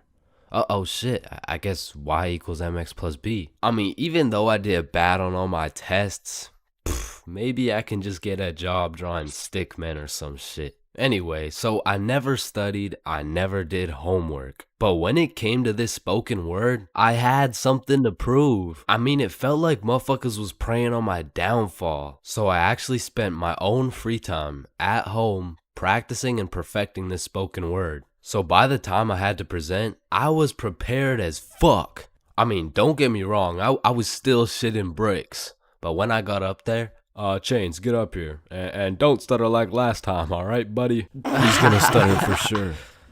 Don't get on here rapping, I'm stacking, making it happen. Okay?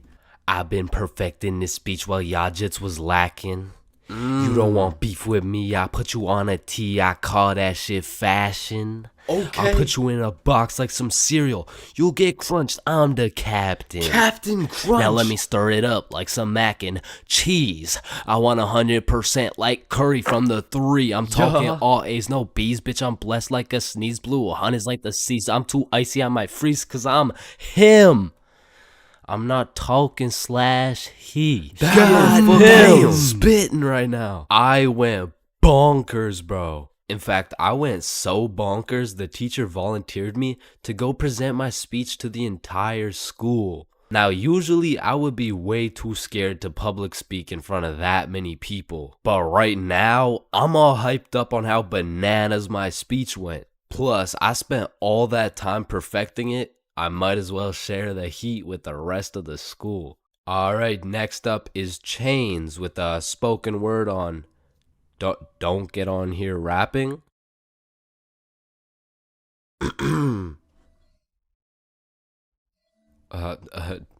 Don't get on here stacking. I mean rapping. Stacking.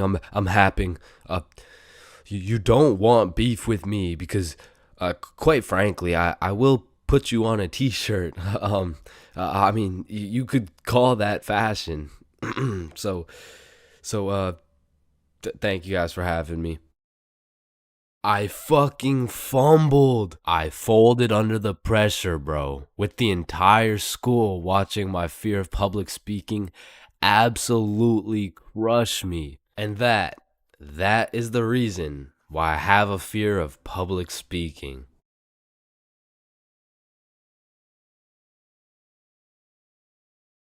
Being absolutely faded in math class is one thing, but pulling up to school while you're hammered, wasted, absolutely plastered is simply a different ball game. Cause there's lots of people who can properly utilize that Mary Jane on a daily basis. For example, tattoo artists. In fact, I feel like majority of tattoo artists would say, it helps me work better, dude. And I would happily trust this man to do his best work knowing he's baked as shit. However, if this dude was wasted, it's a little bit of a different story.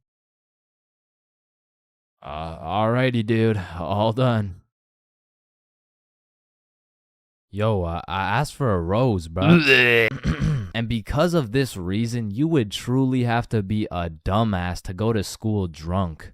Chains, but the title of the video says going to school drunk. I did, bro. I went to school drunk, but listen, it was no ordinary day at school. No. In fact, I didn't even go in the day at all. I went drunk to the school dance. Meaning this story takes place when the boys and I were in grade 11. It was a Thursday night, the night of winter ball. And as the boys and I were getting ready, you know, looking like some distinguished young gentlemen, I had realized, damn, none of us have any girls to take to the dance. Fuck, you're right. That means we're gonna have to ask a girl to dance, bro. What?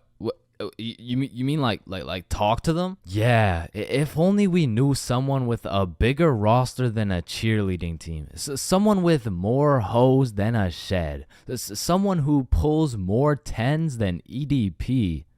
It's Bob. So me and Billy started analyzing Bob. Like how does he pull so many girls, bro? Is it the jawline? I don't know. What about the silky smooth clear skin? Maybe. Or is it those succulent luscious kissable lips? It's the glasses. Yeah, the glasses. Yeah. So we stole Bob's entire flow in the hopes this would put an end to my drought of bitches. So we check ourselves out in the mirror and then we hop into Billy's whip. We throw on some Rihanna to get us hyped, and before we knew it, we had arrived at school. Now to really paint the picture, it was a Thursday at 8 p.m. And on this Thursday at 8 p.m., Billy pops his trunk to pull out 2 bottles of vodka. Now, if you were unaware, it was currently a Thursday at 8 p.m. on a school night, and we were headed into our school. Now, logically, I should have simply denied the alcohol, but I'ma keep it a buck. The whole idea of walking up to a girl and asking her to dance was really giving me the heebie-jeebies. I mean, my palms were sweaty, my knees were weak, and arms were heavy, so I took a big old chug of that liquid courage in order to ease the nerves a little bit. And shit, Billy must have been feeling the same way because Billy was down in that shit like it was water. And right after we consumed enough alcohol to kill a baby elephant, I got a notification on my phone. Oh shit, I got an email. Oh, it's from the school. It says, if you come to the winter ball under the influence of alcohol or any drug, you will face suspension and will lose your right to walk across the stage for graduation. Fuck. Okay, listen, if we can get into the dance before this shit hits, we're chilling. All right, we got this. So we walk into the school looking fresh as hell, but then I noticed a fat line of students, and this line led to a security check to get into the dance. Fuck, that's not good. Nah, we're chilling. I still don't even feel anything. What about you? Yeah, same. We're good. And just as we came to the consensus that we were good, the principal starts walking down the line in our direction. Fuck, act cool. We're good. Act cool. Whew. That was close. You three, over here. Shit, fuck, shit. Do you guys know why I called you over here? Nah. Nope. I smelled alcohol the moment I walked past you three. Now, I don't know if it was one of you or all of you, but you know the consequences of showing up under the influence, right? Yeah, we do. And tell me, is it or is it not suspicious that all three of you guys showed up with glasses on? Nah, we just thought it looked suspicious. Take them off. Damn. Yes, sir. And although I downed a sizable amount of vodka, it still hadn't kicked in yet. Now, I didn't want to do this to you guys, but look at my finger. This motherfucker starts waving around his magic finger in Billy's face with a flashlight to somehow see if he's drunk. Now, I don't know what the plan was, but I was fucking scared. Okay. He's not bad. Oh, okay, he's good. Now let's see here. And just as this motherfucker puts his finger in my face, that vodka hits, bro. I'm using all the strength I got to keep my balance while I'm getting blinded by this flashlight. Let me try that again. I got a little feeling you guys drank, but it hasn't fully kicked in yet. I'll check up on you in a little bit. Yeah, that's good. Yeah. So we get to security and they make sure to pat us down. A little bit too good, but before we knew it, we were at the dance. And just like that, I saw my opportunity and I put that liquid courage to use. And you know, I'm very articulate when it comes to words, so I ask, hi, how are you? Oh, hey, I'm good. So I wanted to ask you, like, you know, we're at the dance and I saw you, so I walked over here. Here we are, you know what I mean? So like, do you want to dance?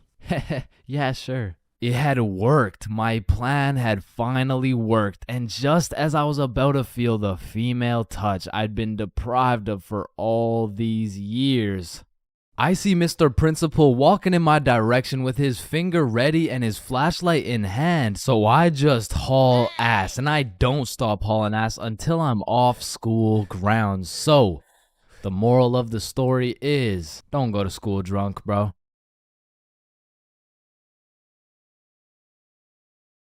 For most of my life, I've known how to swim. But by that, I mean, if my life depended on it, I could swim from one place to another. I don't even know if swim is the right word. Like, if you saw me casually enjoying a little swim at the pool, you'd be like, does he need help?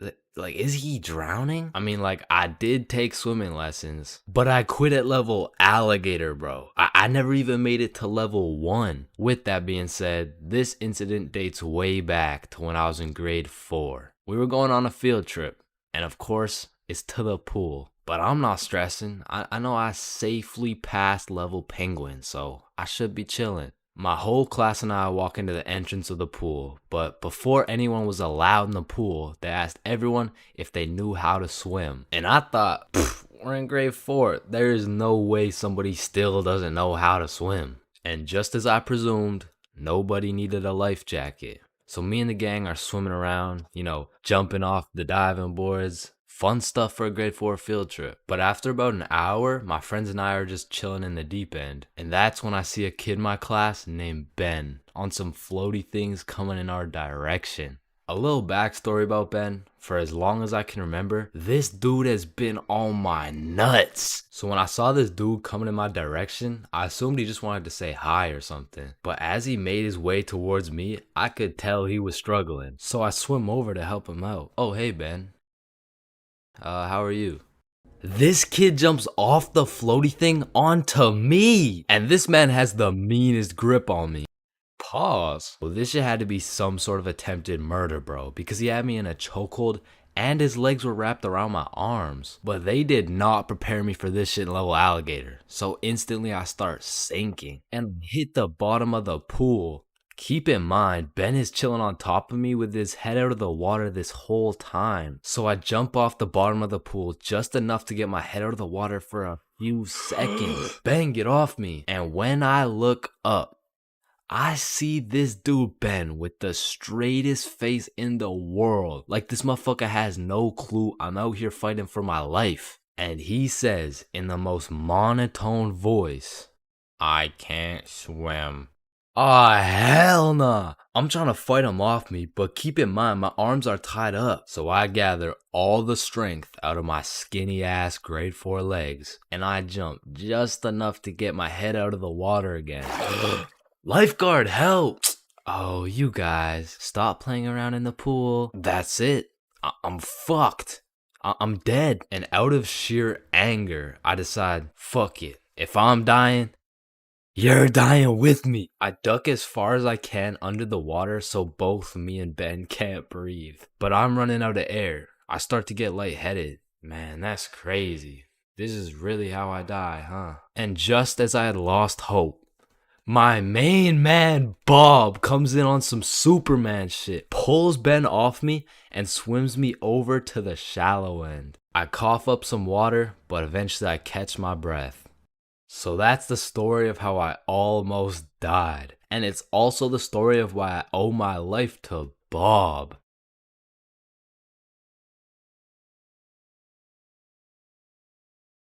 Aw, can I pet your dog?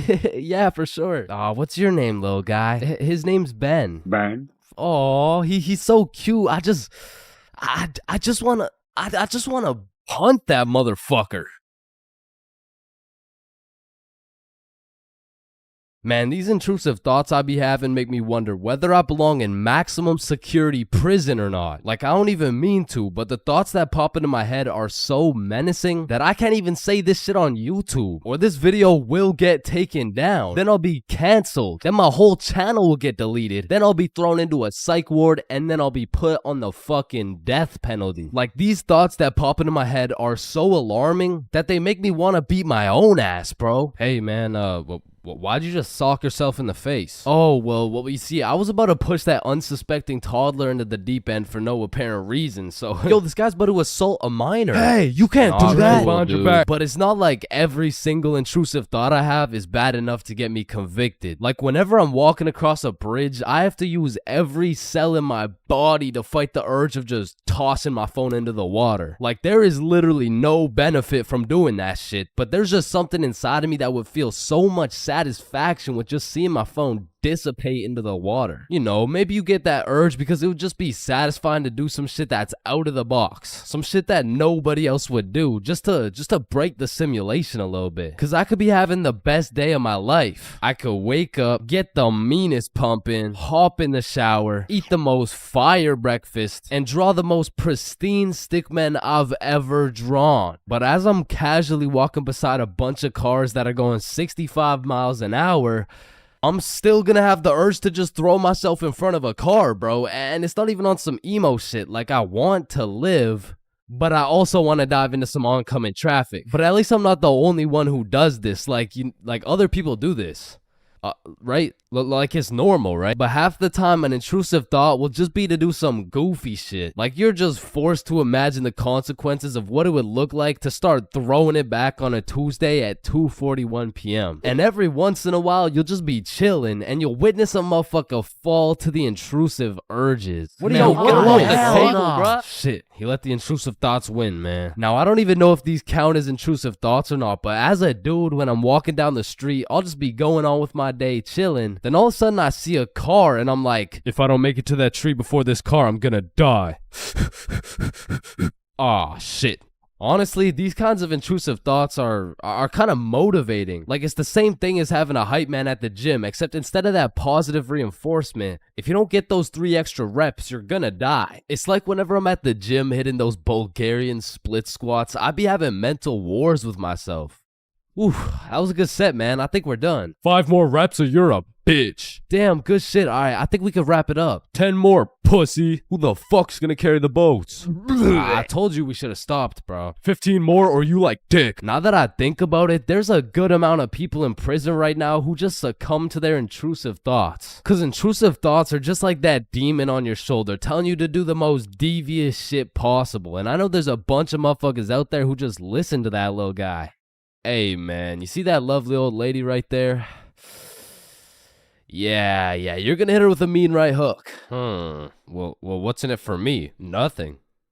Shit, alright. But to be honest, there is a handful of times where I've let the intrusive thoughts take over. One of the most memorable was way back when I was 5 years old. Me and my older brother were just dicking around, doing some 5-year-old shit. Keep in mind, this story takes place before your boy had even developed consciousness. So I was just a little munchkin doing munchkin shit. Then suddenly, this urge came over me. It was unlike anything I'd ever felt before. It was dark, irresistible. And for no apparent reason, I bit my brother's arm. And this was probably the most satisfied I'd ever felt in my entire life. But it was followed by shame and regret because I had no excuse. Ow, why the fuck did your dumbass just bite me, bro? I felt like it. And one of my lowest IQ moments of all time took place when I was in grade 8. It was goddamn sewing class, bro. And I remember I was having a particularly miserable day, so I was just going through the motions. We were all gathered around this big table with our sewing machines, some fabric, and some scissors. I remember I was working on some shitty little big chungus stuffy. But on this particular day, the sewing machine cable was looking mad thick and juicy. And like I said, I was having a bad day, which is exactly why the intrusive thoughts decided to catch me at my worst. Psst, do it. What? To do what? Oh, you know what to do. You're the one with the scissors in your hand, buddy. How did these even get in my hand? Now cut it. Cut it, Chains. No. Why the fuck would I? The wire exploded with smoke and my heart dropped so fast, bro. And everyone around the table just stares me down. And I'm thinking I can somehow cover this shit up like I didn't just take some fucking scissors and snip that shit like an umbilical cord. Maybe I could convince the teacher the cord snipped itself or some shit. But as I look down at the scissors in my hand, there's literally a chunk missing from the scissors. They look like they survived World War II. But barely. The scissors are all charred up and shit, and just like that, my plan of convincing her I didn't cut it went out the fucking window. You take one look at the cord, one look at the scissors, and one look at my dumbass face, and you could piece together exactly what happened. So my sewing teacher walks over looking pissed as hell, and she tells me to go sit in the corner. So I take my charred scissors and sit in the corner like I'm a 5-year-old, but to be fair, I made a 5-year-old decision like I was in grade 8. I was 14, bruh. What kind of 14-year-old cuts the cord to a sewing machine cause he felt like it? Like if my 14-year-old son did some shit like that, I would tell the kid I'm going to get some milk and I'm calling it quits. I would have to have another kid and try it all over again cause that kid is going nowhere in life, man. So as I'm sitting in the corner realizing I'm a disappointment, it was one of those moments where you fucked up so bad you don't even feel any emotions. I was just sitting there straight faced like, well, fuck me. It was really one of those moments where you just want to stop existing. So after the class ended, the teacher came over to me and she said, Chains, why the fuck did you cut the cord of the sewing machine? No, Miss Sewingson, you gotta hear me out. Okay, this better be good, Chains. What was looking mad juicy and the scissors just teleported into my hands. I don't even know. You did what? Mom, it was the intrusive thoughts that they told me to do it. I'm about to intrude that ass. The fuck?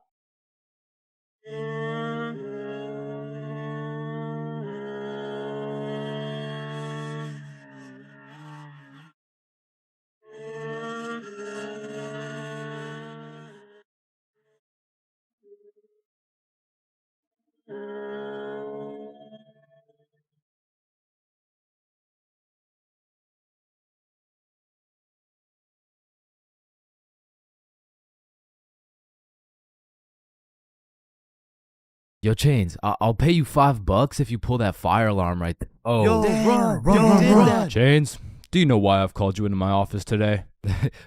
No. You see, that little stunt you pulled has led you to a 1-week suspension. God damn it. What does suspension mean? It means for the next week you are prohibited from coming to school. Fuck.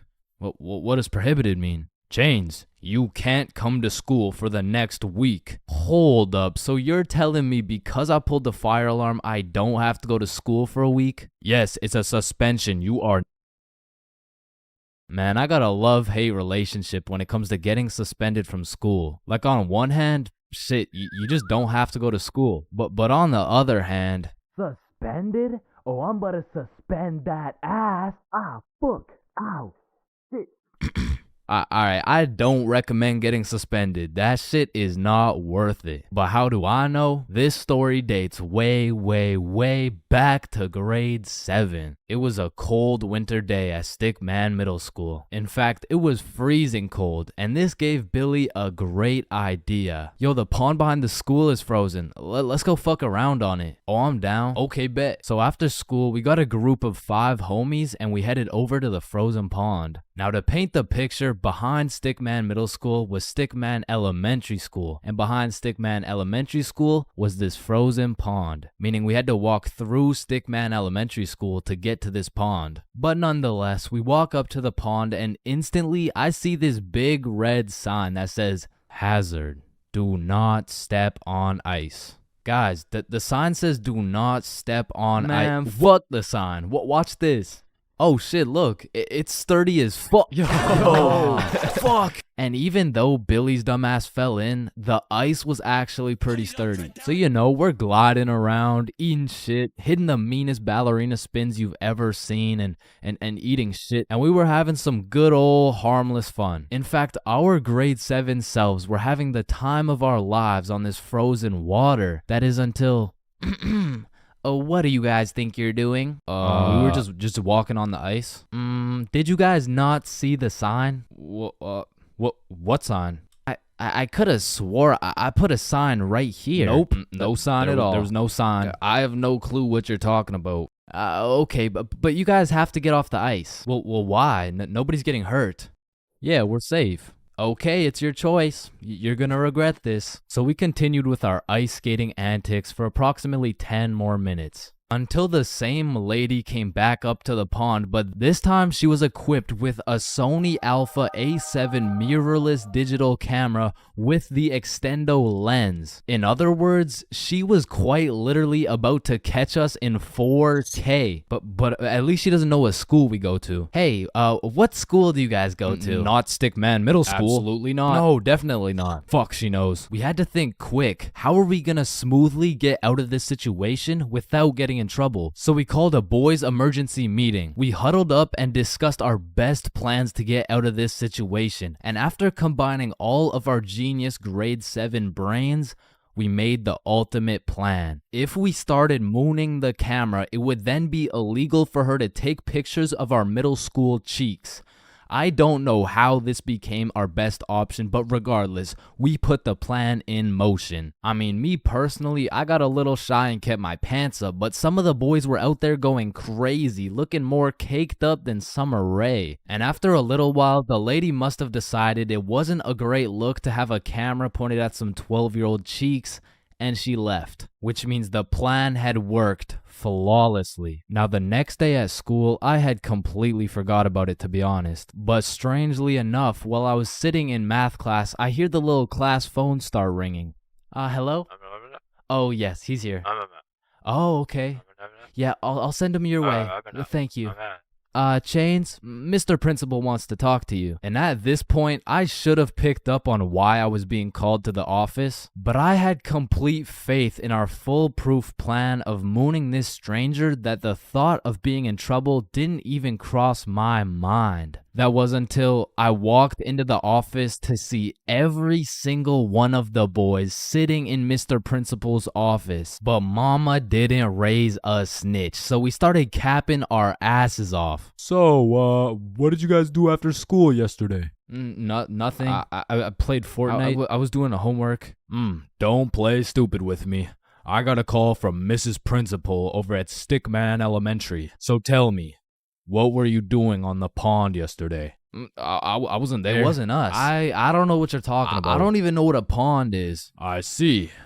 Well, I've got evidence. And as he shows us this undeniable evidence, you can see this dude Billy's cheeks in the corner of one of the pictures. So I slowly look over at Billy, and he looks over at me.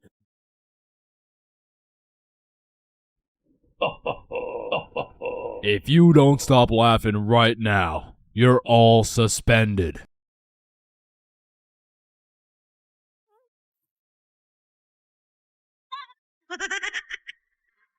That's it. You're all suspended. And as I explained the situation to my mom, let's just say Mama Chains was not happy.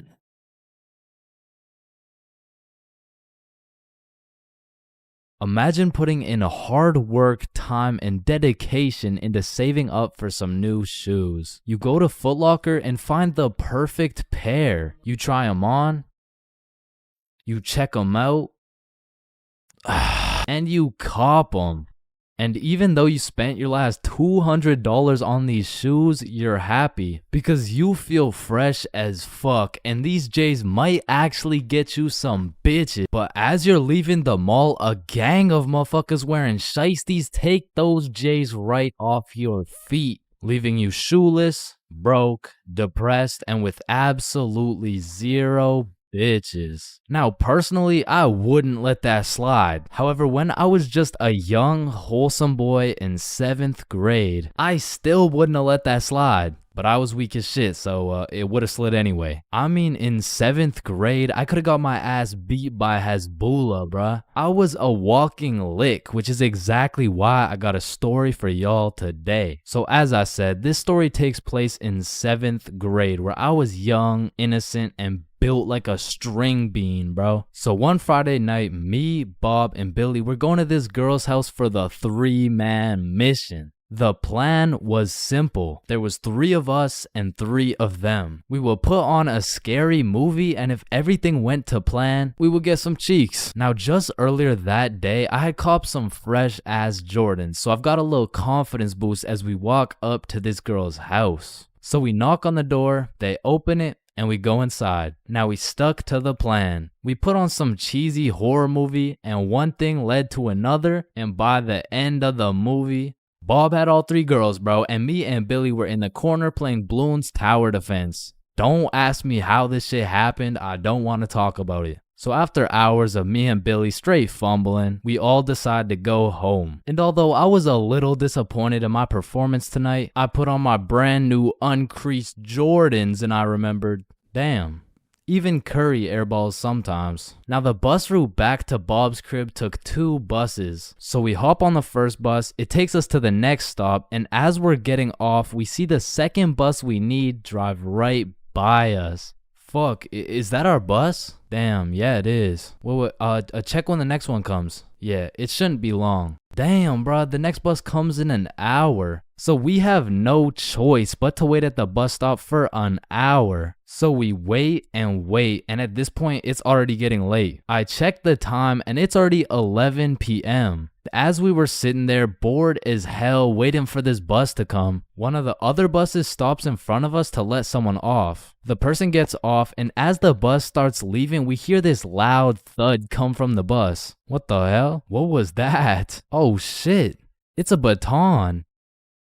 And as we're analyzing this baton that seems to have fallen out of the sky, some motherfucker wearing a shiesty walks up to Billy like, "Give me that shit," and straight snatched the baton out of Billy's hands. And Billy froze up. Bro was scared shitless, straight bamboozled. And the way the bus stop was set up was there was a main road, the bus stop, and behind the bus stop was a small hill with bushes on top. And when I say this shit looked like something out of a movie, I mean this dude wearing a shiesty walks back up to the top of the hill and a group of 5 other dudes walk out from behind the bush and they're shiestied up too, bro. They had to have been in at least grade 12, and to a 7th grader, that is scary as fuck. And I was no genius, but as that group of shiesties came out of the bushes looking like a GTA 5 cutscene, I came to the consensus that they were up to no good. Yo, those Jordans are looking my size. And this was the moment I realized I was about to get my shit robbed. So I started analyzing my surroundings and calculating my options. Maybe I can talk my way out of this. Hey sir, how was your day today? Shut up.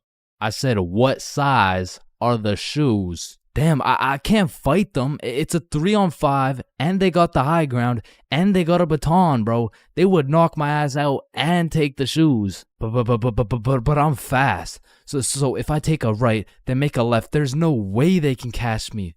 Wait, fuck, I can't run. I'd crease my Jordans. And just as I had ran out of options, Billy says the last words I would expect to come out of this man's mouth.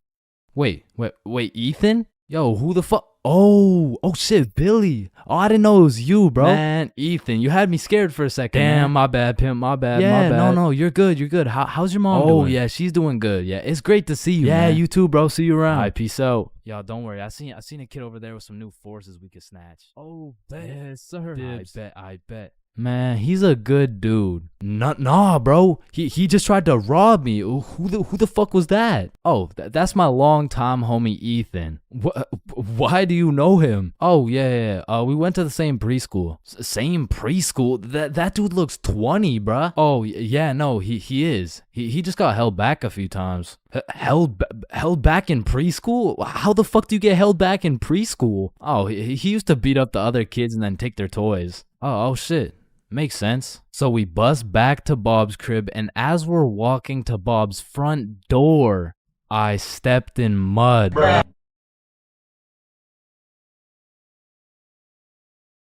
Man, I don't know about y'all, but for me, having an older brother is like, oh, chin check. Damn, bro, L chin, am I right?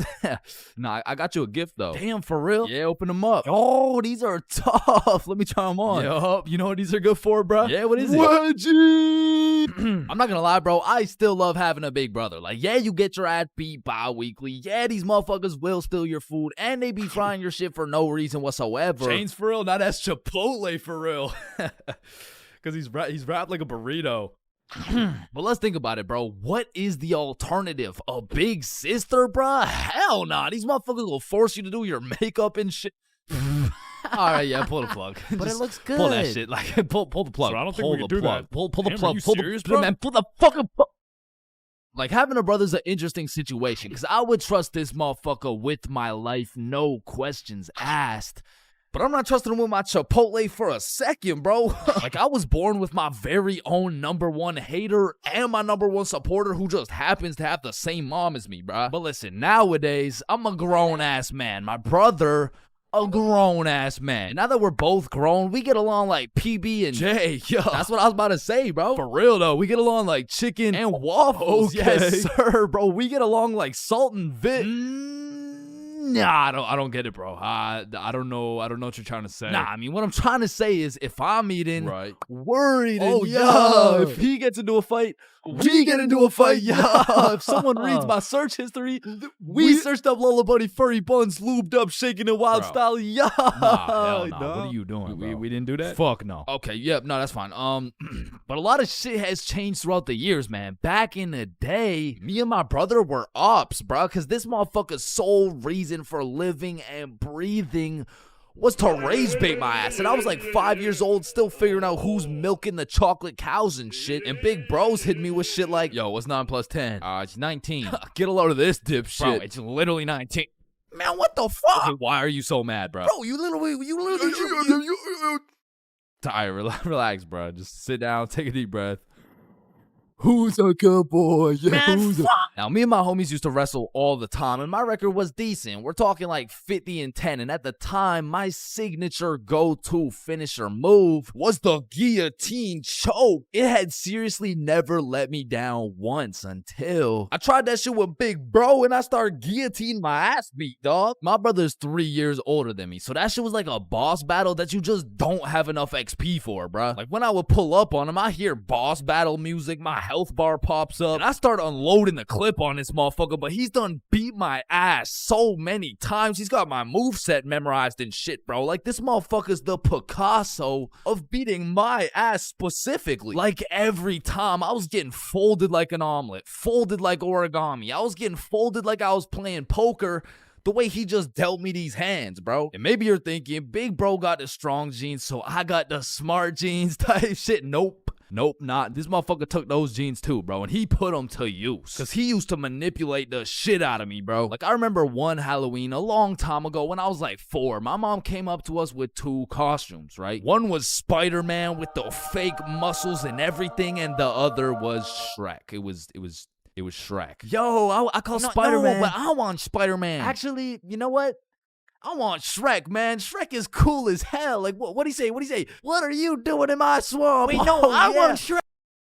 Oh, you think he's supposed to be like Mike Wazowski or some shit? I don't even know. What are you doing in my swamp? And this can't just be me, bro. But when we were younger, my brother would teach me some lingo or advanced intellectual informational shit. And I would go around school just spewing out words I don't even understand, bro. Damn, what y'all got for lunch? Shit, it's just a little PB&J. That's savage. Yeah, yeet. Yeah, man, I guess. I mean, my mom made it. Bob, I see some pizza. YOLO.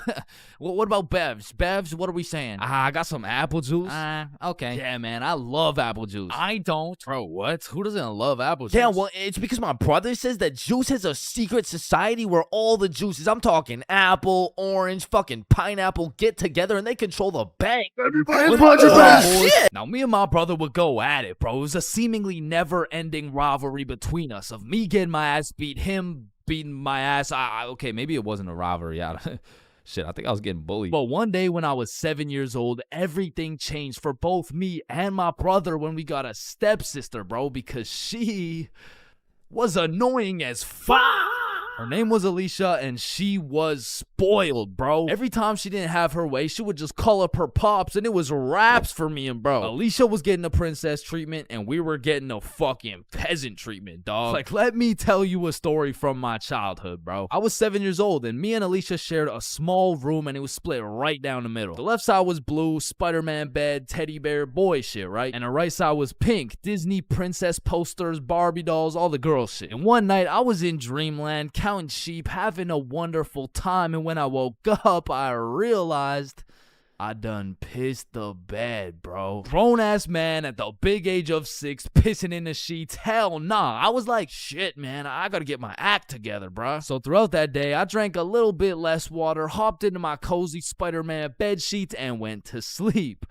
And when I woke up, I done pissed the bed again, bruh. Fuck, man. 2 in a row. I gotta lock in, man. So that day, drank no fucking water. I was parched as hell, but I jumped into bed to finally have a nice, peaceful, dry sleep. And when I woke up, fucking soaked, dog. I went 3 for 3, bro. I was like the LeBron James of waterlogging the mattress. All right, bro, this shit's just getting ridiculous. So I go 2 days straight, no water. I'm fully dehydrated. There's not an ounce of water in my body. I finally go to sleep, but this time I wake up to rustling, movement. My bed kind of shaking. I fully open my eyes. Alicia just pissed on my bed, bro. Yo, what the fuck? Oh, hey, Chains. They will never believe you. Bro, I hop off the DIY water mattress, run over to my mom's room, and you gotta think about how guilty and schizophrenic I sounded, bro. Mom, Alicia's pissing on my bed. Chains, it's possible you wet your own bed while you were sleeping. No, come here. Look, she's probably doing it right now. Chains. Alicia's dead asleep. No, but every single day I wake up and there's just piss all over the Spidey blankets. All right, Chains, what's next? Alicia's just gonna shit your pants too, bro? And to this day, nobody believed me except my motherfucking brother, bro, because he's a G. And when he realized how annoying a little sibling can actually be, he was like, shit, I low-key fuck with you, little bro. Hey, I fuck with you too, twin. So we started playing some Mario Kart together. He taught me how to play basketball. He introduced me to Minecraft. He even taught me how to make a YouTube channel. And as we got older, big bro got a car. And that shit felt like when Greg and Roderick finally started fucking with each other, bro. We were running around, hitting late-night Sevruns, eating straight Roderick-ass meals. We were in that bitch like, brain freeze. And ever since that day, my big brother's been like my second half, bro. My twin in him. Truly, I can say my big brother's my vinegar, bro. It was salt and vinegar. It was on the tip of my tongue, bro. How did I not get that?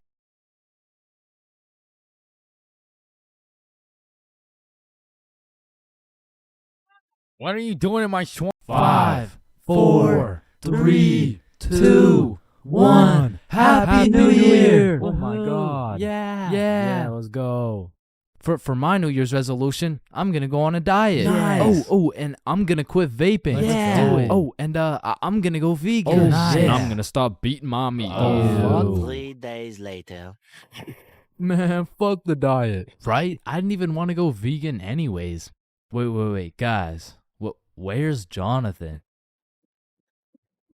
Alright, I'm gonna keep it a stack. This New Year's resolution thing is a whole lot of bullshit. Some goddamn buffoonery. A heaping pile of fucking horse cup. Like, don't get me started on these New Year, new me motherfuckers, man. Like, dyeing your hair and getting another piercing doesn't change shit. Now you're just broke, depressed, and lonely in a different font. And I'm not gonna pretend like I don't see you motherfuckers in the gym for the first 2 weeks. Like, come on now. You and I both know as soon as you get out of this gym, you're about to pick up a large strawberry milkshake, a Big Mac with no pickles, and a side of chicken nuggets, and it's disgusting. But Chains, how do you know down to the exact specifications of the order? Cause shit, I'm about to get the same damn thing. Because the devastating truth is a new year doesn't change jack shit. And if you're watching this in 2022, I'm really not trying to kill the hopes and dreams of 2023, but let's be honest. If you really wanted to be jacked, you would start working out, bro. Like, I hate to be the bearer of bad news, but the earth orbiting the sun one more time isn't gonna get you any bitches, bro. Cause trust me, I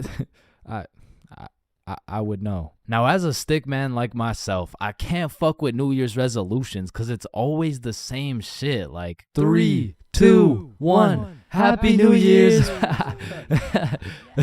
Oh, hey man, Happy New Year's. Well, what's your New Year's resolution? Oh, it's 1080p. What about you? Oh yeah, same.